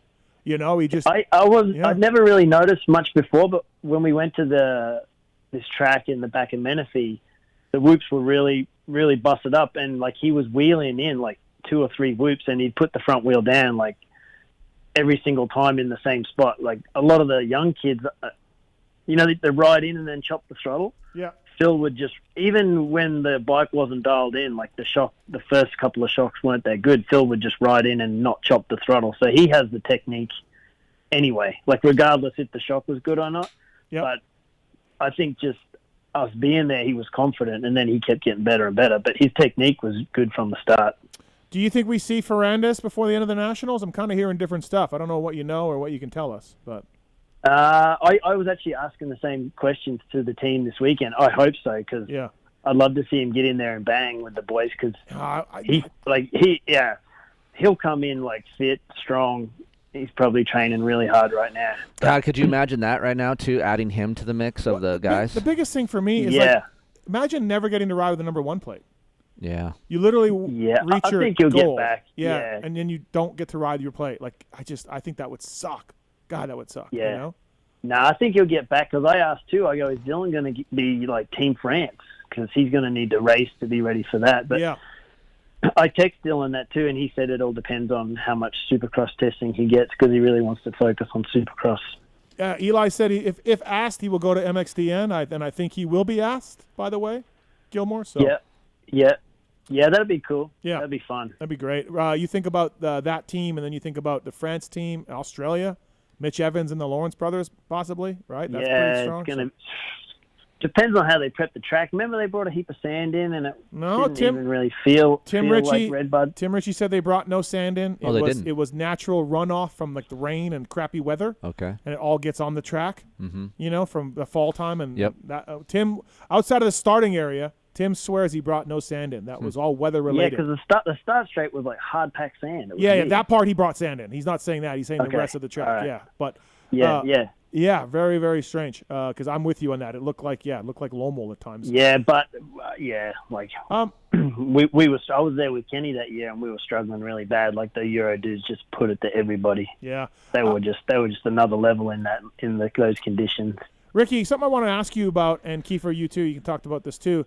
So we're, for a long time we kind of had cartridge suspension, and it was good, cartridge forks, and your basic suspension, and then all of a sudden we go twin chambers, and that's pretty good, right? That's work stuff and transfer to production stuff.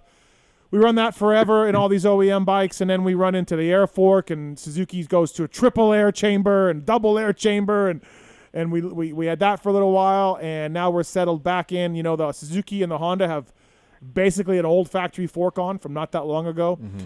And still, Blue Crew, Ricki, they just KYB, SSS stuff, works great. They never went to the air stuff. They never went to the different work stuff. They never did any of this. They've had the same basic stuff forever, and it works good. It's a good performing fork and shock on every bike. Props to Yamaha for never kind of caving into the trend. But what makes that suspension package really good, Ricki, for a long time now? What is it? I think it's that crew at Yamaha. Like, they have a good Preston and Butler, they have a good relationship with Japan, and they correspond, and they keep developing that fork, and the quality of dampening it has is so good. So it's like trying to bring a new system in to beat that. It's really difficult. Yeah, they kept saying, with the work they do. They said we'd put the air stuff on, not as good. We'd put this fork on, not as good. Right? They just kept coming back to. Well, let me just add to this too. So the Kawasaki SR. The special racer comes with KYB on it. The stock KX450 is a Showa fork and shock. And just when I hopped onto the SR, the quality and the feel of the bike got better for me. Like there was more dampening feel, more comfort. The bike had less pitching. So I don't even know, and I guess we should ask you, is that fork the same as the Yamaha fork? It's really similar. Settings are a little different, but the system, the mid-valve system and the parts are really similar. Okay. But it's like those guys just keep developing it just a little bit every year, and so you try and bring in something completely new, and this thing's got almost 15 years of development on it. It's really hard to beat. So you're not even saying it's the system necessarily. Some of it's the system, but some of it is just the crew, the R&D crew. It's the crew, because like the Showa fork, it's like a really good fork. It's practically like an old works kit fork. That's what I've been told that. Right. It's just the correspondence, and like I said, like Ryan Coram in our shop, he goes out with Butler and Preston, and then they're going out like a couple times a week, leading up to these big tests that they have, and they just keep developing, and then they'll send the reports back to Yamaha Japan and KYB Japan, and then they'll come up with some new parts and send them to Ryan, and when they come in like a month later, they go out testing again. So they're just always doing something. Great. So I have to listen to this shit from really Travis. hard to beat it. Then every time Travis comes over the house, he'll be like, "Yep, see, it's all because of me, Keefer. You suck as a test guy. I'm way better." Right. So because that Showa fork, I mean, from what I was told, that's like Laraco Wyndham era factory stuff. Like, basically. Yeah, really, really good stuff. Really nice stuff. Right. Yeah. Do you see, okay, so we saw the air fork. WP has the air fork. Every time I ride that kind of fork, it's not a horrible feel. It has some good points, but it just feels cheap to me, if you can kind of understand. It feels like it has a feel. I understand. You understand what I'm saying? So, like, compared to a KYB or a Showa, I feel the dampening feel, and then you have a WP AER fork. It just kind of has a harsh slap down. It feels cheap. You can kind of hear things internally moving or slapping. Do you see air fork technology just taking over our sport, or do you think we'll obviously get back to everyone going back to pneumatic spring? It's difficult because it goes in waves, like the race team when like Star, the 250 guys are using the PSF, and then it creates a lot of hype and a lot of buzz, and then a lot of privateers that race, they want to buy that fork off Ross. It's just like a feel thing too, I think, as well. And then depending on who's in charge on the manufacturer side, like in Japan, did they have a bad experience with the system, or did it bite them when they were tuning it? It's just, like the higher ups can make the decisions, and then we kind of get stuck working with what we got to work with. Yeah, and to me, obviously, cost is a thing too. You can market an air fork to have more adjustability, right? And to create, like, hey, I can set up a fork for you, Steve, and Keefer with the air fork. We can get that spring going, right? Right. But it's tough for the feel when you go up in air to get the comfort. I think the biggest thing is the average guy doesn't want to be adjusting his air chamber every day. The average guy doesn't check sag. That's what I mean. That's what I mean. It's when I saw Suzuki came out with a triple air chamber, dudes don't want to do that. Dude, that was People don't want to do that. They just don't. They can't. They don't want to, right? Well, even when Show had the SFF and it wasn't air, it was just a single spring. Yeah, the single spring. That feel was different. I had a suspension guy tell me that was the worst design fork in modern motocross history. Really? True or false, Gilly? The design is good. You see, it works good on mountain bikes. It's just how you apply it. Okay. When it was SFF with the spring in it, the balance spring, and then they eliminated that to get rid of some weight and then make it more tunable externally with the triple air. Like you can get them good. It's just I don't know with the weight of the dirt bike having all that force on one side, because it would twist the fork with Sealy back in the day. Like he would twist the air side. Wow. So you've got like opposite forces, so that makes it difficult. And then I think KYB has a patent on their system, so everyone else has to run a single-sided damper on one side and then an air spring on the other side. So I think it makes some of the other manufacturers limited to what they can do. Let me ask you this. And we won't see a hybrid fork production, right? Too much money, too much complication, from what I understand? I don't know about that. Oh, okay. All right. That depends on if the customer wants it, if Yamaha want it. So if we do a good enough job of presenting that it's safe and to Japan, maybe.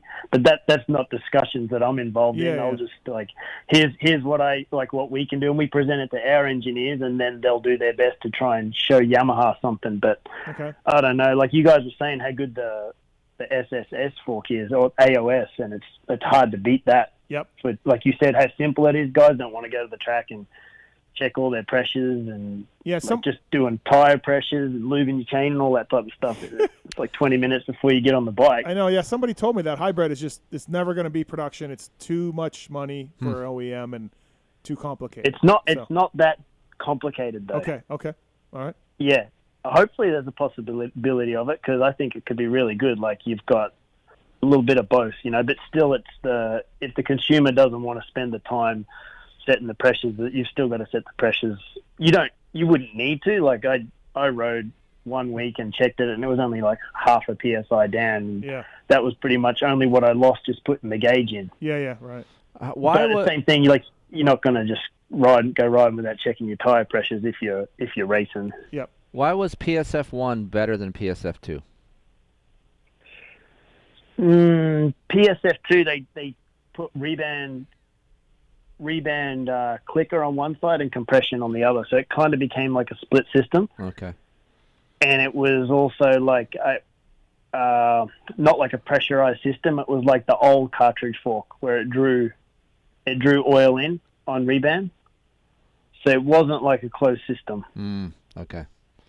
But I just remember some people really liked it, but it was more complicated to work on. It was complicated to work on. Like there's a lot of adjustability in there, and people are like, "Hey, what does this red knob do and the blue knob?" I'm like, dude, honestly, I'm almost there with you. Like it's difficult for me to kind of grasp as well. Yeah. You got to make sure you put all the parts in right too. I've messed that up. Ricki Gilmour on the PulpMX show, presented by Scosh, Pulp 2022 at Scosh, SCOSCHE.com to unlock your discount. Accessories for life. There you go. All right, anything else for Ricki? That's it, man. I just want to have Gilly on talk some geeky suspension stuff. Yeah. I'm all about that. Right. I'm sure the diehard core guys will appreciate it. We need to do a podcast, Ricki, with just like an hour long, kind of go through like the evolution of twin chambers and PSF and SFF and like in pros and cons of everything and your thoughts on it and what works and what doesn't. I think that'd be interesting. Yeah, a lot of people love that stuff. Yeah. We'd need to get Ross Ross in on that, the master. Yeah. He worked on all that stuff. Yeah. when- Yep. Before it was even production, like way back. So Right. Now, Ross I has could some chime in on amazing it. stories. Ross Yeah. has a Yep. story about Bob Hanna at Dade City, Winter Amps, trying out the boys in Link. It's great. It's a great story. Yeah. So Yeah. he's got all he that. was telling me a story a little while ago, like, the current, not to steal any thunder from the Showa guys, like the BFR, which is like BFRC, yeah. similar to like the Olin's TTX technology. And then Ross made one himself for like Mikel Pichon back in like 2000 really something. Yeah, like he made one, and then he was racing it. Oh, I didn't know. And like Wow. Ross just made it out of Enzo, out of Wow. his shop. Yeah. Jeez. Like Ross has Yeah. got some crazy stories Hey, like that. speaking of that shock, Sexton's given it a lot of credit, right, for putting Yeah. it on for Yep. the outdoors. And he was on here. Kiefer, maybe you Yeah, I was know- on here, Were too. you in? Yep. And I was like, dude, the JGR guys, Hated it. seeing Cirillo, Yeah. these guys hate that shock. They wanted to throw that thing in the nearest river. They could never get it working right. It would fade a lot. It just was unpredictable and soupy. And obviously it's production on RMZ. But and then Sexton's like, this shock's the one that Right. I give all the credit to. And I'm just like, okay, all right, they did something, Gilly. Yeah. Figured something out. Yeah, you see it now. Like I saw like one of the shock bodies. It's like a work of art, like the billet machining on it and the chambers. Like they keep doing a lot of work to it. It's really good. And then I think like what Chase really likes is Keefer could probably say, and not to talk trash on like the Honda, but the frame is more durable. So That's a it's, like, nice word. stronger. That's a nice word to put it. Yes. Yeah, more durable for the consumer. Like it's bomb proof. So that gives like maybe a little bit of a feeling in the seat like Chase doesn't like, and this shock seems to really alleviate that for him because like braking, he's awesome under brakes. Like the thing stays on the ground and gets really good drives. Yeah, so it's been a really big advantage for him. Like whereas Kenny probably doesn't need that. Kenny rides a lot lighter on the bike and runs his rear taller. So it's just like different preferences. So maybe they've changed the body. I think It's something in something's the changed yeah. because that shock comes stock on a Suzuki, Yeah, right? yeah. And yeah, where it's okay on acceleration, I can feel what it's doing. Yep. Follows the ground really well, but it's everything off throttle. For me, that I had a problem with unloading and not getting as much traction feel. But now Ricky's watching them and says, "Hey, off throttle, Chase is looking better." So something has evolved. I'm telling you, every guy I talked to, because Showa was making guys run that shock, they hated it. Hated it. Yeah. I mean, Adam one time was biting his tongue so bad after a soupy. He's bleeding. He was bleeding out of his mouth to not publicly. And I think most of that complaint was in Supercross. Yeah. Mostly I can hear mostly soupy Right. stuff. But anyways. Yeah, I rode one of those way back in the day with like Shane Drew and Ryo had me at like 2012. Oh, riding okay. one. Yeah. So like, and it's like same thing. It felt really, really good, but like position at the time, it was like felt too position sensitive and would just stop like 3/4 stroke. So it looks like they've fixed that. And then also too, like I don't think you can't just like put it on. It's got to be like matched with the linkage and wheel position and all that type of stuff. It's got to match. So it seems like Honda have done a really good job of matching that right now for Chase. Yeah, he's stoked, right? There he is, stoked on his bike right now. yeah. We know in Soupy, it got ugly with him and the bike, Kenny Yeah. too, so props to all those guys for getting that thing working Yeah. better, for sure. Yeah, and then all that stuff, probably like all the years Guys has been on it. Yeah, good point. Guys has had some wild rides on it. So he's tested it He's out, probably but- tested it out really good, yeah. yeah. But when Guys is on, like at those hard packed tracks with the little bumps, man, he's on a whole nother level. But like the wallowy stuff, he seemed to struggle a bit more. But Waves and Chase Geyser was are really never good. The Waves and Geyser, Yeah. never good. Dude. But yeah, and then you see Chase though. It was really good on the weekend in like the rolly, wavy stuff. So whatever those guys have done, they've done a good job to get Chase comfy on it. From what I saw, and I didn't watch Eli every lap, and I yet to watch the broadcast, Chase looked the best through the sand whips to me from what I could see. I think he was the best guy through those. Did you stand over on that side? I didn't stand just over on the there, TV. no. I saw TV. Yeah, TV stuff. What I notice about Eli's bike is it'll kick a little bit, but it never moves side to side. It's not a side-to-side motorcycle. Yeah, that's what I say. As long as it's up and down, it's controllable. Side to side, then we're like, but, Right. But up and down. But yeah, as long as the wheel gets back on the ground, then we're getting traction. Yeah. Well, Gilly, always interesting to have you on the show. Thanks for the time. Keefer's thank you. 100th show. He wanted one guest only. And, Yeah. Thanks for having me on. And that was you. And we'll see you at Southwick, man. Thanks for calling in. Thanks, Ricky. Yep. Cheers, boys. Thank you. See ya. That's Ricki Gilmour, everybody. Brought to you by Scotia, Scotia.com. You know who's on the phone? No. Is this JoJo? Yes, it is. JoJo Keller, everybody. Oh, shit. The legend. Nice. JoJo. Are you kidding me? How's it going? Let me hit this on mute. How are you, buddy? I'm doing great. I was just loving your show as usual. It's nice to have it on a Sunday. We just had the fireworks display here, and I've been watching you all night and listening to you. And I heard you talking about. I heard you may need someone killed at Southwick. So yeah, Wil Hahn. Boy. Yeah, maybe. What about Wil Hahn? Can you go flip him off for us, JoJo? I don't know about that. He's too nice a guy. Yeah, he is. That's a good point. Yeah. What's going on? Yeah, you all good? Nothing. I've always wanted to call in, but I've always been scared. I listen to almost every show, and no, I was just like thinking about you guys are coming to Southwick. I was disappointed to hear you weren't coming, but yeah, sorry, man. Wife's birthday. I gotta. That's way more important, and we're all huge fans of Pookie here, and even my wife loves her, and she's never met her, but I got her listening. She's that's why I'm scouting. I'm scouting for the next fantasy. She's really big into the fantasy now. Oh boy, I will fucking kill you. You got Canning. I've been smart enough not to do it because I know I probably would have committed suicide by now. But I get her. She's been doing great. She's got a good feel for it. This week she got in there late, so it didn't work out so well. But I think it's. How are you guys doing? I think it's going to be Tristan Lane and Chris Canning are your can't miss picks for Southwick. Canning was good at Redbud. There's some sleepers. There's some sleepers There that have always been is. waiting for this round. Right. Yeah. Hey, JoJo, we Yeah. did a podcast with Kodrowski the other day for re-raceables, and we talked about Unadilla 89. You went like 8-6, and there was in Cycle News, you told Kit Palmer, you're just like, yeah, I don't really ride that much. I got a full-time job, but I figured I'd come out and see what, race with the boys. And you went like 8-6 in the 250 class. Oh, my gosh. I was just talking about that to a few people because that was a huge race because, the Jeff Hicks, Tom Carson, all of us were like pretty much figuring out what we were going to do with our lives. And that was like pretty much all of our last race. Was it really? Yeah. I remember after the motos ended, Tom Carson, Jeff Hicks, and I were all there like, well, I guess that's about it, boys. And it was like, to this day, I remember shedding a few tears. And wow. It was, that was pretty much all of our last race. I ended up, getting an idea to ride a little later and stuff, but yeah, I think if you'll check the vault or whatever, it was pretty much Jeff Hicks, Tom Carson, Fred Andrews.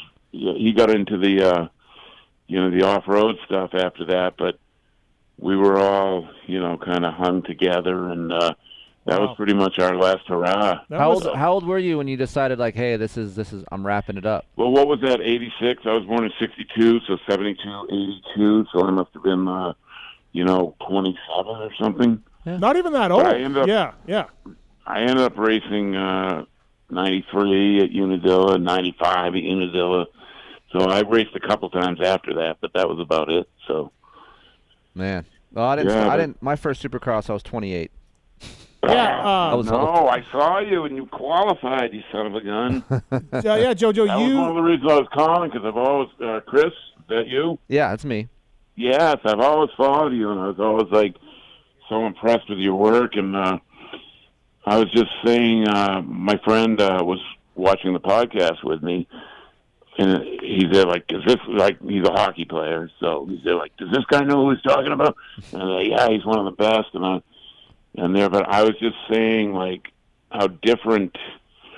I remember Mitch saved my life when I went out to, out west and got me the pipes and everything. But a lot of times, some of the stuff didn't really mesh back here on the far East Coast.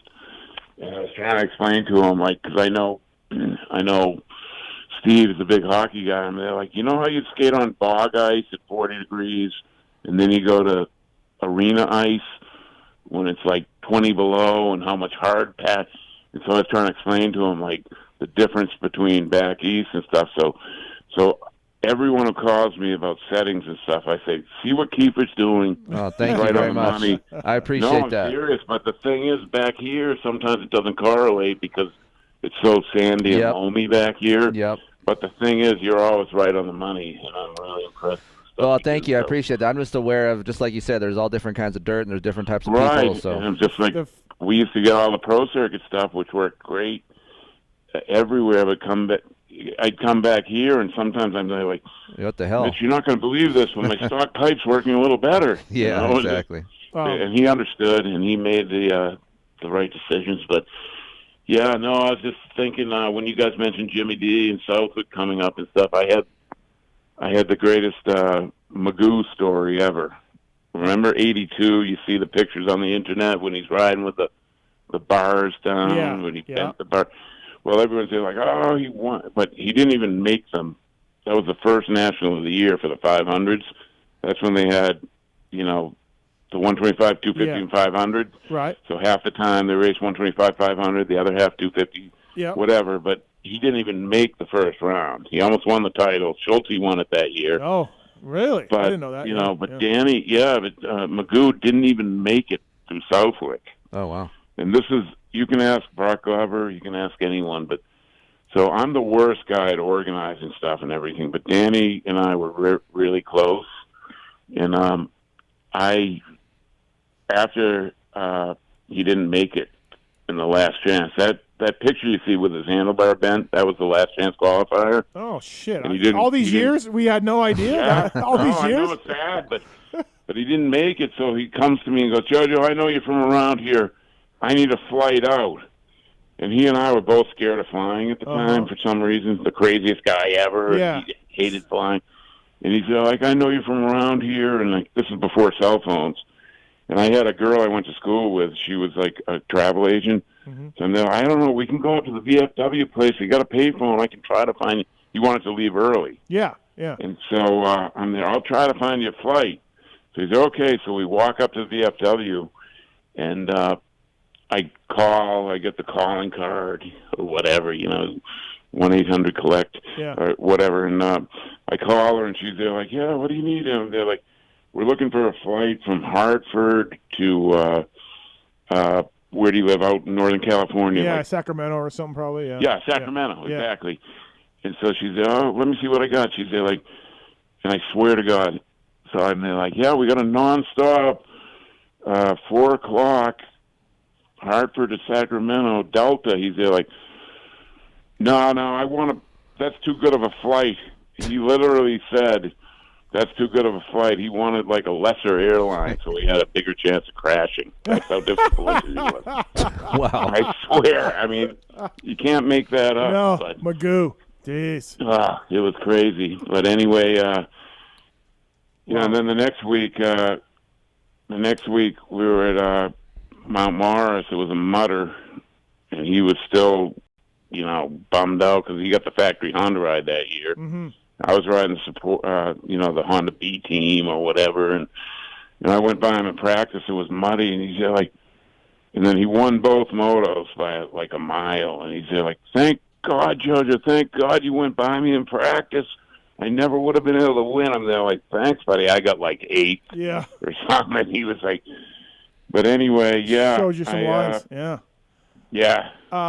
All right, Jojo, we got to run. We got our next guest coming up. Yeah. Thanks, Jojo. Thanks for calling in, buddy. I just called out spur of the moment because I really like Keefer stuff, and I love your show. Watch it every week, and I heard the Southwick stuff. I got a little excited. I had JoJo's high flyer in my room when I was growing up. I don't know. I don't think I had one. I think you did. I think you were a Suzuki guy back in the day, right?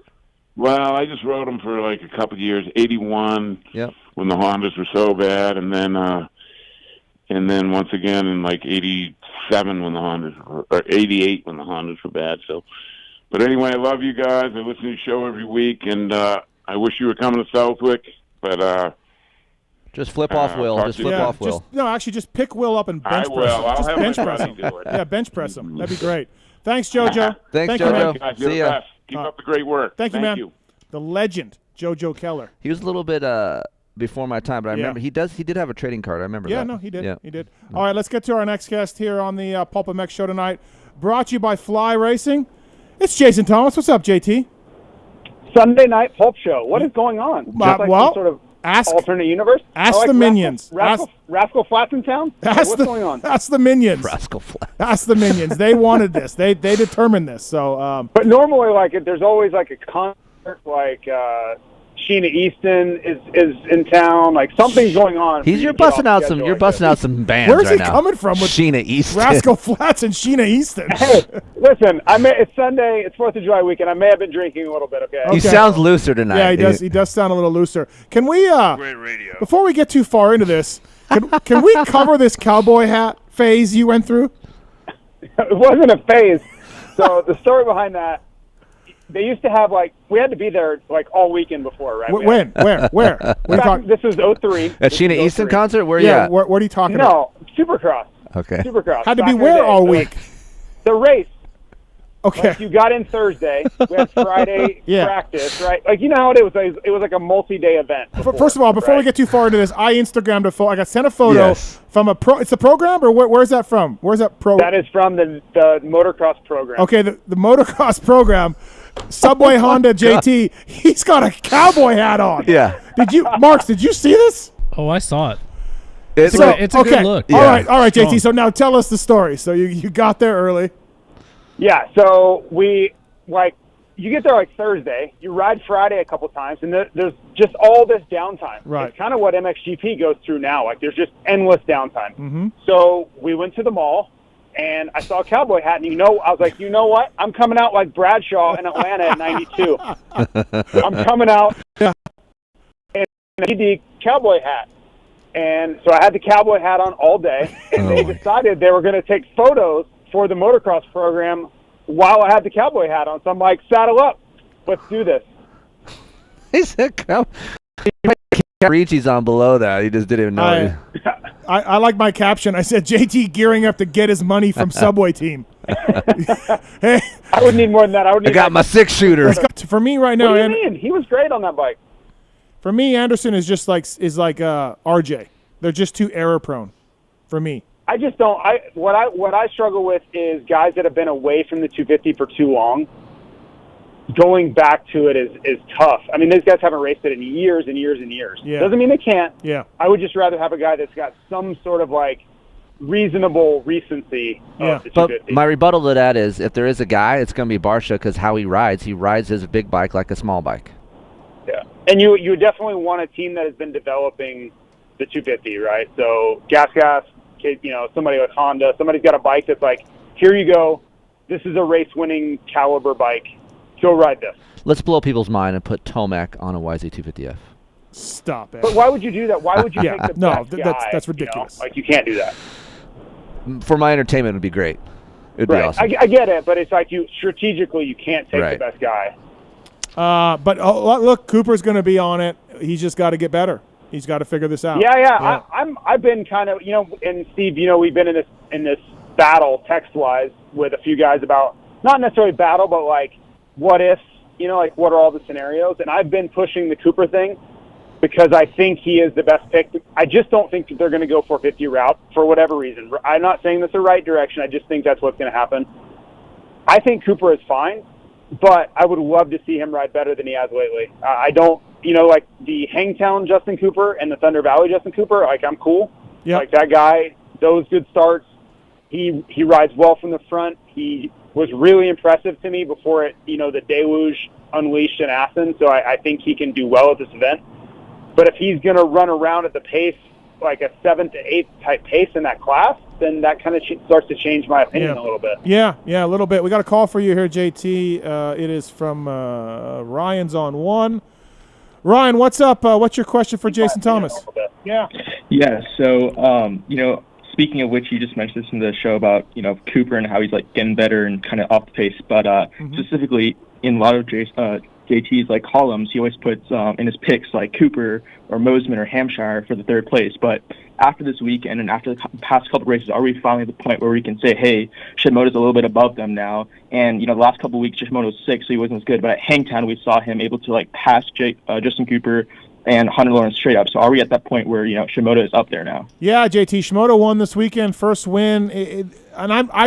We talked earlier, I haven't been a Shimoda guy. I've always felt like. Have you talked to him much? Yeah. Okay. Yeah, he's quiet. He's not, But what about JT? Are you starting to put Shimoda in your power rankings over RJ and over Cooper? Is this what does it for you?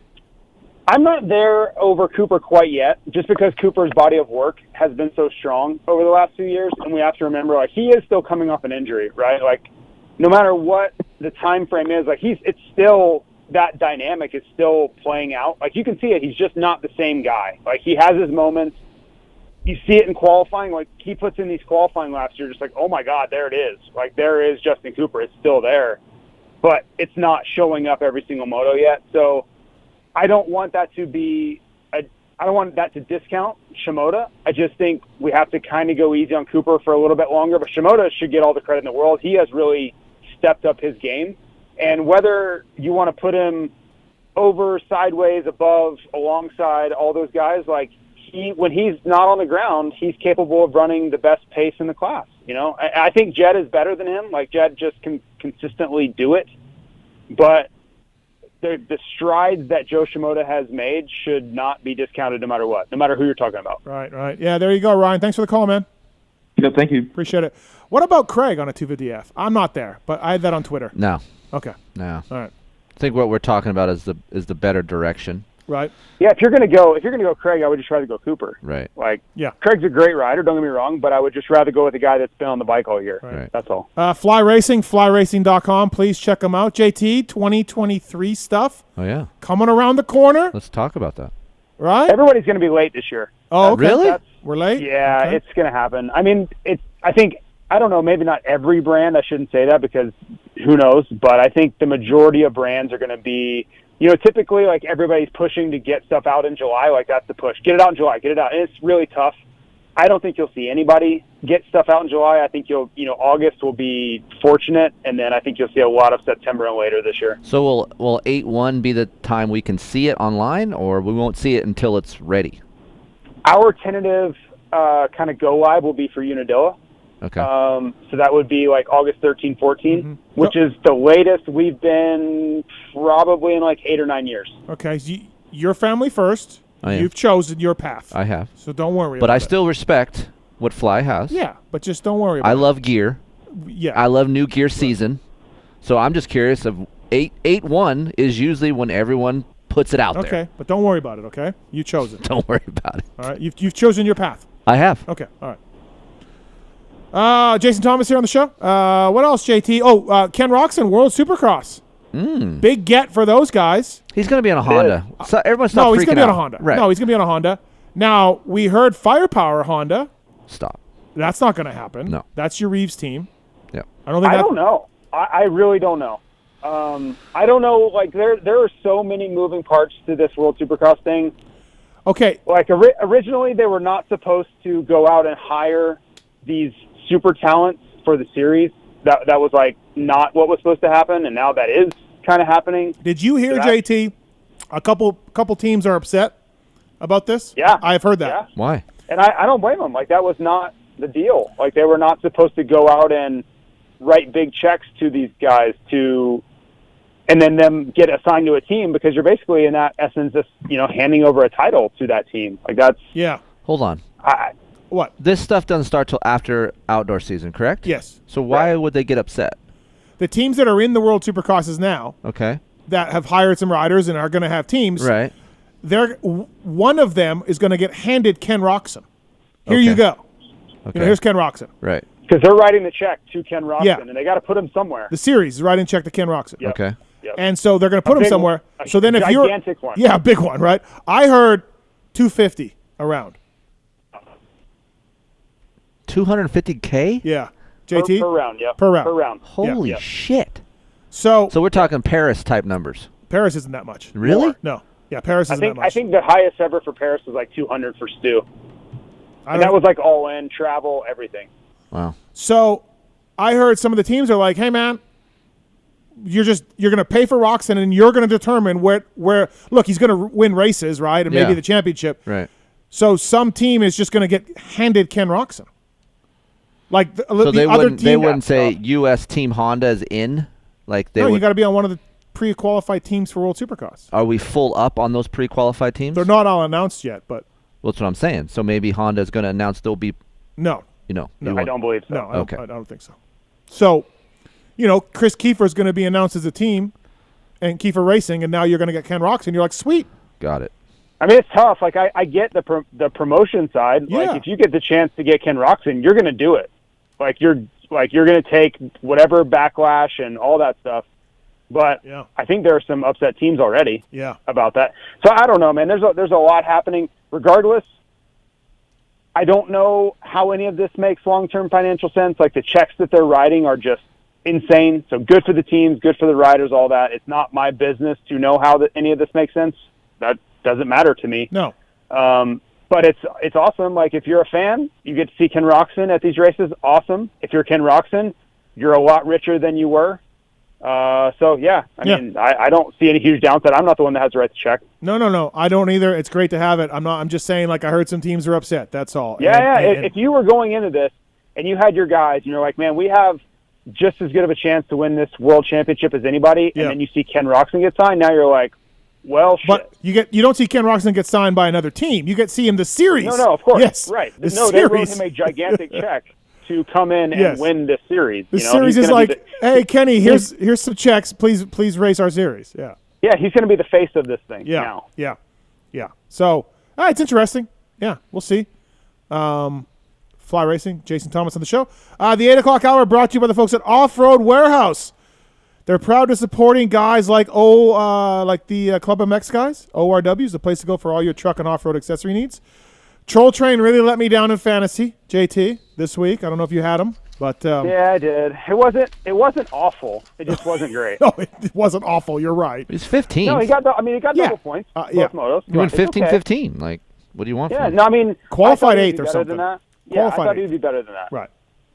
It wasn't awful. And the second moto, he was up there, and then just I don't know if he just wasn't. No, I think he fell. Didn't have the pace or whatever, but no, I think he fell. I mean, he was like 8th on the first lap. Yeah. Moto 1, 35th start. Yeah. Moto 2, 8th.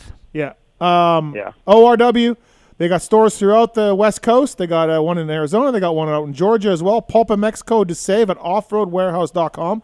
ORW, staffed by a knowledgeable, experienced team. Plus, they install everything they sell, from suspension kits, tires, and wheels to steps, bed accessories, and more. Please check out the latest in truck, Jeep, Overland, UTV stuff at ORW, offroadwarehouse.com. These guys are great stuff. If you drive a truck, if you have a UTV, check them out. Use the code PulpMX to save at offroadwarehouse.com. Stores everywhere, and they install everything they sell. Flyracing.com. Jason Thomas on the line. Shall we do the X-Brand goggle tear-offs? Let's do that. Did you finally get some? Did you get some? We'll get to that. X-Brand goggle tear-off. Okay. It's the X-Brand Tear-Off segment.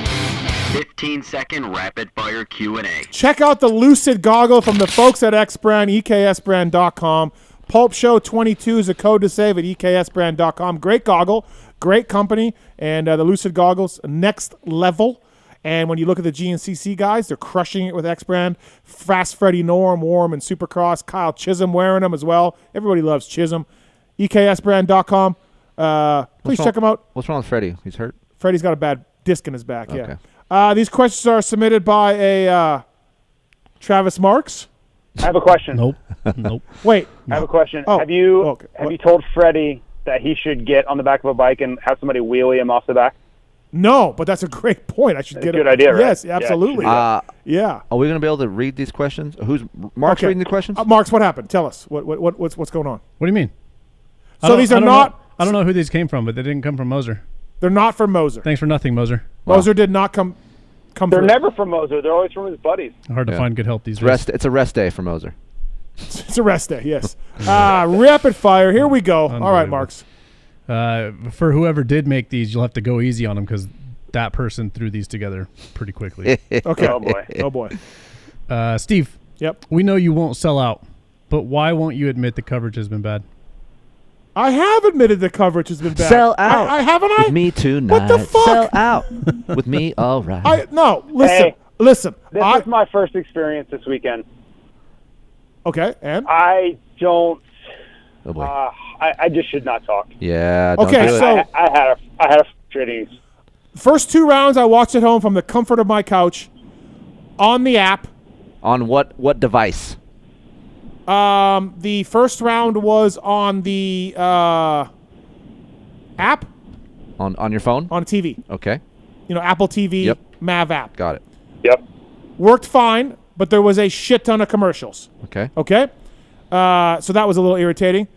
Next week, watched it on my computer Okay. because I wasn't in front of the TV, or I don't remember exactly. Mac. A Mac. Okay. And got locked out late in the second moto of the 450s. Okay. Had to log out and log back in, missed about 5 minutes of racing. Okay. And other than that, I've watched the replays. Now, I see your tweets, everybody, and I see what's going on. I see your DMs to me. Some guy DM'd that I was part of the problem. Like, I did this, like PulpMX. Yep. Because we're on MAV TV now. Yep. We're on a TV show. Mm-hmm. I've been the review shows on this show. There's issues. There's problems. It's not been great. They're going to Flow Racing. Have I torn it apart and said that I should sue them like I've seen? Jesus. No. No, I'm not there. Yes. Oh yes. my God. Yes. So, everyone for years had to watch one set of motos on MAV and one set of motos on NBC. Yeah, and it was all a problem for changing channels. Yep. You're still doing that now, and it's still changing channels to me was never a problem. I've done the Race Tech rant on this show about all the people bitched about changing channels. Correct. So I'm not there. I don't give a fuck. I don't care about changing channels to watch the second motos. Okay. That's all that's going on now is you got to switch to a different app. What's the difference? I still don't understand the anger. Now look, the locking out on the motos and that's all legit and that shouldn't happen and it's bad. But dude, is this the end of the fucking world? No. People love motorcycles. They do. They want to watch. But I'm just not at the level of anger of these people. It's not good. Right. They fixed it. They couldn't fix it, so they went to Flow Racing. I'm not going to say much, but I will say when you plan your day around watching racing and you can't watch it. Why can't you watch it? What happens? Well, I could only watch it on my phone. I couldn't watch it on my Mac for whatever reason. What was going on? I don't know. Well, I need more instructions okay, because so I'm going to be critical I would of this. log in. Yes. And I would log in. Yep. And my screen would be blank. I would have nothing. Okay? So I'm like, okay, screw it. I'm going to try on my phone. Went on my phone, worked fine, but I had to watch it on my phone. Yeah. Tried Heather's computer to see, maybe it's my computer. Same thing. Just blank screen. Okay. The next week, same thing. Commercials. I don't care about commercials. Yeah, As long as I'm able to watch the race, I don't care. There were too many commercials week one. But I just would get bummed out when I want to watch it and I can't. And I'd pay, the money, whatever. It's $7.99 or whatever it was, right? Yeah. I'm fine with that. But I just wanted to make sure, hey, okay, we got to go to Flow TV now. Yeah. So you went to Flow? Well, we will, right? Oh. Well, this week I was still on the app, and it was okay until the second moto, and then I had trouble. What happened? Blank. It just locked me out, like you said. But all I did was log out and log back in. It was there. I logged out, logged back in, still wasn't there. Okay. So, but 80% of the time it worked. The 20% of the time it didn't work. But it should work 100% of the time. I understand that. Right. But I get a little bit of people mad. I don't obviously suing. People need to calm down. Right. But I would get upset too if I planned my day to watch moto and I can't. Right. So. I'm with you. I'm telling you my experience where I'm like, I don't know. Seems like it's okay. Right. I was having a tough time. JT, what were you on? What were you watching on? I was on the app, and then I was Chromecasting that to my TV. And what was it doing? Pausing, stopping, buffering, black screen, glitching. And also, Mark, as a programmer, as a coder, guy who makes an app, it's coming out any day. Mm-hmm. A lot of these problems are people's internet, right? Maybe not a lot, but some. I mean, there are certainly some, but I don't know if I would say a lot. Okay. Yeah. Right. Sorry. Why is you can tell me. Why can I ask one question? The picture, why is it not as good as others? It's just the way they're casting it, or? I didn't notice a bad picture. Yeah, I didn't get all of it on Saturday. I got some of it, but the bit I did watch on Flow was fine. Okay, so Right. fuck the people that are saying I'm selling out. Like, I've been critical. Yes. I had those issues like I talked about week 1 and 2. Then I watched the replays. So I don't see it. Like, but dude, trust me, JT sees the PulpMX fantasy emails, okay? JT deals with this. We have a PulpMX fantasy game with a lot of users. Marks sees this on the YouTube for the Pulp Show and his own business ventures over the years in computer work. Is 50% of these problems, JT, not user error? On the fantasy game, Yeah. there's a lot of user error. Right. A lot. All I'm saying is, dude, you don't understand these people out in the world. Marks, right? Yeah. So when you're angry at me, Oh, boy. when you're angry at me in my DMs about Mav, Yes. I don't know if you're an idiot. Right. I don't know your level of technology. Yes. Capabilities. Correct. So, like, because I can vouch for you, and JT, you can vouch for me. We get level 10 anger about fantasy, and it's the fucking person's fault.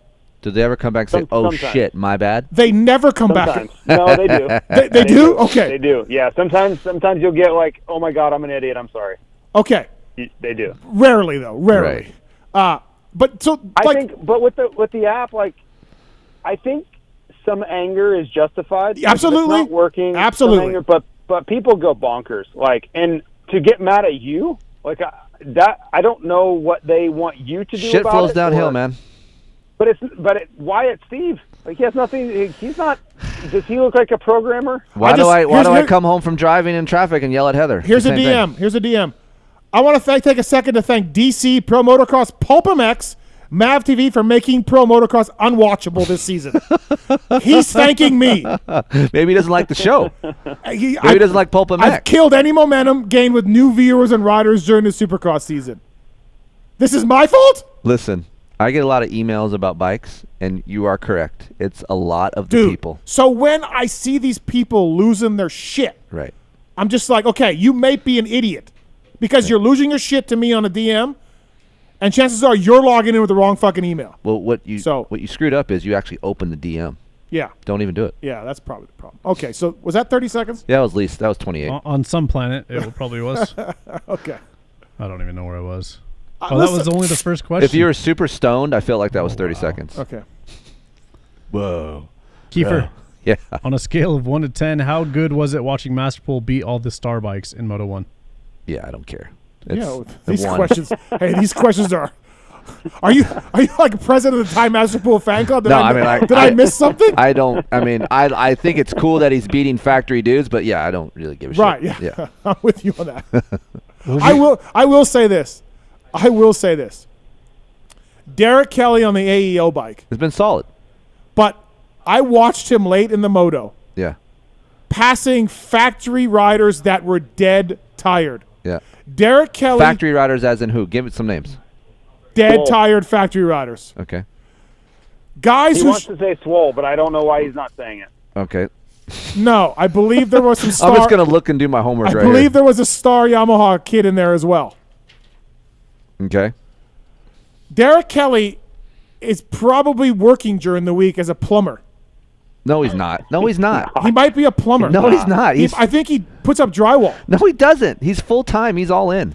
I know he is. I'm half joking. Okay. But So he just passed Enzo Lopes. Enzo got 18th. Well, this was Enzo's first national. Romano got 16th. He got LeBlanc in one moto. Okay. LeBlanc got 19th. I'm not coming on Enzo. This is first Enzo's race first Enzo national since 2018. Okay. So I'm not counting Enzo. He's not full factory. Well, I'm just looking at the names behind him here, and there wasn't that many factory dudes. Listen. I'm just saying. Derek Kelly on your AEO bike shouldn't be getting you on a factory bike late in the moto. Just shouldn't happen. Why? Why is that a thing? Why is that a thing right there? So do you put an AEO bike on the same level as an OEM factory bike? I don't. Do you? But you always say, it's not the fucking bike. It's not the fucking bike. It's not, but it's a piece of it. Oh, now. Of course it's a piece of it. Okay. Everybody remember this. Everybody remember this.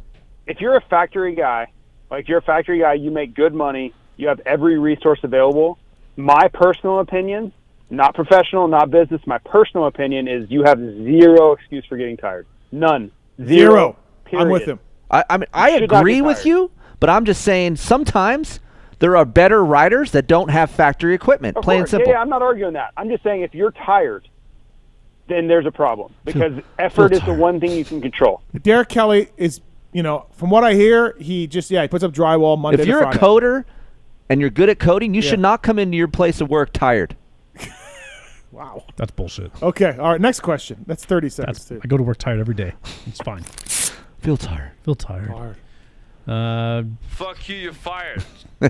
JT, if you have your pick between a good Justin Cooper or Barsha on a 250 for Team USA, who do you pick? We just went through this. Yeah. Okay. I'll take, if Cooper's on his A game, I'll take Cooper. I was busy. What's happening with the? What's happening busy with the, putting out fires over here. What's happening with the? He's on the phone. Listen, no. Fuck you, you're fired. That's my mom. It's the That's not it. motorsport.com tweets at Tallon. What is going on over I know there? exactly what's going on. The chick is behind the black wall over there with him, and he's not fucking paying attention to what's going on. She tried to type in the chat, and I was clicked over here, so it started auto. It started like auto playing drops. This is what happens when you bring your chick to work. She tries to do stuff that I didn't authorize her to do. Unbelievable. Wow. Next question. She's going back to the couch. Next Go question. back to the couch. Steve, what is happening with your outdoor fantasy season? Oh my God. It is Horrible? Or good? okay. Oh, boy. 30 seconds. Rod Bell has been the #1 scoring 450 rider through 4 rounds. And you're banging That's not holes with true Rod on Bell. any level. Crushing That's it. not true on any level. Crushing it, Rod Bell. Okay. How do you say the #1 scoring? He had the most points in the 450 class. Yeah. There's no way. Yes, he did. For outdoors. Really? He did. Yes. I sent it in the text. Really? Thanks for reading. Yes. Wow. Okay. Yeah. I don't. Okay. I'm busy. Okay. Well, Rod Bell, solid #1 scoring rider in the 450 class. I haven't picked him. I'm gonna pick Justin Rod Bell. Fuck it. I've been missing that boat. I'm picking him for Redbud. Shock blows in Moto 1, crashes first lap in Moto 2. Fuck Mathis. Fuck him. Like that. That's like it. There you go. There's an example. There's just what's happening to me this year. So I have a legitimate question. I'm gonna pick Nate Thrasher because he's doing well. Bam! Handmaker fucking cleans his doors out of the gone. Disappeared. When you do poorly, it brings me a lot of joy. Yep. Does that make me a bad person? Yes. Yes, it does. Okay. Yes, it does. All right. The first step is admitting it. Okay. All right. Keefer. Yes. Do you see Danger Boy beating Ryder D at Redbud? Next year is what we're saying, or Sure. Sure. Sure. no? I didn't actually write this. No. Okay. JT, when does your career switch to full-time trader begin? Never. Never. He's on it a lot, dude. I don't like trading. Trading is, that's he is checking too his much- stocks when too he's much on the for me. show, like on the.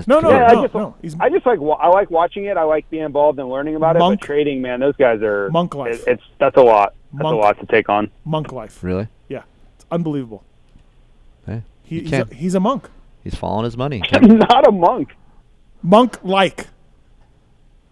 Really not. Wear a cloak. I do have a dagger. Gregorian chants. We need to put some.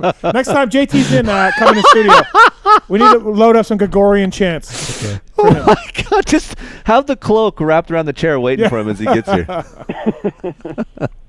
Between the working out and the stocks, dude, and his real work, which is a shit ton, and now he adds NBC pressure to this, or MAV TV pressure to this. He's This is an example of too much too soon. When do you come back? Next week?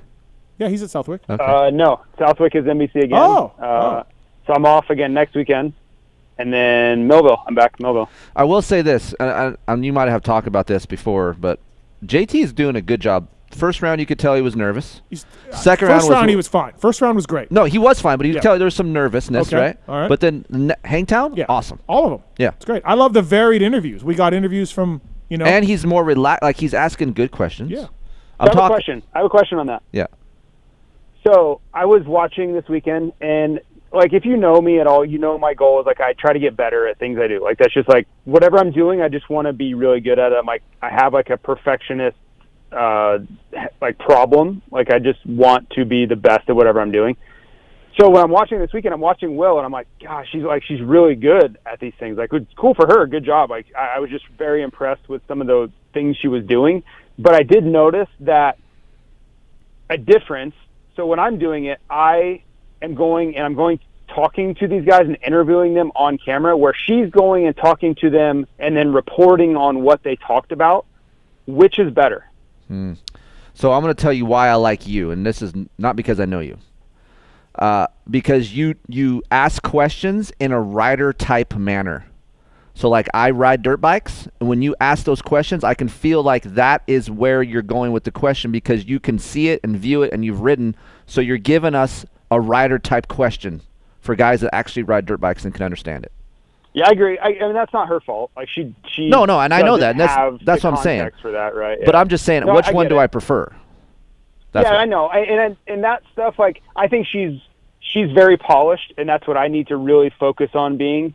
But that's like the big difference I saw this weekend is I saw she was going and talking to these people, but she wasn't really talking to them on camera. She was doing the homework behind the scenes and then bringing that information to the broadcast. I just don't know which is preferable to the audience. Like, do they want to see that person and hear them talk, or do they want to get a summary of that conversation and then brought to camera? Well, yeah. No, you're doing a good job. We got some. This is your intro music. This is his intro. Oh god, dude! I'm telling you, man, it's great. You're super ripped. You're doing a good job on that. Your trading's probably not going well like everybody else's, but I'm sure you're very smart about it. Markets are a little rough. And then now you have now you have your WPS work and. Dude, you gotta get some more. Just keep this going. Just the rest of the segment. Keep that music in the background, please. It's just JT, just laptop open. My stocks. You know, yeah. So, all right, what else we got, Mark? Hold on, let's check my stocks. Steve. Thank you. With the World Supercross seemingly gaining some traction with big names and more guys going Supercross only, should the Outdoor Series be worried, and what can they do to raise the bar? No, they shouldn't be worried. What they can do to raise the bar, though. Relax. What they can do to raise the bar Relax. is I witnessed the Troy Lee team this weekend, and actually we should call Wil back. They were washing bikes just in the middle of the walkway, and it was like Unadilla 87. For the fans, just trudging through the water, trudging through the muck and the water. Imagine if you brought beautiful Yar, yes, and she's wearing her Yeezy shoes, and she's at a national. She's out. Dude, and she's just like, oh my God, I can't walk here. Like, wash bays! What is wrong with the wash bays? Yes. Why don't we put the wash bays in? The lanes are so full of mud and water, and the teams don't give a shit. And how do I know that? Because I was on a team and I didn't give a shit. I sprayed spectators on purpose. Yes. I understand it. You sprayed them on purpose? Yes. They walk by. Yeah, I sprayed. If they started looking at the bike too much, I just went and just sprayed them. You're such an asshole. Get out of my bike. So I'm just like saying. Fighting dogs. Just hit them with water. Right. Oh, relax. So that's how they can change. But no, they shouldn't be worried. Okay. I don't know how whoever made these questions didn't see that coming. But that's okay. Keefer. Yes. You can give Lone Wolf one piece of relationship advice. Yes. What is it? One. Big boobs. Let me. Probably tell him. Okay. Listen. 30 seconds. Hold on. Listen to this. This is exactly what you have to do. Is sometimes. Should we say this for After Dark? No, this is not an After Dark thing. 90% of the time, you just need to shut the fuck up and listen. And you don't need to say anything. You don't need to agree. You don't need to disagree. Just listen and let her talk. That's it. That's her all. clapping says you're right, so I'll take that advice. Okay, that's it for X Brands. We're done. Oh, wow. Because we got Weltin coming up, and then. Gotta check my stocks. Okay. Is that what else you got? No, we only had one more. What is it? JT. Yo. What is the strangest or dumbest email you've received during your tenure as PulpMX Fantasy customer service rep? Dude, that's not even that would take long. Marks actually has the what? Marks has the cake. Really? Of a guy with time changes. I don't have time. Oh, he didn't know the East versus Pacific. But no, he thought there was a 30-minute time change in there. Oh my God! Yeah, I would love to read the email on air. Like, I'll leave the name out, obviously, but if I read the exchange, I think it would hook people. But I want people to understand. This is every day. Yeah. I can't log in. My team didn't save. I want to use a mulligan. Where's my prize? I get this it. This is every day. Kiefer, can I get a setting for a 22 YZ250F? Do you have? It's right on my fucking website. Just go on my website. It's right there. Look it up. But they want their hand held to do it. I could never do JT's job answering PulpMX Fantasy emails. Dude, I didn't know that was JT's job. Yeah. Mark's can attest. I get testy at times. Are they very short answers sometimes? Just like one-word answers? I just have a hard time having patience with some people because they're very aggressive. Like, they're just like, you effed me. Like, what are you going to do about it? And it's like, oh, man. Yeah. No, it's brutal. Hold on. Let's get to this gentleman before we go.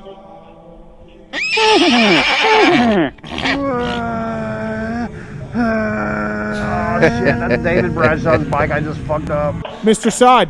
The music in the background really just tied that together. Right. We got a mix What's of up, shit boy? going on. We're coming up with Weltin, so we do want to talk to you, but do you have something to add about the math thing? Yeah, I can call back right there. Yeah, just you were touching on it, but it sounds like from what I'm seeing on the chat rooms, the fantasy chat and all that, is sometimes the Fire Stick doesn't work. Some people, like the Flow app, for me, every time I tried to click on the live race, it just showed qualifying. So I had to go back to Mav. There seems to be multiple problems depending on what devices people are using. Right. Some people tried to log into Flow. Like when I started my account, I paid $7 a month. Other people were like, well, I can only do yearly. There's just a multitude of problems. But Peacock was 100% more HD, more clear than the other networks. And it's all coming from the same cameras. It's got to be something to do with Mav and Flow. Okay. Yeah. So, there's just a multitude of issues they need to figure out. Well, I'm with you. I feel like this Mav thing, the Flow thing will fix this. Flow seems to be, in the business of streaming a lot of sports. When my dad gets to stream Aiden's amateur races, no problems. And that's Flow. That's Flow? Yep. Yeah. Yeah, So, it didn't work for me this weekend. like, what do you mean? This doesn't work at all? Like, you just couldn't watch the races? I watched qualifying, no problem. Right. When Moto 1 started, like I said, it said live now. I clicked on it, and it started qualifying over. So I was like, well, maybe I clicked on the wrong thing. Right. Logged out, logged back in, and every time it was only qualifying that I could watch. So then I flipped over to Mav, and it played fine. But other times when I've tried to log into Mav, I think maybe the last moto of the day, it said you don't have an account. Really? Okay. Yeah, and that's happened to a lot of people. People are like logging in, says you don't have an account, you need to go sign up or whatever, and they're like, okay, I've already paid. I've said it. It's not been. What are you laughing at? This fucking music in the background. I feel like I'm listening to Enigma, like back in my high school days.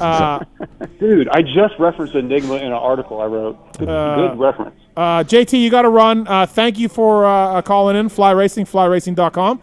I appreciate it. I know you said as soon as Jamie got on, you want to go, so I understand that. Yeah, no problem. Yes, you should. Jamie's going places. Is he mad at me? I'm very excited for Jamie and the things he's moving towards. Yep. Well, we need more time with him. We can't talk about everything right now with him. Can he call back? Yeah. All right, JT. Oops, I just hung up on JT. Sorry. Later. Darkside's gone too. I hung up on him too. Yeah, fuck them all. All right. Tell Darkside to come in later, but let's get Marshal Weltin on the line, and we'll do that. And Mark's just got me more infuriated right now. This show has been loose. It's great. It's a Sunday. It's Sunday. great. Yeah. Okay. It's the return to innocence, Enigma. I'm done with that. The Okay. return to innocence. What did I do? I didn't do anything. What I say? What? Why did I make you more mad? Yeah. That screenshot. That screenshot. Thought he'd like that. No, yeah, I do not like that. Not at all. We're coming up with Marshal Weltin here on the show. I want to thank the folks at Michelin.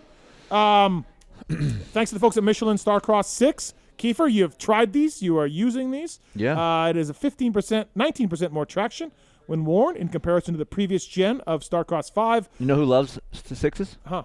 T-Dax. T-Dax? Yeah. Yeah.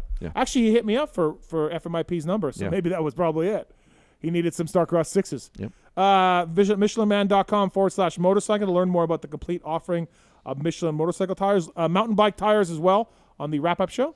They make great mountain bike tires as well. 6 versions in the SC6, sand, mud, medium soft, medium hard versions, all with the naming designation corresponding to the type of terrains and conditions. And we give a set away on the PulpMX Fantasy every single day. So thank you to the folks at Michelin. So, all right. I hung up on JT. I got to tell him, oops. All right. Thanks to the folks at Guts Racing, of course. Atlas Neck Brace. Talk about Atlas Brace. Dylan Wright crushing it with his Atlas Brace. Yep. Works Connection. PulpMX 20 is the code to save with those guys. FMF WUSA. If you're getting some wheels, use WUSA to rebuild your wheels. I bought a new set. Wheels. You bought a set. I bought a set for my Yamaha. Paid for for a set. Yeah. Edge ones or? No, I got Hahn hubs and then Excel. How do you spell it? What color? What color? Takasco or Takasako? Whatever. Yep. Yeah. What color are the hubs? Blue and blue. Oh, you went blue. Yeah. Oh, I saw it on Instagram. Yeah, you said no. Didn't like it. Why? Too much blue. No boy. Tell you what though, when the blue rims first came out, I was like a hard no, and then they grew on me. So maybe if the hubs, the Excel blue is really nice too. Yeah, they would grow on me if I So you actually rode? Yeah. Wow. Kris Keefer, 100 shows for Kris Keefer, by the way. Let's get to our next guest. This guy was a privateer out of a van. Okay, doing pretty well. Got a fill-in ride with the Twisted Tea guys. Kind of getting better every week. Got a 10th overall in his hometown track of Redbud. It's Marshal Weltin. What's up, man? How are you? Hey, how you doing, Steve? Thanks for calling in. Yeah, that's what I'm here for. It's Callie Weltin. It's Callie Weltin? Yeah. Frosted Tips Weltin. Yeah. You sound kind of muffled. What are in you, the water? What are you in underwater? No, maybe I'll go off speakerphone. Yeah, get off speakerphone. Is that better? That's better. That's better. Thanks to Twisted Tea, by the way, for coming on the show. Twisted Tea, all about outdoor day drinking with a crew, outdoor fun versus outdoor exercise. Twisted Tea will stop at nothing to have a good time. That's Weltin also. All right. Twisted Tea was up for anything at any time. That's Weltin. Work to live, don't live to work. Work hard and play harder. Shameless pursuit of fun. No bullshit. Wow. That's Twisted Tea. I like that Did marketing. you write that whole script? No, I just made it up in my mind. Yeah. Nice. 10th overall, Marsh. Good job, Marsh. Pretty big day for me. Not gonna lie, I'm pretty impressed. I didn't see you when I saw you getting this fill-in ride. I didn't see a 10th overall coming from you, so that's awesome. That's kind of diss, Steve. You know, hey, how much Keefer? How much are you taking credit for this? 99%. 99. 99. Wow. I mean, you go up to the Des, right? All of a sudden your life changes. You go up to the Des, you ride some motos with Aiden and I. You go to Hangtown. No, and Kale. Kale, too. Don't forget Kale. Yep, Kale, too. And then his life changes. He gets a ride.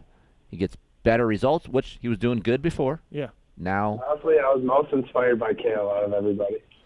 Our buddy Kale Kuchnicki. I don't know if you know Kale. No. He rides the outdoors. Okay. You should talk to him. He is motocross. He travels the whole world. He works, and he rides all the outdoor nationals. And he's been doing it for 10 years. Just kills it. Yep. Does he make the motos?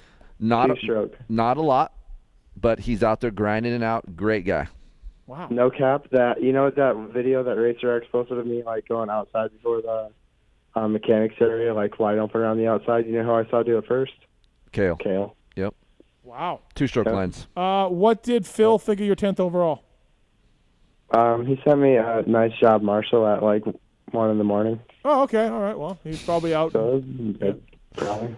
1 in the morning his time? I think so. Okay.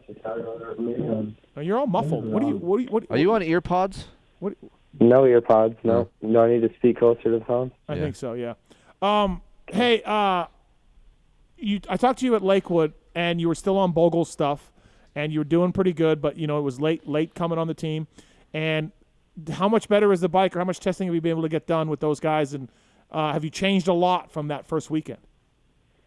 We've made minor adjustments, me and Mr. Dave Cruz. We've definitely went back and forth on a lot of settings. We've been trying some new things that they're working on with Showa. And I think this weekend, yeah, I mean, we had a new setting off of Bogle setting. This is the first time off of Bogle setting. And it was, I feel like we're in a good place with it. I think there's definitely room for improvement, but the engine's good. Everything's good. It's really like smooth power, super easy to ride. So compared to your GG, what's the big difference in the engine? I mean, it's just like direct traction. I think the ECU has a better package where it was more like just an easier power on exit of like, the slicker turns or when it gets choppy. I don't need to worry about kind of finessing the throttle. I can just hold it wide open and go. All right. His fitness is good too, Keefer. Just charging. No, dude, honestly, like he went out the desert, went to a hammered track, and he was good. And that's rare. I'm a diesel engine. Like don't worry about the fitness. It's rare that I get dudes that come out, even at his level, that do well out there, and he did good. What about the washing machines and the dead bodies and the abandoned cars? Were you? Yeah, we were dodging all that stuff. There was one moment in the des. There was like this main road that goes through the center of this track that we were riding. Yeah. And a guy came through doing about 70 miles an hour wide open. And I thought, damn, what if I was crossing at one of those points like that? On a dirt bike, or what was he on? Yeah, like on a dirt bike. Like it could be UTV, could be a car, could be anything. You could be in the des in the middle of the week, and you have no idea what you're going to do, so you got to keep your head in a swivel. Yeah. Yeah, I didn't. That was an eye opener for me. I was like, holy smokes, that could have been the end right there. Dude, yeah, it's nuts. No, Marshal Weltin on the show, brought to you by Twisted Tea. Billy Grotto, man, what a guy. I got to meet this guy. You do. Yeah. Everybody's got to meet Billy Grotto. I don't think Marshall's met him yet. He's the Twisted Tea guy. It's gonna happen. So, Marsh, you're doing, let's say you kick ass the rest of your top 10's kicking ass. Any hope for this 23 season? Can you sign? Is it available? Is it an option? Do you think they'll do it? I mean, we've definitely discussed that the team likes working with me and I like working with them. I think ultimately if I kind of keep on this trajectory, things are going to go in that direction. I really enjoy working with everyone there. They have there's no pressure. They've never once said you need to do this or that, and just want me to go have fun and ride the best of my ability, and that's kind of my whole mindset. So I think if we go through the whole summer like this, it'll put me in a good place. And you wouldn't mind going to 250 SX? No, I just need to put the fork down for a little bit. There you go. Thin down a little. Yeah, that's what I was going to ask. So Pipes was on our show, said that they do want to do 250 SX. So that's what you would do. Mm-hmm. Yeah, right? I think it'd be a 250 opportunity. Right. No, man, you're really taking advantage of this, and it's really cool to see. It's great because, again, Keefer, you're going to do the Suzuki speech here.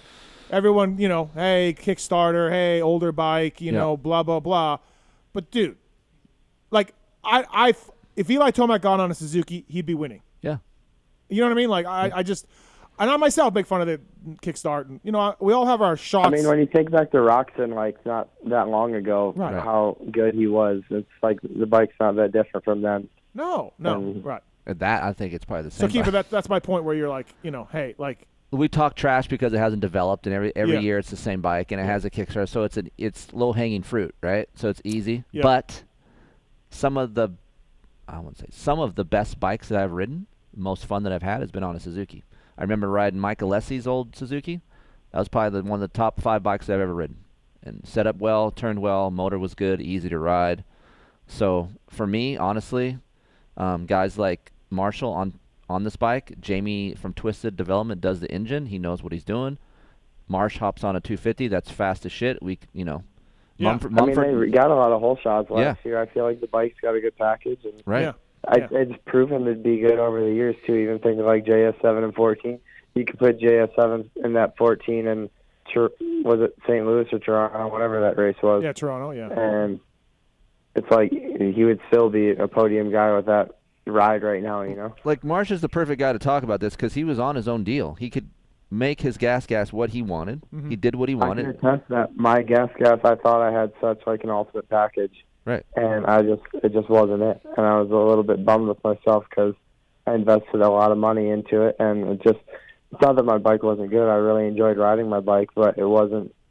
I know there's room for improvement, Really, really good to see Marshal Weltin doing well. Twisted Tea, bringing him on the show, Pulp Show. Where was I going with this? Next question.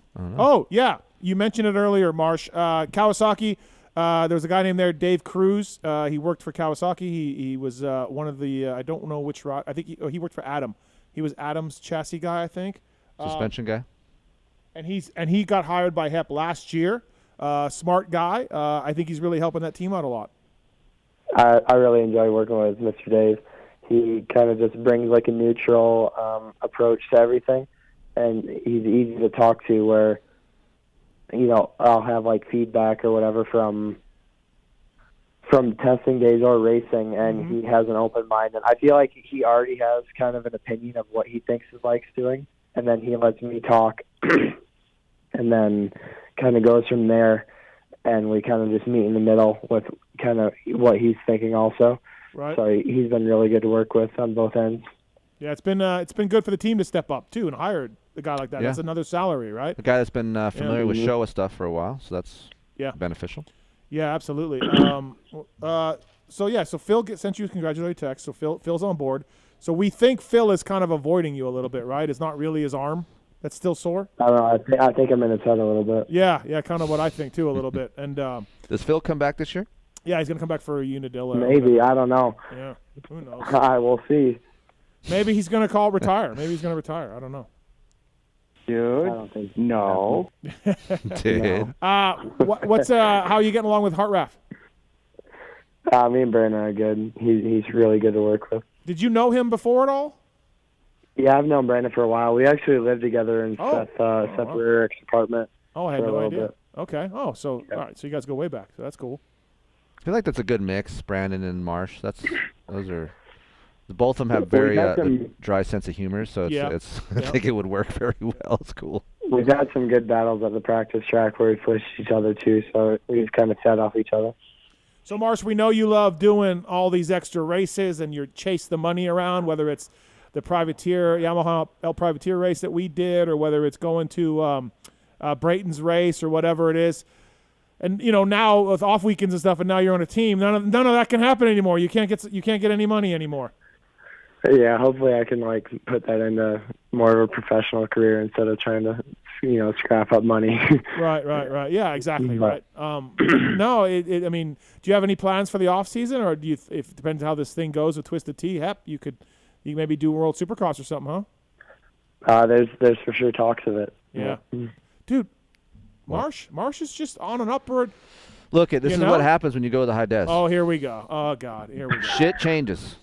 I mean, it doesn't. It's not high des for anything. You're on a high. Right. You stay that way. I should have been picking Marshall in fantasy. I haven't. You didn't? I picked him at. You did? What? Yeah, I picked you at Lakewood. Maybe was that? How did you not pick him at his home race? I thought about it. I watched him in practice. I'm like, yeah, he's from here. Like this should be a good one for him. And I don't know, man. Just kept living your life. Yeah, kept living my life and had a shitty team. Really should have. That's messed up. He didn't even pick me last week. What's that?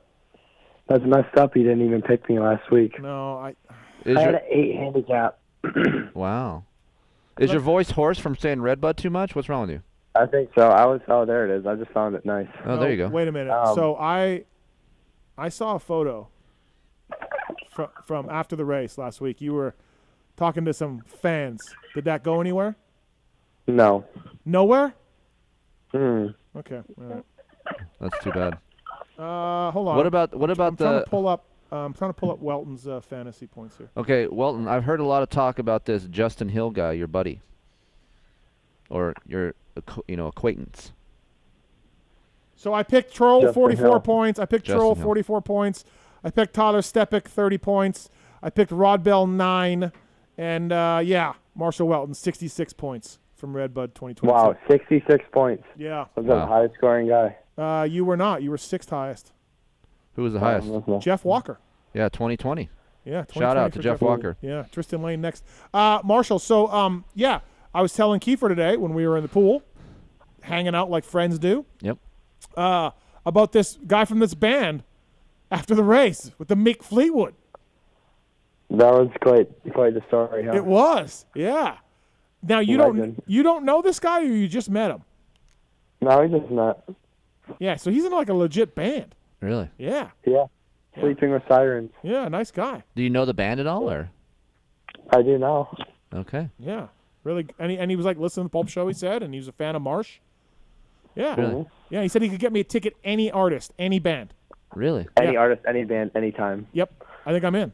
Yeah. Wow. Yeah. There's a lot of guys in bands like Evan Ambro. He's state champs. He's a drummer for state champs. He's I met him at Jersey. Great guy. There's a lot of dudes that play music that have really popular bands that love moto. Yeah, so it's good. By the way, breaking news: Marshal Weltin is now the highest scoring fantasy rider in PulpMX Fantasy for 2022 motocross. Does he get anything? Yeah, he'll get a underdog. He'll get a pulpy if he Okay. finishes number 1. All right. A pulpy? Yeah, you'll get a pulpy. We send it like out. a Dundee, but a pulpy. But so I picked Rod Bell, and You shit the bed? Yeah. Damn, Steve, you're sleeping on me. I am. It's like I you're need. sleeping on Wyman How- at the 2-4. How do we feel about sand, Marsh? I'm so ready. I've been looking forward to Redbud and Southwick since probably like Denver Supercross. So. And it's nice to see, Marsh, that you've recovered from this quick strap ordeal. No, it's it's nice not. to see We that. could run them this weekend, Keith. Let's go. Let's go. Yeah. I still got stacks at home. I'm waiting. We'll do a little bit better job. Let's face it. The reason why it didn't work in Denver is the fitment issue. That was on me. I'm not a goggle guy. I need to be better. So if I'm there at the track next time, we will make the fitment a lot better so it's not pulling to one side. So that wasn't on the goggle or Marsh. That's on me. I'm the goggle guy. Yeah, I'm not a goggle guy. But I feel like how much play, like, Steve, seriously, how much play did he get because of quick straps? He got some play from it. I mean, Blair tracked him I was down. really put on Race Day Live because of my quick strap. Yes. Blair mentioned it on Race Day Live. The best part is the interview. They're just dangling in the interview. They're That's- just dangling. I mean, Right. if you want some clout, that's some clout right Yeah. there. Hit that shit dang. I'm a cloud chaser. Yeah. No. Look, I'm so glad you survived the twisted or the quick strap thing. I'm glad. Yeah, because it could have I gone. can't believe you didn't pick me. You picked Rob Dell over me for. Rod Bell was the top scoring rider all summer so far in the 450 class, Welton. Well, that's not my problem. You guys put his handicap so high every weekend, Like, okay, but Welton, here's the thing. With me and my season, if I pick you, you're going to have a horrible day because this is the way that my season's been going. Don't put that on me. I know, but I'm not going to do that. I wouldn't put that on you. Absolutely not. It's been terrible. All right, Welton. Thanks for calling in, No, man. hold on, one more. You got one more? Okay. Yeah. All right. How What do else? you like living in Cali, man? He doesn't. He hates it. Do you hate it? Actually, the whole crew is listening right now on live stream. I'm living in a house right now in Temecula, right off Clinton Keith, actually Marietta. But shout out to the crew listening downstairs, and it's been a lot of fun. I'm just kind of like embracing everything. I admit at first it wasn't my favorite place, but it's been a good adjustment recently. How's GH Tuesdays treating you? Are you Paula Tuesdays? No, Where are you at? I'm on Paula these days. I'm over going Helen. Okay. All right. Tracks, as far as quality of tracks that we have compared to where you were. Paris is the best. Paris? Yeah, Paris for sure. So you'll pick Paris over Paula? Yeah, for sure. Oh, wow. Okay. I need to go to Paris. Paris is fun. It is fun. Paris is fun. I can jump all the Well, let's have a ride day there, Steve. What's that? Let's have a ride day. Yeah, let's do it. What would you rather have, Glen Helen or Elsinore?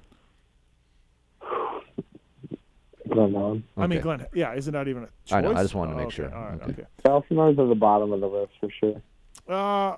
Welton, thanks for calling in. 10th overall. Good job, Marsh. Good work. Really stoked on you. This is cool. Twisted Tea guys, and you are doing well. So, yeah, keep it up, man. Keep it up. And it was a really cool story. Thanks for calling in, buddy. Yep. Thanks for the time, Steve. All right. Thanks, Thank man. you. Later, brother. All right. Yep. That's Marshal Weltin. I cut it a little early because the sound. He sound like he's muffled. I don't know what he's doing. Yeah. You know, these privateer guys don't have great phones, probably. Is that what it is? I don't know, maybe. Did you drop it in some... It's been through hell. Right. Yeah. Okay. But listen, that's awesome. For real. That's and here's really the thing. good. It's not just this tent at Redbud. No, he has been no. doing good, right? He's been on the cusp of that. No, for sure. Good for the team. Good for him and all of that. And I'm glad for the teams, really, because Suzuki gets shit on a lot. Yeah. So it's nice to see a Suzuki inside the top 10. Right. So. MotorcycleIndustryJobs.com, #1 source for power sports companies looking for employees. Candidates looking for employment opportunities. The first and only job board built specifically for the motorcycle industry. Upload your resume for free today. MotorcycleIndustryJobs.com. If you're a company in the industry and you want to get somebody, a real good person, put your job up on MotorcycleIndustryJobs.com and you'll find somebody. Thank you to those guys for coming on board with us. Appreciate it. Let's get to Sean here. Sean, what's up, man? Hey, man. Sorry for the delay. Yeah, I wanted to know, so, like, when the track changes, like, for instance, Redbud made the rollers bigger or they change a section, is like, who makes a decision on the track changes? And then, like, do they have to, like, tell the AMA what's going on with the track? Yeah, it's the track owners do it, but the AMA comes and looks at it, MX Sports and AMA look at it and be like, okay, good, you know. They don't mandate anything. The promoter knows their track the best, and they make the changes. But if the AMA shows up and is like, hey, that's unsafe or we don't like that, they change it. Oh, okay, that makes sense. And then I think, the track has to have, like, a certain length, too, like, that back section at Redbud, like, you can't be more like 2.5 minutes or something. It's too long. Yeah, no, they want to keep the lap times around 2 minutes for TV, and they also want to make it a certain width everywhere. So there are a few things they have to do. All right, man. Thanks. All right, no problem. Thank you, man. Appreciate it. By the way, here's an example of an email Fantasy gets. JT just texted this to us. Okay. The subject is, you fucked me. Okay. This shit is supposed to be the fantasy, but instead this shit is very real. Thanks for ruining my motocross season. Wounded Eagle. What does that even mean? I don't know, man. That's the This shit anger. is very real? Yeah. Okay. Yeah. You think it's a joke? Yeah. Yeah, because the title said exactly what you guys said the emails say. Oh, okay, that's a joke then. Take that I'm back. pretty sure that was a joke email. All You right. fucked me. I don't know. All right, back to... Did we do it again? Yeah, absolutely. Yeah. Oh, shit. That's David Bradshaw's bike. I just fucked up. By the way, before I get into this a little bit, I do want to make a comment that the $6.99 app, $6.99 for Flow, that people can't find, that Darkside mentioned, it will be easy to find on Tuesday, July 5th. Mav TV Plus will have it on the app. There'll be a big link, where to click, everything else. Because I had trouble finding it also, but I did manage to find it and signed up for $6.99. Cancel it after the motocross season, obviously, if you're not interested in other stuff that Flow Racing has. But $6.99, it'll be on the Mav TV app. An easy button there, and you can get on to Flow Racing and watch the Nationals. It'll be that easy. So just FYI on that. Okay. So, Jamie. Steve. I don't even want to get into the wrap-up show. Who's on? Who's on this week? Well, I tried to get Christian Craig to come on because I know he listens, but he's a little busy, getting ready for his MXDN run. What is your problem with Christian Craig racing MXDN first? What did you say? I don't have a problem. He wouldn't be on my number one pick. Wow. Okay. All right. What do you want? So on the wrap-up, RJ Wageman and Vin Murphy. Okay, awesome. Sounds good. Michelin bicycle tires, Seal Savers, Guts Racing, all on board with the wrap-up show. Darkside's Number 99, RJ Wageman. Yes. National number 99. Kiefer's number 100 show right here tonight, by the way. That's right. So, look, we all know Jamie's story. He was once Darkside. Let's relive it. He was once Darkside. Mm-hmm. He was this guy that showed up at the races. Yep. Nice guy. Yep. But not someone that I would associate with. Long ponytail, bandana, Metallica T-shirt, Darkside tattoo on his stomach. Darkside tattoo on his stomach. I believe this gentleman would have a chain wallet sometimes. Yes. So not someone. I mean, something from Suicidal Tendencies. He's a gentleman that I would say hi to, but that's about it. Right. Okay. He comes in, we help him. Yes. We say, dude. Well, first of all, props to Sean Brennan from Feld, who always refused. Taking a risk. Took a risk with a gentleman named Darkside and refused to call him Darkside, called him Jamie all the time. That's the correct way to do it. Right. So we, Keefer, myself, got this gentleman a haircut. Yep. Shout out to Jilly. We got him clean cut, no bandana, no pony. Nope. Nice cut. He started showing up at more races. He started, saying the right things, doing the right things. People recognizing him now. Riders saying that's a good look. Christian Craig, other riders. More. I would say, and this is no bullshit. More people willing to talk to Jamie. Correct. He's presentable. Yes. He's like looking like Marx out there, like a computer nerd. Yes. Right. I look presentable. Yeah. And so we got him a dirt bike. Correct. We gave him a dirt bike. He started riding a 2-stroke. Yes. Living life. All of this is going on. Momentum is going. We gave him a few days in the high des of riding, home-cooked meals. Wygant gets him to do some Racer X privateer articles. Racing in Southern California. He's riding for Racer X. He's got no pony. He's got a two-stroke. He's integrating with the industry. Yes. All of this. Yes. And this leads us to this moment, Keefer. Correct. It's tough. This is our moment now. Mm-hmm. This is what we have done for this guy. And we are saying this deep within our hearts. We're happy for him, but for me, I'm a little sad. Yeah, I don't know why. I don't know why you're sad. There's no sadness on my end. Okay. There's no sadness. Okay. Agree to disagree. Okay. All right. So, Jamie, can we announce it to the world? I don't know what you're talking about. What is this big news? Oh, by the way, too, Minneapolis after the haircut, late night. You know when you're late night with your buddies and the shit comes out, the real shit comes out. Yep. The real stuff, right? Yep. Jamie and I having a burger and fries after a haircut and a live show. Okay, I was there, yep. Back at the hotel. Mm-hmm. You were there. Mm-hmm. I got deep with him. You weren't there yet. I wasn't there yet. No. I Okay. don't know where you were. Okay. Good point. Where were you? I don't know. He was there the whole time, Steve. I was there. He wasn't there when I was giving you the deep conversation. No, you were. Sounds gay. Well, just tell a story, so I'll tell you if I was there or not. I got real with Jamie. I said, "Look, man, you want to be in the industry. You want to, you enjoy this. Oh. You enjoy the pony pod. Yep. You enjoy, going to the races and all this. Do it, man. Jump off the cliff. Jump off the cliff. Mm-hmm. What's the worst can happen? He lives in bumfuck East Texas. He can go back there. He can go back there. Right. He can go back to East Texas and resume his dark side life. Grow the pony back, get the bandana back, and do that. Mm-hmm. But you never know If you don't try. if you don't try. Correct. Gave it to him. Deep, late-night conversation. Mm-hmm. Jamie, am I correct? Yes, you had that conversation with me actually a couple different times. Yeah, right. This is riveting. So now we are here. So present now we day. are here, July 3rd, America's birthday. Yes. And out of all the things that have happened in America over the years, this man's story, Opportunity. the land of opportunity, coming over to Ellis Island and checking in Right. and getting registered and starting a new American way of life. Correct. Forging your path in a new country Yes. with new attitudes and new ideas. Mm-hmm. This is what we've done for Jamie. Yes, I really believe that. I do too. And it's no bullshit. Jamie, you are working for Vital MX full time. Michael Yes, Lindsay that has is hired you correct. for Vital MX full time. What the fuck? You're fucking kidding me. That's a slow clap. You quit your job that you were there for what, 14 years you said?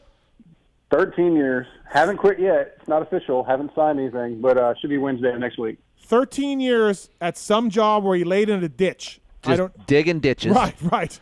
I don't even know what he did, but it didn't look Fixing good. sewage pipes and all kinds of shit. Right. Right.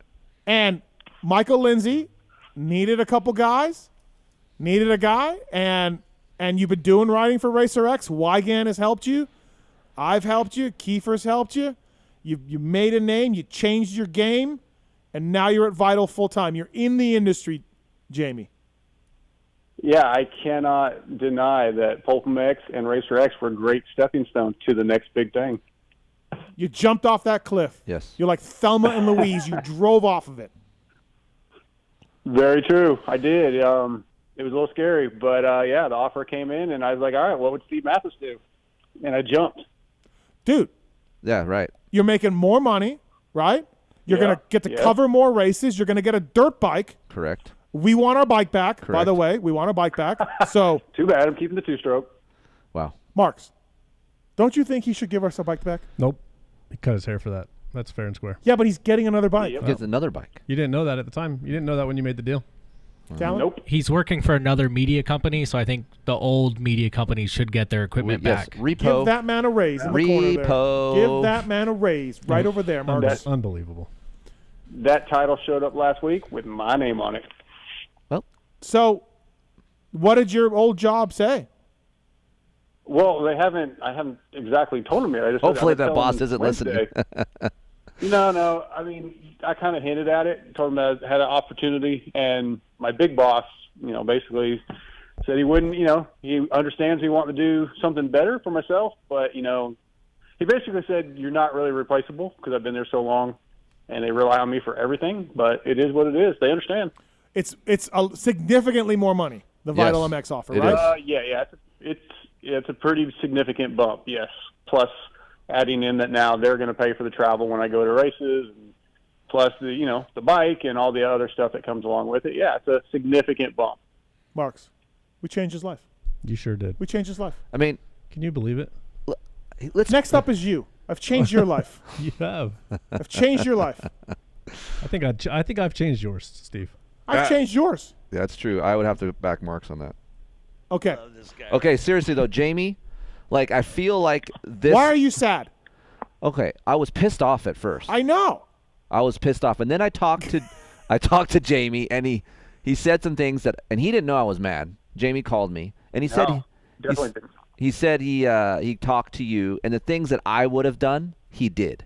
So originally I was pissed because I thought he was just gonna be like, fuck it, I'm gonna take the next job. Someone offered me a job. Fuck Racer X. Fuck Steve. I wasn't paying him full time. I know. Hold on. Hear me out. Weege. Weege wasn't paying him anything. But here's the thing. No. Racer X was giving me. Oh, they were? Giving me $100 a month. Oh, yeah, $100 okay. a month. I did not know this. Okay. Basically, for the magazine article and everything else, the online stuff was technically free. Okay.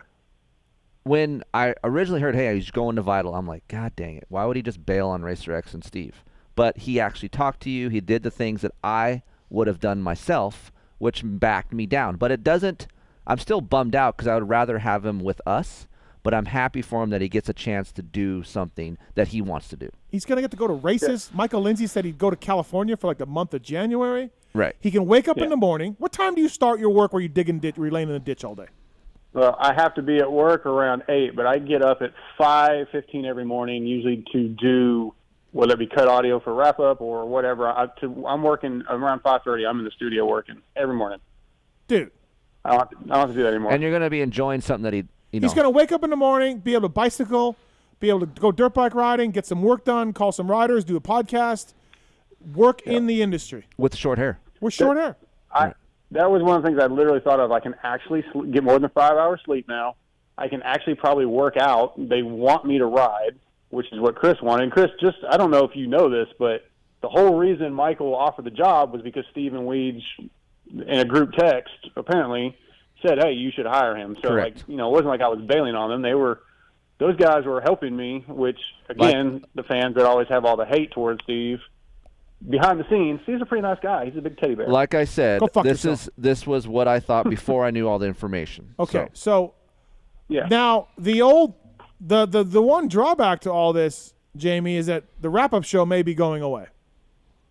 Yeah, apparently the owner of Vital, he wants his guys to be Vital only. I think in the past he kind of got burned maybe by somebody else that had a podcast, and it didn't go how they wanted, and they wanted, they would like me to be Vital only. And I get it. Although I was told that I could probably still do the one article a month for Racer X. They were okay with that. As of now, that could change. Yeah. And you know what? Hey, it's been a good run. It has been a good run. Got your name in there, and if you got to drop the wrap-up show, you got to drop the wrap-up show. Now, I wouldn't say it's on to bigger and better things, because I still feel like we're on the bigger and better side, Jamie. I understand that. You are 100% Team Pulp, and I'm Team Pulp. Okay. I'll never be able to repay really what Steve has done for me in this industry in the last probably 3.5 years that he's helped me out. But I'm the asshole. I'm the asshole. Just don't fucking stank dog him, okay? No, that's not my style, and I think you guys know that. And yeah, man, I think though, as far as the wrap up, Australian Nick, Christian Craig superfan, he might want in on that, and he's all right. I mean, he's not great, but he's all right. No, I've heard his wrap up show. He's stellar. How do we feel about getting the wrap up show to some listener as a contest? Like, who has the best? Do like a made up show. Send that tape to us, and we decide on who gets to host it. Like a demo? I don't know. Yes. I don't know what we'll do. I don't know, but Jamie. Yeah, my goal is, I asked Michael, I said, like, I really need to finish out the year. Steve has obligations to our sponsors, and that's what I need to do. And I think they're going to allow that. So, yeah, we're working those details out.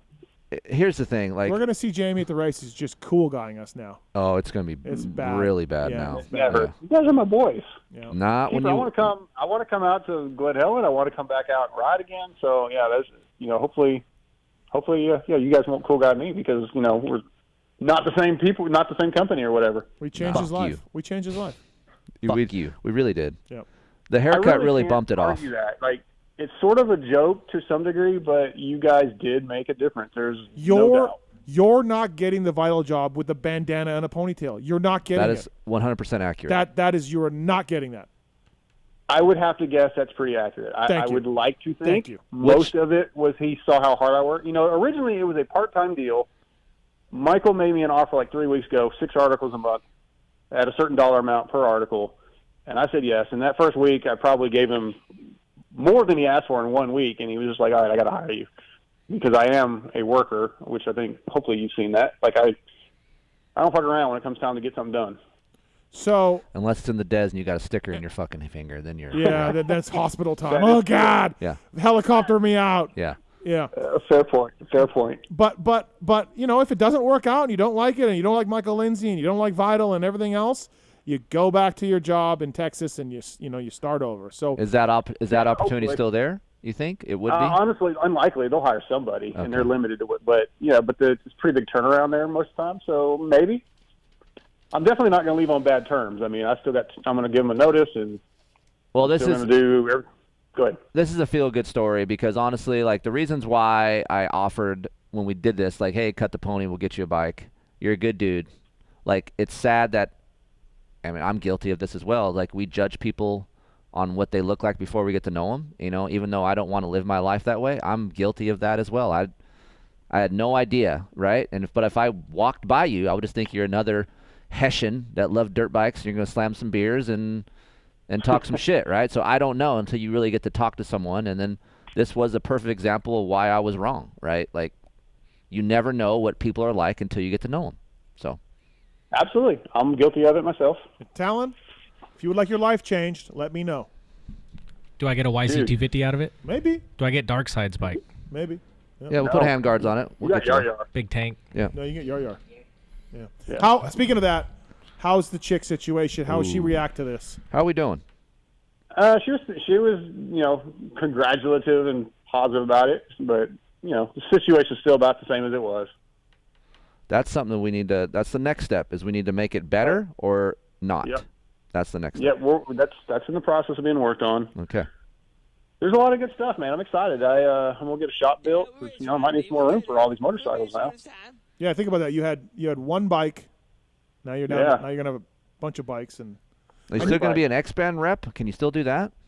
I don't know. I got to work on that. Like the one things that really bum me out is I am fly at the core, and I'm gonna have to wear other stuff, which I know it's not to me or to JT. I mean. So we can put you in FXR then. Whatever they tell me I have to wear right. for a particular thing. All right. All right. I'm gonna wear fly until I'm told I can't or I need to wear something else. But I'm sure I'll be having to mix it up.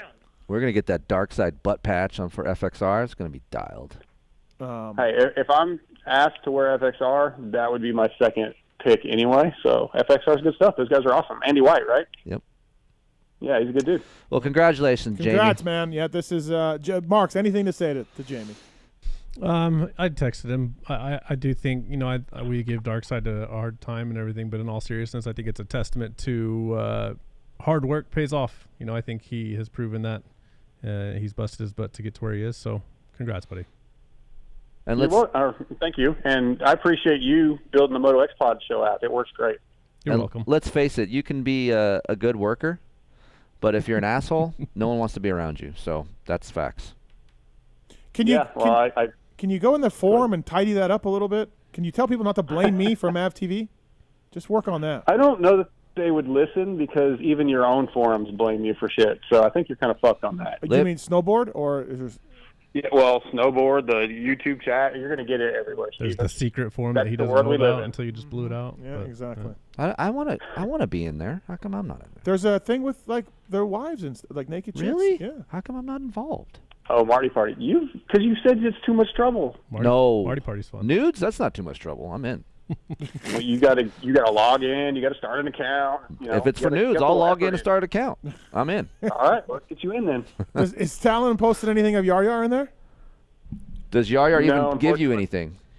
I posted once, and now she's in Discord snowboard. So she's in it. No She's in more. it. Oh, yeah. Simple yes or no question Yes, here. stay on those. Answer. Is there anything good from Yar Yar in your phone? Yes. Okay, thank you.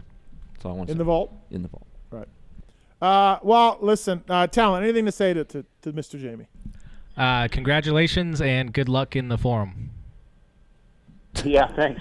It's actually pretty funny. I haven't been on the forum in a long time because last time there was a lot of Darkside hate. But it seems like that's Right side now. shifted a little bit. You know, people are pretty positive. There's a few assholes, but that's always going to be the case. Yeah, that'll always be the case. You'll never get rid of that. Hey, props to Michael Lindsay for giving you a job, too. Yeah, man. that's awesome. Yeah. Yeah, I appreciate that. And again, I can't tell you guys thanks enough. I really do feel like we've become friends, and you guys had my back, and it means a lot more than I can really ever express. I mean, I'll be real. I mean, Jamie used to call me a long time ago. I didn't answer that much. Now I answer the phone because I like Jamie a lot. He's a nice guy. Vital Jamie. Mm-hmm. Jamie Vital? Jamie Vital? Jamie Vital. Or Vital It's Jamie? vital to have Jamie. Yeah. Okay. Yeah. What about anal bleaching? Yep. Yeah. All right. Well, sounds good. Thanks for calling in. Congrats. Sure we'll talk Yep. soon. Vital Jamie, everybody. All right, thanks, guys. That's Later. Back in studio, man. I want to be back. Well, Just at. See now. Nah. You can't play both sides. Can't do it. Maybe go and do the Monday Night Vital show. Yeah. All right. Was it ML just in like 2 weeks ago? Yeah, but that's different. It is. Just don't ask Oh, me. wow. Yeah. Okay, fair enough. All right, man. See ya. Later. All right, see you guys. That's Jamie Vital. Jamie Vital. Yeah. Good for him. Yeah, that's cool. We changed his life. It is. We changed his life. You and I. Yes. We changed his life. Teamwork. Yep. Air 5. Yep. All right. Race Tech Rant. Pulp22 is the code to save the Race Tech. If you're getting your suspension work done, if you're getting motor work done at Race Tech, tell them that you listen to PulpMX and they'll give you a discount. Really want to thank the folks at Race Tech. They do great work. Have you used them lately for anything? Yeah, we just did a CRF 250R build for garage build at Racer X. Motor or suspension or both? Or what? Both. Both. Wow. Yep. Andrew did the head, and we got suspension from Rob. And what did you think? So now the CRF 250R has a little bit more bottom end, which it needs. Yep. And got a little bit more mid-range, and that harshness sometimes that we feel with Hondas kind of minimize that. Nice. Racetech.com, everybody, and use the code to save.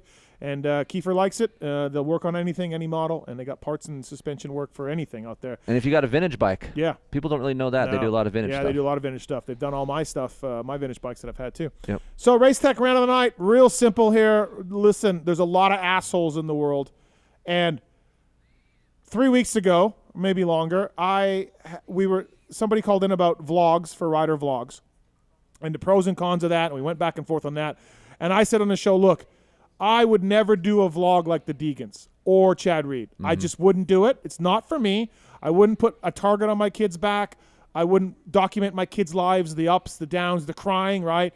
Chad had his kid crying on his social. Like, I wouldn't do that. Like, look, do you want to do it and make money on YouTube? Great. I'm not going to judge you. You do your thing. I get it. In my opinion, not for me. Wouldn't do it. Just like Mike Alessi showing up with the target on his back for those shirts that said, believe the hype. Hayden Deegan's going to have a target on his back from people who don't like him. And I know this because I've been sent DMs from people about videos of Hayden and this and that, and I don't even know the kid. He's obviously fast as shit. So I went on about how this wasn't for me. Brian called me about it. We had an off-the-record conversation, like where we just kind of agreed to disagree, but neither one of us, I just said, hey, man, it's America. We can disagree on something and still be okay with each other. I wouldn't do that for my family. And I would tell Chad the same thing. Doesn't mean you're a bad person. Doesn't mean you could fuck off and die. Doesn't mean I hate your guts. Okay. I just wouldn't do a vlog. Just different. Right. Not once did I mention anything about Hayden Deegan's speed, potential, or anything else. Not once. Okay? And he is fast. We just saw that on the weekend. He's going to be a good pro. I don't know how good he's going to be, but whatever, right? I got an Instagram after he wins the combine from this jerk-off. It must suck to talk shit on a 16-year-old and get proven wrong, huh, Steve? Tag Brian, tag Danger Boy, all this. First of all, fuck you. I never said anything about the kid's speed or skill or anything. All I said was I wouldn't do a vlog. How is that talking shit on a 16-year-old? It's not, right? Yeah, no. This is what life in the media is like. If Yeah. Vital Jamie's going to find this out, like I will take any criticism on anything I say about a rider's skill. I've said it many times. I wouldn't have signed Dylan Ferrandis. I shit-talked that. I said, dude, that ain't going to Bad work pick. out. I remember that. Yeah, he's been hurt in MXGP. He's older. How good is he going to be in Supercross, et cetera, et cetera. I said that. Ferrandis has proven me wrong, and I've come on this show and said that. And I've said that over and over where I have an opinion on somebody, and if I get proven right or called out on it, I will say, I'm wrong. I was wrong. I just said I wouldn't do a vlog. Mark sends me this thing tonight is this from YouTube? Where's this from? Yeah. This guy says, I think it's hilarious that because Steve hates the fact that Hayden works hard and is fast and strong, yet grew up a rich kid. What do you mean I hate the fact? What? Why do I hate this kid? I said I wouldn't do a fucking vlog. I wouldn't put my kid's life in a vlog. Right. Whether I'm Chad Reed, Kris Keefer, or me, wouldn't do it. Doesn't mean I don't like Brian Deegan or Hayden Deegan or Chad Reed or his kids or Ellie or anybody. Yep. I wouldn't put my kids in a vlog. That's it. What's wrong with these people? Why do you think I hate Deegan or I talk shit on a kid? Like, how do you construe that out of my message about a vlog? How do you do that? Now, we're 2022. It's a much bigger situation. People don't like the media these days. People don't like the media. They like the people that hate the media. That's now the legit media in this world, right? Right. This is a problem we have in this world with this people. And maybe these two morons, for an example, are some of those people. I don't know. But how you can get that I don't like Hayden or I think Hayden sucks or Brian sucks out of what I said is ridiculous. That's my race tech round of the night. People take what they want to take from what you say and But create their own. Don't you have to be factual? Don't you have to be No, factual? you don't have to be factual anymore. Look. I mean, I guess. You Yeah. know, just fucking say it. I guess. That's the beauty. As free as you are with what you believe in, they're like, well, I can say whatever I want to, and I'm going to take whatever you say out of context and use it. That's it. But you look like an idiot. But these people don't care. That's the thing. You're trying to make sense of it. There's no I guess making sense you're right. of it. Right. Because I'm not coming at you for something you didn't say. I'll be like, what did Kiefer? Hey, Mathis, you should hear what this guy says about you, or this guy said about you, and I will go and listen, or I will go and read, or my brother will send me a note. Oh, you're in Vital, you're on a Vital thread, and I'll be like, oh shit, like what are they saying or whatever, right? And like I'll just read about it and be like, oh, that's not that bad, or that is bad, or what? Like I don't get it, man. Like to tag Brian and tag Danger Boy, who probably have no idea what's going on. And now they're going to be like stirred up. They're going to be stirred up. Yeah. You're stirring up Brian and Hayden over me saying I wouldn't do a vlog. I can't have an opinion on I wouldn't do a vlog. What are the assholes saying in YouTube chat right now about this? What are they saying? I've seen, yeah, they agree with you. Okay. This guy says, Steve, haters going to hate. It's part of what you get for being popular. Listen, again, if I say something, Danger Boy sucks as a rider, I don't think he's going to be anything, and then he wins the combine, please attach me on Instagram. And here's the thing. They got to understand, it's your fucking opinion. Let's say you did say he sucked and he doesn't. Big fucking deal. You can come back and say, I was wrong, just like you did Dylan. Yeah, no, that's fine. I get it, but I didn't even say that. Right, I understand in this case. that. Right. It's unbelievable to me that this is the shit that happens. But Brian and I had a good conversation. We agreed to disagree. At the end of the call, he said he's growing the sport with his vlog. And my feelings on growing the sport. We were on fucking Jay Leno. We were on X Games. We didn't grow no fucking sport. Right. So I don't think Deegan's fucking YouTube thing is growing the sport. Right. And I told Brian, the MX Sports people tell me that when there's an amateur race on their Racer TV thing, the Deegan fans are so fanatical, like they actually have to close the chat for a while because if somebody does something, people hate on these other riders so bad. So I was telling Brian, like, I think with your following, you have a responsibility. You know, we have such a big following on PulpMX Fantasy. Okay. If we catch a guy just motherfucking a rider, if a rider sends us a DM or a rider sends us something, I got this email, I got this note or whatever, we'll kick the guy out. We'll give him back his money.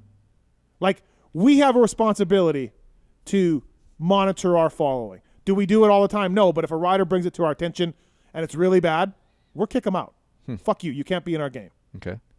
Brian, I told Brian, you have a bit of responsibility with your fans too. Like, you know, if something's going to line, be like, hey, man, if Hayden gets in and I don't even know, but if Hayden gets in a T-bone match with somebody, that other guy's going to have a lot of problems. Right. Right?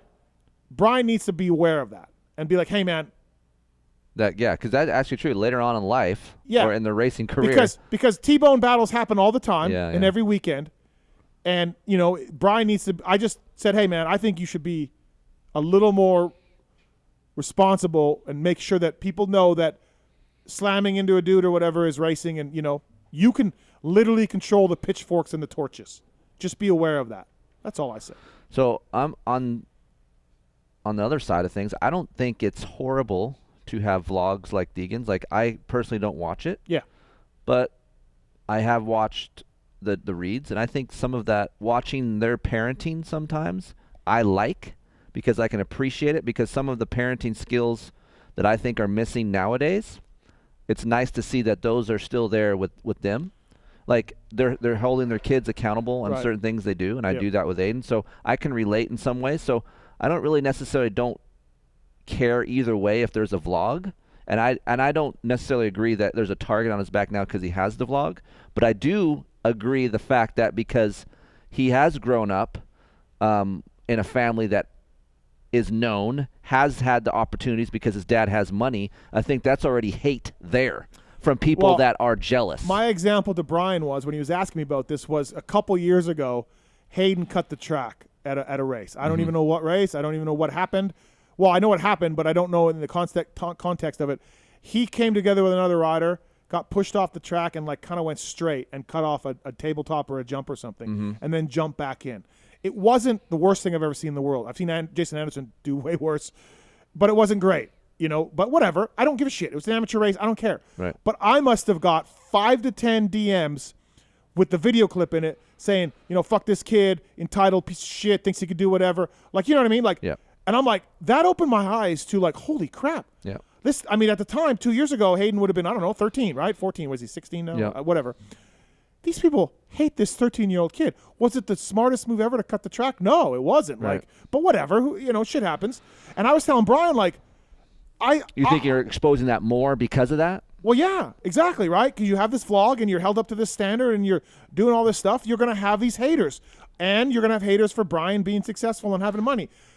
And again, I don't have any problem with the Reeds parenting. I don't have any problem with, I don't watch the Deegan stuff. I just wouldn't do that, but we'll disagree. Yeah. And that's fine. We'll be friends now still. But I wouldn't do that to my kids. Do you think he would, what's the percentage pie? Let's say the vlog wasn't there for Hayden, but knowing what we know about Brian and what he's done in the industry and the metal militia and all this. What's Tim Ferry's hate? What's Evan Ferry? Isn't that the same okay, thing? but that's two separate things. Why? They're because both famous Ferry guys. wasn't in metal militia. I think some of this has to do with metal militia. Dude, metal militia is bigger than what you think. Oh, no, it's huge. Huge. But you're not hating Brian Deegan for metal militia. No. Let me finish. Because Brian Deegan is who he is, and now Hayden is successful or trying to get there, what's the percentage pie of hate just from that? I don't think much. Some. But I think there is. Okay.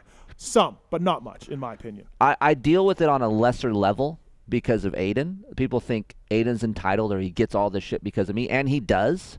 But I can see that magnifying huge with Brian because he's so popular, and he has a kid, and he's doing well, and he's on factory equipment, and he's been on a good team. Tim Ferry's the same way. Great rider, you know, massively successful, made a lot of money, has a kid on a factory team. And I think people will hate on Evan because of that as well. But if they didn't, Timmy has no vlog. So I feel like the haters are probably a lot smaller for Evan or Chance Hymas. I understand that, and know? I agree with Deegan's that. on a Chance Hymas level, right? Like, right. I just feel like some of that hatred is because Pops is in the industry. Kid gets better stuff because of Pops. Okay, maybe. Anyways, that's my race tech round of the night. Fuck you people who are doing this stuff. Just listen to what I said. Okay. and deal with it. Yeah. All right. Race Tech Rant. Pulp22 is code to save. I want to thank the folks at Ride Engineering, ride-engineering.com, of course. Great guys down there. PulpFan20 is the code to save with Ride Engineering. And, again, they make a lot of products, and, you know, they have some really good teams out there that are crushing it with their clamps and also with their brakes. Brake caliper, if you're looking for more stopping power out of your CRF 250 and CR50X, 450X and all that, check out the garage build video on the homepage. They have 3 options for you. A 270 rotor kit. Jeez, that's big. 10 millimeters larger and runs cooler than stock. The billet brake caliper uses bigger pistons. A braided steel brake line. You do those 3 things, and you will have better brakes 100%. Yeah, so his, just from what I've felt, like it's a little bit more linear, not so grabby, and you get more power. Similar to what I did, even though you're anti the Brembo system on the Yamaha, it's similar to that. Why do you want to fix the Mona Lisa? I don't know why you want to fix the Mona Lisa. I have no problem. I don't understand that. So thanks to the folks at ride-engineering.com. PulpFan20 is the code to save. The 9 o'clock hour brought to you by the folks at SDI Suspension Direct. Marks, any more mobbing? I have not. With the E-Clicks? I really want to. Have you seen the E-Click shocks from Suspension Direct? We were supposed to get something for the Jeep because they have some for the Jeep as well. Yeah, they got Jeep. Yeah. Big in the Jeep world. Big in the Jeep world. Yeah. PulpMX is the code to save at suspensiondirect.com. Suspension without compromise. They were founded in 2005. They got hard-to-find suspension parts for WP, Showa, Walker Evans, Fox, KYB. Ricki Gilmour was just on here talking about how smart Dan Worley is. He started Suspension Direct way back in the day. Their E-Click stuff is a lifelong project of Dan, and they make them for Jeep models, Ford Raptors, UTVs, Toyotas is more. Made and developed in the USA. And, again, the UTV world, the suspension E-Click stuff is crushing it. So use the code PulpMX at Suspension Direct and get some hard-to-find suspension parts as well over there. Thank you to those guys. Loretta's Keefer coming up. Lots of Loretta stuff coming up. So you went to Colorado. Yep. We did a little training block with Aiden. Thank God Aiden made it in because now you don't have to travel the universe. Yeah, so we qualified out of Paula, and if Aiden didn't make it out of there, we had to go to Utah. So thankfully we didn't have to do that. So the family and I decided to do a little block of training in Colorado instead of going to Mammoth because we were all signed up to go to Mammoth and race there. But we said, you know what? Instead of spending 10 days in Mammoth and Aiden riding dirt bikes 3 of those 10 days, let's go get some quality stuff in Colorado. So we went to the house there in Colorado and proceeded to train there. And A&H is back. Was she out? She's out. How bad? How many Trulies? It's not bad on Aiden's side. It's bad on my side. How many Trulies deep? No, this is the problem. Now A&H is out with a vengeance without the blood alcohol level. Because you kind of clipped the alcohol, right? The alcohol level has been, I don't say clipped, it's been minimized. Yep. So the blood alcohol level is lower. How is she still A&H without the high blood alcohol limit? Look, you and her have more in common than you think. Really? Well, Like we'll find out. If you did the life swap thing, we're doing it. The 2 aggressive attitudes might collide. Okay. So I was out doing motos with Aiden, and I measure up with Aiden sometimes. Sometimes Aiden's better. Sometimes we're the same. Yep. At this point in time, we were pretty close to the same. We get back. Lots of talk about Aiden, how good he's riding, doing this good. And I just sit back, and it's not about me anymore. No one cares about old dudes anymore. Right. But it's nice to hear once in a while your wife would be interested in what you're doing. No, the kid is number one. I respect that, and I'm fine with that. Yep. But then she attacks me with attacks me with, well, first of all, before she attacks me, I show her a picture. I go, this is a pretty good picture of me, and I show her. She's like, before she even says, that does look good, she's like, yeah, Aiden was really doing that section really good. Oh, wow. I'm like, okay, noted. Yeah. The second thing, the attack comes. You're only riding, I'm trying to debate what to race, KTM or a Yamaha. You're only at, I feel like you only ride about 60%. You're only at 60%, Kris. I'm like, well, Aiden and I were running the same lap times. Yeah, but you just look like you're at 60% all the time. I'm like, fuck me, dude. Like, I can't win. But isn't that a compliment? Because, no. Why? Because she says I look slow. That's what she said. She's like, you look slow. Oh. So wow. there's just so much hatred towards me and my riding. Yeah, the kid is number one. The kid is getting all the attention. He looks good. Right. I'm gone now. So, Loretta Regional, Paula, when's your moto again? Yeah. Are you racing now? Like, doesn't give a shit about me. So A&H really sad. has got me in a little bind. Like, I can't do anything right. So I just said, you know what? Forget it. I'm putting all the focus in on Aiden. I don't even care. Don't even worry about me, Heather. Don't time my laps. Don't do anything. I'm fine. Yep. She's like, do you want me to time you? I'm like, nope. I'm good.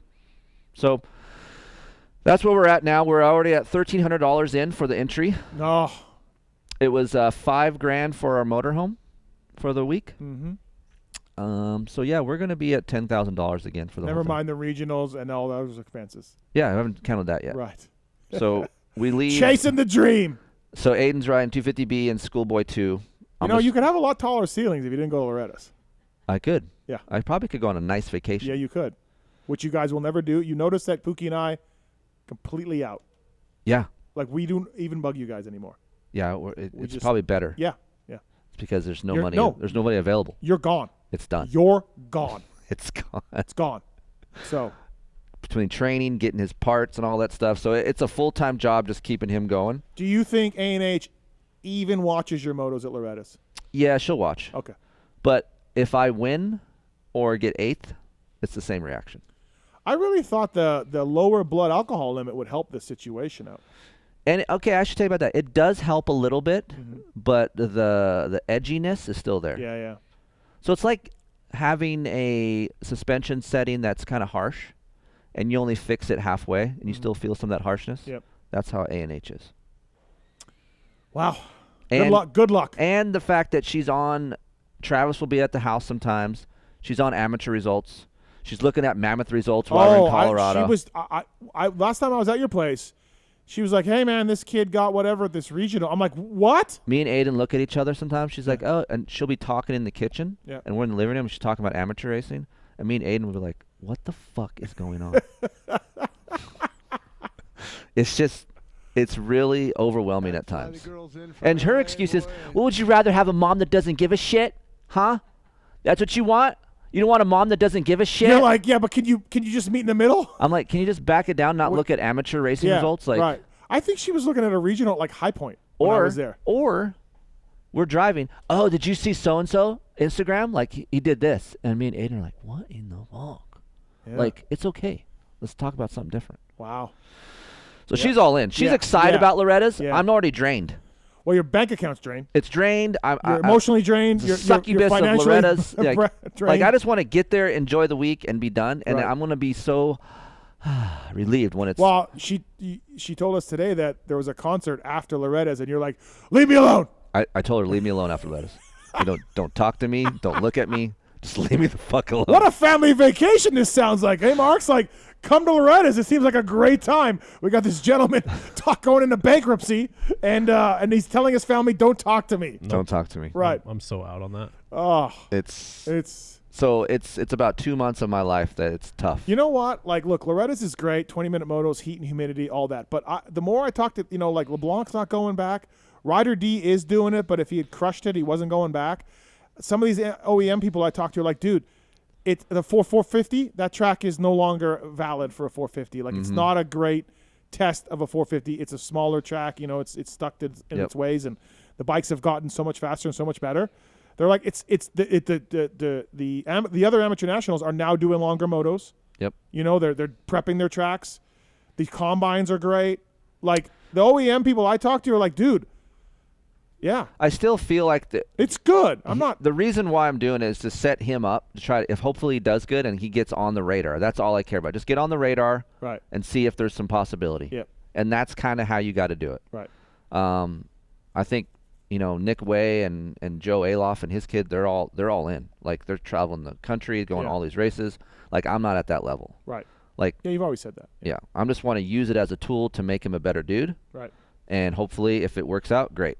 So, we're deep. Speaking of deep. Yep. How deep do you go with your Manscaped? Balls deep. Balls deep. Yeah. Wow. Yeah. PulpMX is the code to save with manscaped.com. Thank you to those guys. The Lawnmower 4.0. 4.0. Yeah. Was there a 1.0, 2.0, 3.0? I'm sure. Okay. And then now this thing has just surpassed it. Okay. It's got a light on it. It's waterproof. Tallon, are you taking care of everything? The Jumanji? Yeah, we're good now. You're good? And she tried to laser me, and that shit hurt, so I'm going to stick with the Manscaped. Get that. You got to get with that, Heather. Give it that. The laser does not feel great. Really? Yeah, just use the Manscaped. Why bother? Yeah, I'm sticking with the Manscaped. Because the laser takes multiple painful treatments, right? Yes. It's painful? A little bit, yeah. Wow. Well, we'll get Yar. It doesn't feel good. Where'd you laser? Can we? We'll wait till after dark. Okay. Can we just talk about the Manscaped? Yeah, sure. Go ahead. Marks, how's the Manscaped? Yeah, Manscaped is money. Absolutely money. Still haven't charged it in like 2 months. Yeah, I don't think it ever needs charging. Unreal. I just leave mine on the charger. 7,000 RPM motor, a multi-function on-off travel switch as well. Wow. It's got the light. It's got waterproof. It's the GOAT of hair trimmers, man. I'll tell you what. It is the GOAT of hair trimmers. Manscaped. Use the code PulpMX, please, when you go to Manscaped. I know a lot of people are doing it. And join the 2 million men worldwide who trust Manscaped and get ready for a hot guy summer. Manscaped.com. PulpMX code. Nice. Yeah, thank you to Manscaped for coming on board. Motorsport.com, tweet at Tallon segment. No, that's my mom. It's like the we heard this one before. motorsport.com tweets at Tallon segment. Driven to Ride, motorsport.com. Videos are out there. They took a guy who was an intense downhill racer. I actually watched that. Yeah, with Fro. Yep. And they got him to ride. He looked pretty good. Hanny Went through the whoops. Hanny too. Yep. Yeah, he looked pretty good. What's the guy's name? I don't remember. Great. Thanks. I mean, you're the mountain biker. You should know. I mean, I'm not into the mountain bikes like you are. Motorsport.com, OEM and aftermarket parts. Go through the banner on PulpMX.com. Thank you to Motorsport. Whether it's FMF, whether it's W, whether it's X-Brand, Atlas, all of our companies that sponsor us, they're available on Motorsport.com. Great shipping, great free shipping over $79. Great prices as well. It is great to have Motorsport.com guys on board with us.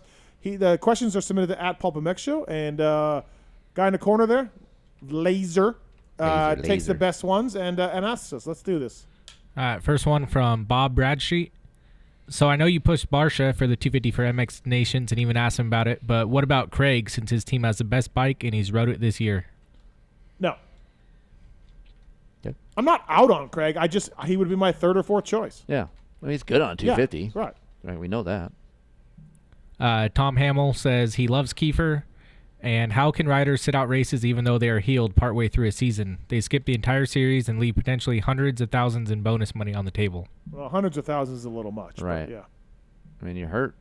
And you can't ride to your ability. No, but he's saying once they're healthy. Like, once they're healthy, don't get back out there? Yeah, guys who just like, screw it, I'm not racing. Like Supercross or whatever. They're just like, I'll save for outdoors. You know, we see that a lot. The guys that do that are already making a lot of money anyway, so I don't think the money that he's talking about makes a difference. Right. From Midnight Pop Tart, Keefer, why do the names of different handlebar bends seem completely random and meaningless? How does a bar named after a pro from 20 years ago tell me how it will feel on my modern 450? That's a great question. That's one of the best questions I've heard in a long time. Oh, wow, really? I actually told the guys at Pro Taper and Rental, like, why? But they are slowly evolving. Paul over at Rental is making the bar bends more, I guess they're evolving to current names. But you also have older guys that remember back in the day, right? Yeah. So you got to have a mix of it. But as far as the numbering goes, I don't know how they do that or why. But yeah, like 839 or 671, I have no idea. There is a But there probably is a reason. No, there's a reason. Yeah, I've asked this before. Yeah. What was the answer? I forget. Okay. Sorry, I didn't answer your question. Sportingwood 303 for Steve. What happened to our guy Amart second moto? He had a great start and just faded. Also, what happened to Anstey's bike? Didn't see him in second moto. Anstey's bike broke and the team couldn't get the new motor in and get it ready in time. Amart went down on the first lap. So he didn't fade, but he went down on the first lap while he was like 8th. Poor Amart. Yeah. Michael Blow 12. Assuming Tomac goes on a run and wins his championship, do we see him opt in for outdoors next summer? I know he said it was probably his last time at Lakewood, but damn, he is still riding so good. He is. I don't think so, man. I don't see him racing outdoors next year. These guys don't judge if they're racing again by how they're riding. They're just like, they have it in their mind like, hey, this is it. I'm done. Mm-hmm. And then if he might do a Dungey later on, who knows? Come back. From Slow Ride 858, how amazing was Joe's second moto ride to come back to come from the back to third, pulling the OA by a point? Will he get the first win confidence bump? Yeah, it was pretty impressive, that second moto, right? He got it. He came from way back, man. Yeah. I mean, he's third in the points. He's been good to start anyway, so I think this gives him a bump, but I don't think he starts beating the Lawrence brothers. I don't think this is like a thing. Great ride, but I don't think he does that. I think he's in a. Yeah, I don't know. He hung with him in that first moto. That's what I'm saying. He hung with them. He did. He did. Give us another round. Okay, give us another round. Give us another round. One more round. Okay. From the wheel station, Keefer, out of all the bikes you've tested, what is a standout bike you just liked and still to this day? Well, I rode a lot of bikes. I got to test a lot of professional racers' bikes. So I'll get to the interesting ones because I'm sure that's all you want to hear about. So the professional racer side. I don't want to. I hate to interrupt you here, but let me interrupt you. Good. Larry Brooks told me. I was asking him a while back. Pastrana's RM250 is still the best factory bike he ever rode. Really? Yeah. Huh. Crazy, right? He's ridden everything. Yeah. So 2004 YZ250 Chad Reed's. Mm-hmm. Loved that bike. I got to ride that bike. I rode that bike. One of the most fun bikes that I've ridden. Right. And I just mentioned earlier, Michael Lessie's 2012 RMZ 450 was really good. Was that a twisted bike or what was that? RMZ? What were they doing? Yeah. What were they? What were they? I don't remember who did the engine, but man, all I know is that thing handled good in straight line, which I was shocked because it was a Suzuki, but I knew it would corner well. Yep. But the engine was so strong and broad, like it was super fun to ride. Okay. From Steve Matthews, baseball bat. With Sexton, a.k.a. Giselle, is it because he's pushing the envelope on how fast you can ride these bikes that he has so many tip-overs? That's on you. No, that's for you. No, it's not. Oh. He just said Steve Matthews baseball bat. Look, it's the mystery that I don't know, man. I feel like Steve should ask this question sometimes: is why? How does he look so damn good and then just shit the bed? That's why I call him Giselle, because he's the best guy to watch ride a motorcycle. I don't know if you guys saw this Instagram. If you go, who had it? Pete Fox had a picture or an Instagram of him shredding this corner, this rut, standing up, and then at Hangtown it dropped away going down the hill. He soaked it up while leaning in the corner. Like he soaked it like a jump. It was insane. You have those moments, and then you have these moments in Colorado. You're like, what the fuck just happened? We saw it in Supercross. I can't explain it. I don't know. I don't know. Steve, you need to ask him more about this when you talk to him. Okay. Can you please address him about Giselle too? I think he knows about it. No, he does. Oh. But I think we need to bring this out Okay, to light all right. more. From the voice of the drunken people, what's more likely to ever happen, life swap or Keefer racing the quad? Life swap is happening. Yes. It's happening. We just got to sync up times. It's got to sync up the VAX times. We got to sync up all of that. I mean, look, it ain't going to happen until after the season. It ain't going to happen until after Loretta's. Right. Well, no, for sure. And, Yeah. and I'm traveling for the Nationals, so. God, what if I just threw you out? Marks, you have to help him. He doesn't know anything about what's going on over here. It's not that hard. I mean, if you do it after, I mean, it can't after be the that hard. season, we should be okay. Look at what you're doing. It can't be that hard. Okay. Oh, boy. What do you do back there? You play with Twitter, and you push some fucking buttons, and you answer calls. Like, what are you doing? Okay. Just wait and see. Can't wait. From Dawson Anger, future headline. Flow Racing finally redeems the outdoor stream, or Mark's Lambo gets pulled by penniless Pulp.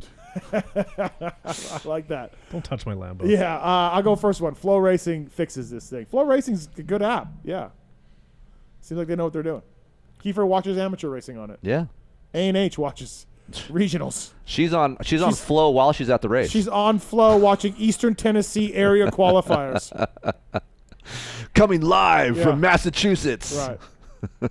All right, Moto Fan 92. Kiefer, what's your goal for Aiden this year at Loretta's as he's going to compete with top B riders like Daxon Bennett, Drew Adams, and Hayden Deegan? What about Evan Ferry? Evan Ferry too? Evan Ferry too. Okay. Look at if Aiden gets 10th, top 10, that's a win for us. Our goal is to get around 10th, and that puts him in a good spot for next year where a lot of these kids move up to A, and hopefully he's one of the top 3 B kids next year. B is faster than A nowadays, right? A lot of times, yeah. Yeah. So, look, we're not going to go there and be like, we're going to kill it. I just want to do good, solid motos, consistency, show people that, hey, this kid can ride a dirt bike well, and then next year really go in like, hey, we're here to win. So that's the goal. All right, last one from Lax Defense Coach. Keefer, have you and Heather established a program for Loretta's week? Oh, nice. Like in the motorhome? Yeah. No, we have not. That usually doesn't. There's no program, right or wrong, but we'll just feel it out. I'll feel it out. You can feel it out. What if it's Shark Week? I'm out. Then there's nothing going on. And what if Aiden wasn't sitting right here listening? Yeah, he's fine. Yeah. All right, at motorsport.com. Tweet at Tallon. That's horrible. Motorsport, love those guys. Check out their Driven to Rides video. And we have something really cool coming out for Driven to Ride. So stay tuned for that. All right. Marks, our buddy Chris Betts, our friend of the show. Fuck my ass. He See, look how easy it is. Just push some buttons. he played tonight. He did, sort of. Ed, give us an update. For a little bit. He didn't get a hit, and then next at bat, he got tossed. Got ejected. He did? Yeah. I said, can you call in? He said, no, I can't. And he said he can't be doing that because he doesn't play a lot. So he can't go in when he doesn't play a lot and then get ejected. Why did he get ejected? Arguing the strike zone. Oh, so he actually was at bat and then bitched at the ump and got ejected? It was a weird pitch, though. The pitch was wild, I thought. It was a check swing, wasn't it, or something? I don't know. Is that what it was? Yeah. I couldn't watch it with audio because Yeah. we're doing a show and stuff. Right. But yeah, I got to hear him. He sent me the video. So like he. Oh yeah, it's a check swing. Oh, he didn't swing. It wasn't over. And they rang him up, and then he freaked out on the ump. Oh yeah. Yeah, he was mad. Oh, it's great. I'll send you the video. Okay. Yeah, Chris Betts, everybody. And then it looks like he had a moment of realization, like, shouldn't have done that. Yeah. Should not have Which done that. is what he was saying on the text. He shouldn't have done that. So, Chris Betts, everybody. That's the update on that. Motorsport.com, Fly Racing, Decal Works, X-Brand Goggles, Race Tech Suspension and Engines, Renthal, Michelin Motorcycle Tires, Firepower Batteries and Chains, Acherbys, Maxima USA, Pro Filter, Scoche, ORW, OGO Power Sports, FMF, Guts Racing, Atlas Neck Brace, Works Connection, MotorcycleIndustryJobs.com, Get Data, WUSA, Ride Engineering, Intense Cycle, Suspension Direct, Manscaped, Weisco Piston, all on board with us. Marshal Weltin, Stilez Robertson, Ricki Gilmour, Ryan Gauld, all on the show tonight. Gauldy. Really good show. Mm-hmm. Which interview was your best? I'm going to go Stilez. I invited Ricki on the show, but I have to say Stilez. Yeah, I'm going to go Stilez. That was a happy surprise for me. So we're going to go to Keefe After Dark. Oh, we are. Is that okay? Yeah. Or do you want to split? No, it's good. We're going to get Yar? Yeah, and Heather. And Heather? Yeah. Oh, okay. We got to. Did we talk enough Southwick? Talking about Southwick. What do you think we're going to see this weekend at Southwick, Keefer? Such a shitty. What we're going to see? We're going to see Tomac. Like, Tomac's really good there. Tomac's going to win. Oh, wow. Just, yeah. He's going to win. Yep. Chase will be good, but he's not going to be on Tomac's speed. God, I hope I'm right on this because it could bite me. From what I'd gathered, Chase said I think there was in your interview that he said he's been riding sand better. Yeah, trying to get better at sand, yeah. That doesn't give me a warm and fuzzy feeling that I'm here to beat Tomac. Right. So, and like I said earlier, I think Hunter and Jet are going to be good, even though you say it's not sand. Yeah. It's sandy enough. Malin put out a tweet about that. I mean, look, they're good anyways. They're good everywhere, but I don't see them. They were 30 seconds ahead at High Point. They're gonna be if they're 30 seconds ahead at Southwick, like they've already done that. Like I don't see where they're gonna just crush it. Like it's not Lommel. Going back to 450, how was Dunge over the years at Southwick? Well, he was good everywhere. But I mean, no, he didn't shine at okay. Southwick. It wasn't like, oh my God, Dunge just crushes it, right? So do we see Dunge podium? I think so. Okay. I'm there, and it could happen at Southwick. You know, he looked a little buck wild. He got loose. Well, he was pushing it. He got loose, and you don't see that much from him. I said this before, like. I think he podiums this year. Maybe Southwick. He is like just a tick off of his dominant self. He looks the same. Right. You know, he kind of charges hard, right? It's just, I got to say, too, he is in such a good mood at the races, man. Is he nice to talk to? Dude, he's unbelievably happy to be there. It's really cool. He is so happy to be back, just in the mix, just getting fifth, but doesn't matter because he sees the podium. He sees the third-place guy. He's fighting in the mix. He just doesn't want to get dropped, right? Right. That race he got dropped at, which was Hangtown maybe it was Lakewood. He's like, I don't want to be there. I need to see those guys. Right. You know? So I'm sure Roger helps that along a little bit. I'm sure too. Any 250 rider for Southwick that stands out that could could shine over their usual spots. RJ is good. At I'll say Southwick. RJ is good. Yeah. I do think, and this is going to be a long shot for a lot of people to hear, but I think Volin will be better in the sand. Okay. He's ridden a lot of sand, and I know this is going to sound really dumb, up in NorCal. That's all he trained on, because I remember Tallon coming to the house. Do you have any sand tracks? Do you have any sand tracks? We would go Jeep out in the middle of the desert to show him my sand tracks to see if it was proper sand for him to ride. And I think he'll be... What, does Vol and Tallon just think that riding sand prepares you for anything kind of deal? Or? I just think he wanted to beat his kid up for a while and get him tough, right. and he rode a lot of sand tracks. Yeah. And Which that'll do it. That'll do it. Yeah. So I think he'll be around top 5. Right. But as far as someone, making me say, oh, this is really good and he's going to be much better, I don't think anyone's going to touch the top 2 Honda guys. And hopefully, since we had Stilez on here on the show, hopefully he gets through the sand and does well, keeps that ball rolling. Right. Looking down the list here, I don't see anything that pops out on me. For Southwick, yeah. For guys who could... Like you do said RJ. RJ's good in the sand. Oh, yes. Yeah. No, RJ's got really good. At 450-wise, sneaky pick, Troll Train. Really? Yeah, Troll Train's had some really good races in the 250 class at Southwick. Okay. Yeah, he's podiumed there before. He was going for a moto win when he took out Faulkner that time. Troll Train could surprise, like a top 10. I do want to talk a little about Savachi, though. We didn't talk about much about him. We didn't. And he was on the show last week, the last show we had, so he's getting the I feel like he's underrated. Yeah. I said this on Daytime, if you guys read that, is Kawasaki needs to find a way to keep him. I don't know in what capacity. Yeah, how? I don't know. Okay. But he's really good on a Kawasaki. You watch him ride, compared to what I saw when he was on the KTM. Obviously, it wasn't very much. But he just looks much better on the Kawasaki. He always was good on the Kawasaki. Yeah. So I just think he, with some building and not getting hurt and keep riding like he's doing, it sounds like he has a plan. I'm just going to keep building. And I feel like he could be one of the guys that we talk about a lot next year as well. Like I just like the way he rides. And I think he's doing a really good job for the amount of time he's had on the Kawasaki. So I think it was really cool to see him in third. I think it's really cool to see him in third. A lot of other racers were happy for him. Yeah. You know what I mean? They were stoked that, and as he said in his post, he hasn't been on the podium for 4 years, So, yeah. When's the last time you talked to Plessinger about what's going on? After Moto's No, I haven't. talk. No, it hasn't been good. No, it's not bad, but it's not great.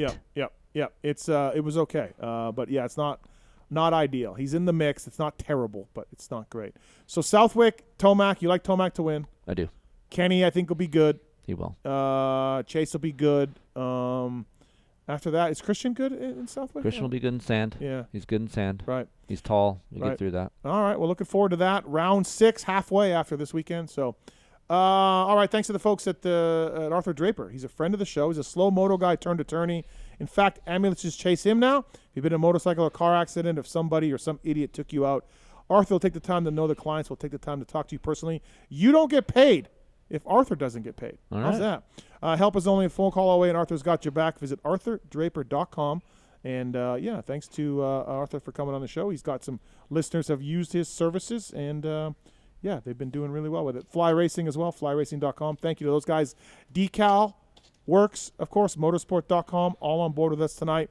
I want to thank the Stilez Robertson, Marshal Weltin, Wil Hahn. I forgot Wil Hahn earlier. How could you forget Wil Ricki Hahn? Gilmour. Gauldy, yeah, I forgot.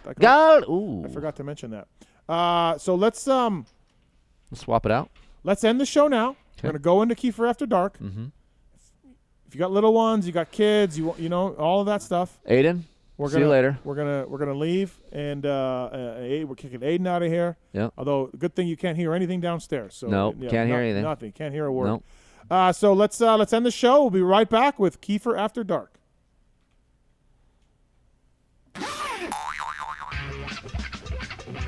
Okay. I'm here for the gangbang. Keefer After Dark, grillyourassoff.com. I wanted to put this out there. Which am I on camera? Or nobody's on camera? Okay, all right. We're not doing camera? I think we're shut off. We should be shut off. What camera? It's on you right now. Oh, yeah. All right. Thanks to, grillyourassoff.com has Queso Blanco, PulpMX. Yeah. Yeah. PulpMX is a code to save at grillyourassoff.com. You can get Queso Blanco. and get some really cool stuff from those guys. We tried it. It's good. We had the barbecue today. It's smoky and spicy. Yes. Which is kind of like Pookie. A little bit sweet. I don't see the sweetness. I taste a little bit of sweetness. I tasted smoky and I tasted spicy.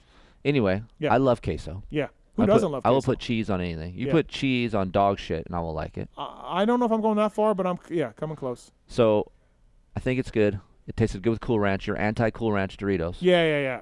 Well, you said you don't dip. I need some seasoning on my chips to dip. Yeah, I Cool don't. Ranch was great. Right. So, I think it's good. PulpMX code. If you want to go on grillyourassoff.com and use the code PulpMX, there is a Keefer pack that is Willie Pete and the queso. Yep. There's a Mathis pack of Madus and the queso. There's a sample pack in there, a starter kit of everything. Thank you to grillyourassoff.com. I think there's less than 100 jars left of the queso. Oh, wow. Yeah. Going fast. So, is it limited run? Yeah. Oh. Yeah, get it while you can. I'm going to take one then. You're taking some home. Yeah. Tallon's taking some home. This guy's taking some home. So get it. Whatever your name is. This guy? Does Yar need to be here? No, she's good. Oh, we're not recording this, though. We're not videoing it, are we? Yeah, we're recording. Don't worry. We are. I didn't know we did that. Yeah, we do that. Okay. Do we post that up anywhere? Or? Yeah, it'll be on YouTube. Yeah, is we it do like that. a pre-recorded thing? Let's introduce our guests. God, I'm a sandwich. A&H, Heather Keefer, welcome. Hello. How are you? I'm good. How are you? Good day today. Yeah, it was Barbecue, a great day. pool. Yeah, it was a good day. Boobs are out a little bit. Saw her boobs out. Yeah, Not her, that's good. like she's had a top, but Yeah. saw the boobs out. It's great. Yar, welcome back. Thank you. I wasn't invited to the pool party. No, you were not. How many? No, you're not. Moving on. No, she was. That's How many? harsh. How many months now with Tallon? Ooh. I say about 6. 6 months. Yeah. That's part of my deal. Like, It's been a I don't. while. We're not going to go super hard tonight. I just got a couple questions. Yeah. We towards actually her. didn't get any questions. Do for we the have first questions time on your ever. side? You said you had some group questions, or what's going on? I don't know. What do you got? You were. They were pretty bad. They Like were- they were not really taking it seriously. They No. were just Okay. Yeah. Okay. All right. So if you have somebody offended or whatever, just cut out the turn show it off. and we're done. Yeah, we're done. Kiefer After Dark brought to you by grillyourassoff.com. Get the queso. All right, let's do this, Kiefer. So I have one question here, and this I asked you guys earlier. Then it's from a woman's point of view. Okay. So I was in a vehicle the other day, and I was driving down the freeway, and I saw an attractive lady in the next lane over. Are you hitting on some chick on the freeway? No, just hold on. Just relax. I'm like, And eyes I was like, forward. Here's the thing. I feel like in today's age, I can't be nice and be like, you know what? You look really beautiful. I think you're a beautiful woman. Have a nice day. So David was in the van with me, and we rolled down the window. We're in traffic, going 5 miles, and David's like, I think you're so beautiful. Like you're. I don't know how to say it without like saying you're a freaking psycho freak. You're gonna fuck the shit out of her and rape her, right? Oh, wow, that was harsh. So That's a lot. That was right, but that was I a feel lot. like now if you say that to a woman, and I'm asking you two, if a guy just came up to you randomly and said, "Hey, you know what? I just think you're super beautiful, and I appreciate your beauty, and have a nice day," how do you react? What did she do? What do you mean? Oh, he didn't say this? I thought Dave said this. to No, somebody. she said. So in the car, she's like, "Oh, thank you very much." That's it. Oh, okay. But I'm talking about if you're just sitting at a table or you see someone and you're standing still and someone says that to you. Well, that's more appropriate than when I've been at the grocery store and I see some nasty dudes like, yeah, hey, hot the stuff. worst are where they're like, like they Yes. like watch you Yes. walk by and you're like, oh. So you Dirty. don't. So, Heather. I would oh, sorry. Okay, go ahead. No. I was saying I would rather you come up to me and just be like, hey, you know what? You're gorgeous. Rather than you just like make a under your breath comment about like Gesture. my tits or my butt. You know, yeah, right? Yeah. It's like Nothing that's sexual, but just a dirtier. guy saying, "Hey, I think you're really hot or beautiful." That's It's okay. I would Will that make your be day? offended. No. I don't know if it would make my day. Not offended, no. Oh. I'm saying it'd be nice. I mean, I think I've had a couple guys like at the grocery store has been like, oh, you have a really pretty smile or something. So as a woman, I always think about this because I asked Steve this other day. I always wondered what it's like for a woman to have sex. I wish I was a woman so I could feel a dick inside of me, right? Because I wonder what it feels like for you, because I know what it feels like for me, correct? Yeah. There's certain sensations that I feel. I wonder if it's the same for y'all. I think we had a conversation like this not too long ago where it's like how, because you can't explain it, you know, Right. it's just it just Steve? is how you feel. You ever wonder that? No. You've said that before. I don't No. like. I don't like you talking about that. I think Just it's. I think five. it's super No. fucking weird. Why? I just think it's weird. You don't ever want to know what Pookie feels on her end? Like, no, you never think no, about that? I don't. Not like no, not deep like that. No. I mean, do I want to make sure she's having a good time? Yes. Do I? Am I gonna picture it in my mind about what it's like? To I have just like wonder a if it's a crack sensation. in my You- vagina. No. You have a nut. You know what your nut feels like. Yeah, What's yeah. the woman I nut imagine feel it's like? the same. No.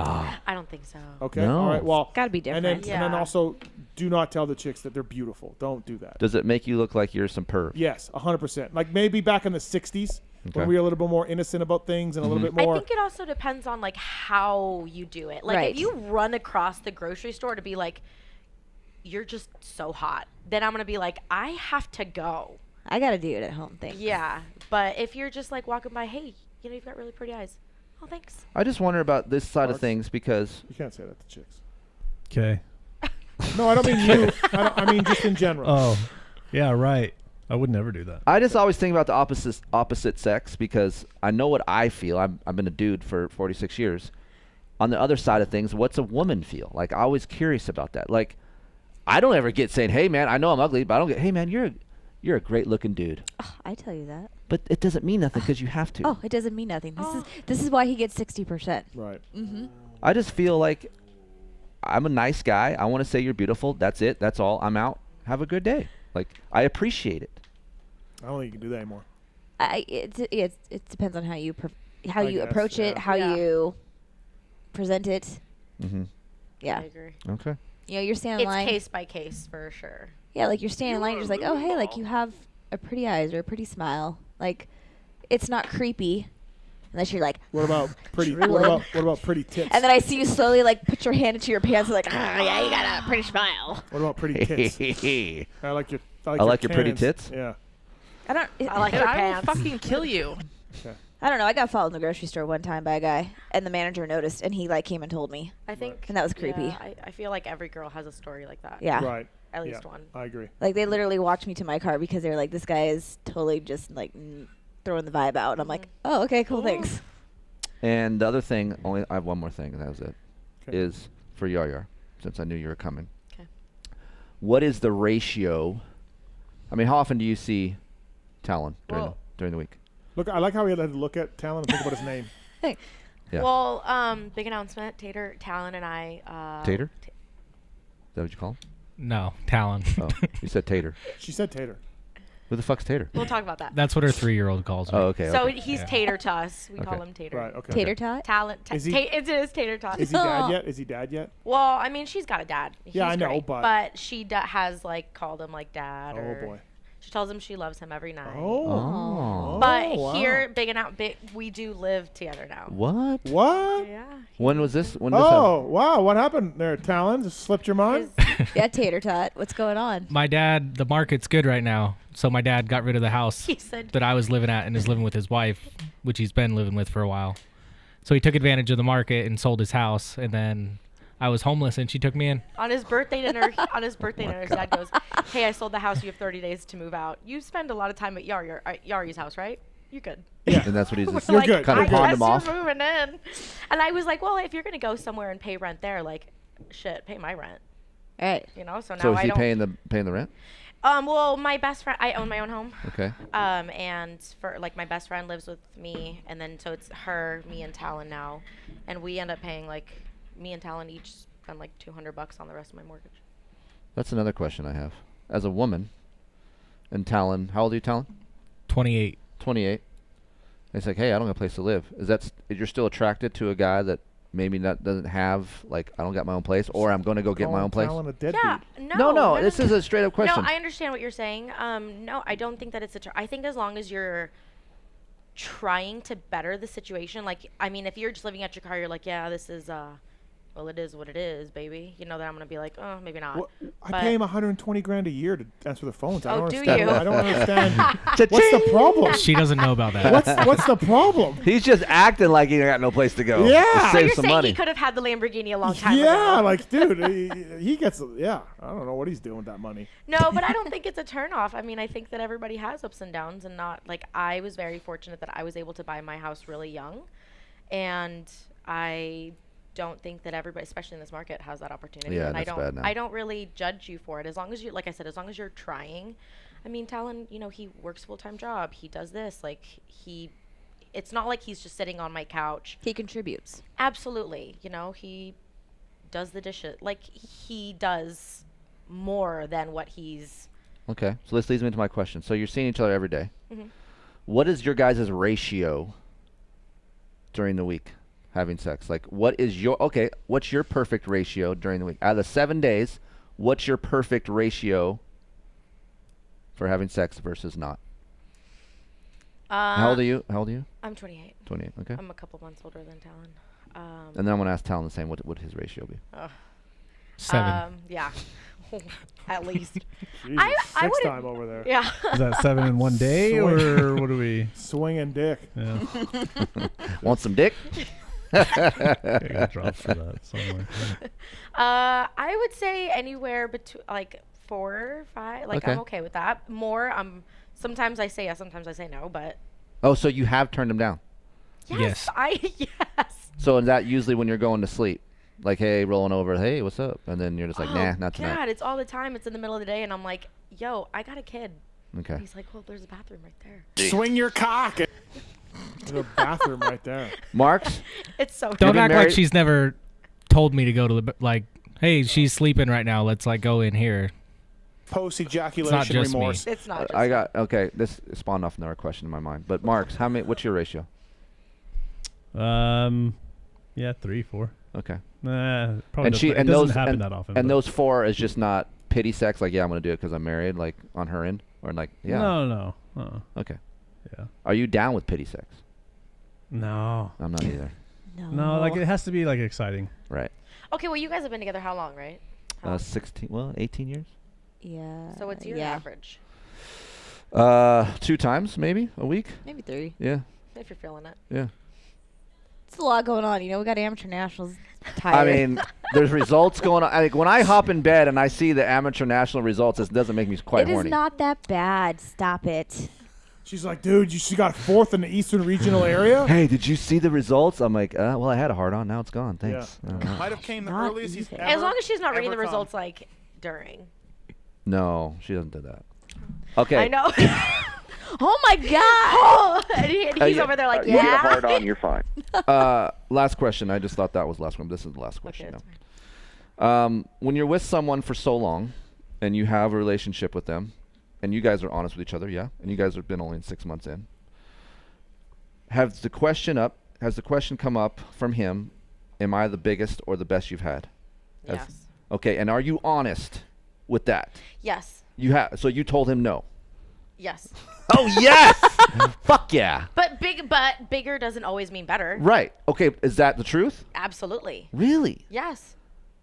Is length my or ass. girth better for you? Girth. She also says when she was 18, The 18 years old? she thought My they were eight- bigger than they were. So like we don't really have accurate Well, representation on some of the earlier ones. No, yes, we do. Tallon's talking himself out of this one. What are her eyes smaller when she's 18? She's told me that. Show us what She said 6 she hooked inches up is. with a guy she hooked up with like earlier on, and she's like, yeah, it wasn't as big as Like I my thought it was. 18-year-old memory was definitely Okay. very nice to him. So, but you have told him, hey, that's not the biggest I've had. Yeah. Okay, perfect. That's nice. But is it the best? Yes, and that's because I feel like Connection.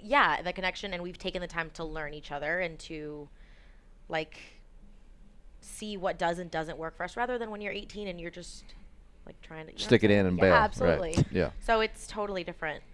Okay. And I would say better. I mean. And are I don't know you if I do, on the but- other end of that? Are you the same? Because obviously, I don't know if she has asked you, but some girls, do I feel the best? Is it the best? Do I pop it the right way? Like, She's the best. okay. Good answer. There's no other. Look at answer. Mark. He's like, it's a good answer. I was over here crossing my fingers for him. Like, don't mess this up, Yeah, bro. he's Tater Tot might need a home Tater after Tot. tonight. almost every week. Homeless. Tater Tot really hurts himself. Does he? Yeah, I like, hate the tater tot. Sorry. he says some things every week that like It's so Marks and I are like, cute. oh boy, Like, you shouldn't have said that. yeah. And he gets a text every time, and I'm like, oh yeah, yeah. Is that how you know? Right. Tater Tot, man. At least she doesn't want to pounce and bounce. She wants to keep you around. He wanted to. Oh, he wanted to bounce and bounce? I got another question that just came to my mind. I can just do this all night. Oh, my Go gosh. ahead. I'm here. That's why I Are came you driving in. home tonight, or are you staying over? I'm driving. Okay, all right. Let's What time is at it? home by himself. What It's, time is it? 10:13. Okay. Now I just lost my train of thought. Son of a bitch. We said pounce and bounce. We said. Oh, okay. So, what is the ultimate time limit for you? Like, when is it too long? Well, I don't set timers on my phone, but like when I'm So are you starting to get one and done? sore and I'm like, no. No. Not usually. Sometimes, I mean, if we're just like trying to. He's all fucked up over there. You can't sit. Dude, he's shit. hitting the microphone. No. Aiden dropped his phone on the desk. Always someone else's fault, isn't it? Usually yours, but yeah. Tater tot. I like how you're using After Dark to interrogate and find out the sex questions here. Yeah. I see what you're doing. Right. Mm-hmm. I'm just curious because. That's okay. We've come a long way since the purple elephant days. What about anal bleaching? Yeah, what about that? That's all I got. I was just more curious about. Speaking of anal bleaching, Yeah. what did you laser? Oh yeah. My I don't know, what do Your you call gooch? it? Bikini No, line? it Base- wasn't anything that bad. He was at my job and I was like, hey, like you just shaved. I was like, I'm gonna laser you. Do you want to see how it feels? And he's like, sure. So he begrudgingly walked over to my laser room. I just lasered like the top of this, and he was. I will tell you, men are babies. Oh yeah. Well, Men I on the table, don't disagree. 100% take it way worse than women do. Yeah. And so there was a moment where he was like, okay, I'm done. And And I'm what does like, it feel like? Like just pins? Like just like. Yeah, kind of like a pinch or something. Like it wasn't terrible pain, but it Yeah. like I didn't want to sit there for 10 minutes and keep Right. going. Yeah, through So it. could you imagine on your nuts use the or Manscaped. something like that? Well, No. the part that I did on him is usually the worst, honestly. You know what's weird? What is it about this show? Because when Mark started here, his wife was managing Pretty Kitty, the waxing place, right? Right. Now Yar does the laser. Like, what is it about this Y'all show have and a the? type. I don't know. Yeah. What do we got? Pulp and pussy. Yeah, we just had like. You know, Bounce it's and just weird. bounce with pulp and pussy. There we go. Heather nailed it. Yeah, that's it, I guess. Yeah. How weird is that? I don't know. I find that weird. No? That's Pookie funny. Pookie Yeah, tell it's you the kinda biggest? ironic. Huh? Pookie tell you the biggest? Yes, and the best. Okay. Yep. Moving on. Was it you? What? Was it you? Yeah. Oh, okay. That's it. All That's all I got. Let's grill your ass off. Kiefer After Dark. Thank you. Get the queso. Use the code Queso. PulpMX. Queso. Get Ma Deuce. Those steaks today I had were Ma Deuce. They were delish. Dude. So good. The patties on the burgers were good. I The didn't use Ma patties Deuce on the that. burgers? I know, but I'm just saying the Okay. patties on the burgers were good. Patties on the burgers. Patties on the burgers. All right, Kiefer, congratulations. 100 shows. 100 times up here. Yeah. Was he going to make it to 101? Nope. Okay. That's it. Okay, we're This done. is it. That's it. Well, good run. you know, you're going to Colorado. You got Loretta, so you're Oh my gosh, dude. in studio next week. Who? The great Justin Brayton.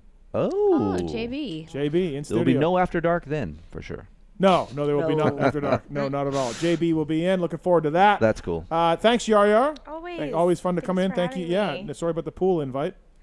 Yeah, I'm sure you're sorry. Well, it was a topless night, so I don't know what to tell you. What? Big boobs. Toplets. He's in, Oh yeah. right? Yeah, sure.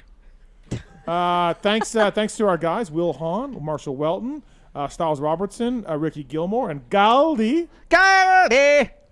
Heather, thanks for coming up. Thanks for having staying us. in After Dark as well. Oh, yeah. Glad to be here.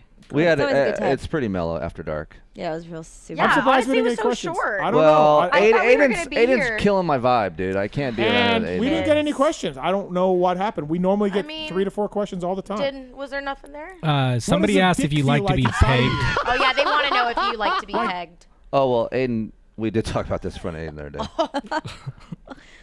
She wanted to.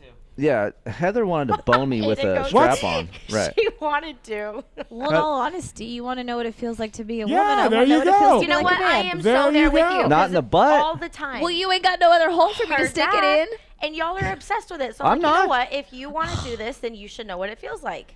I'm out. Yeah, I know. So I said no, thank you. I'm okay.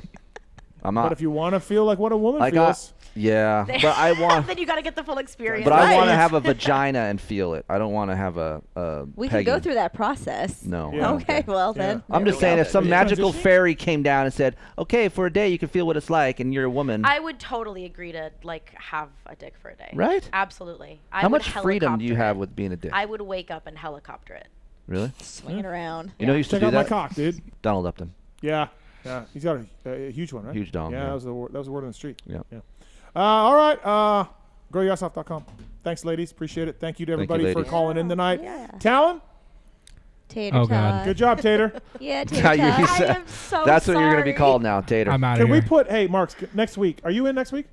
No. Oh. I Next think Tits time- is in. Next time he comes in, let's put Tater on the screen Say less. for his camera. Say less. I'm Yes. Marks, thank you. I hate you all. I'm My so fault. sorry. Thank you to Roto for all his help. Moser. No thanks to Moser. Nah, screw He Moser. texted me and said, did I send them? Thanks to unbelievable. Swisscore. Thanks to Pookie as well for everything that she does. Happy 4th, everybody. Thanks for listening to the special and watching the special PulpMX show Sunday edition. Really appreciate it. Red Bud was great.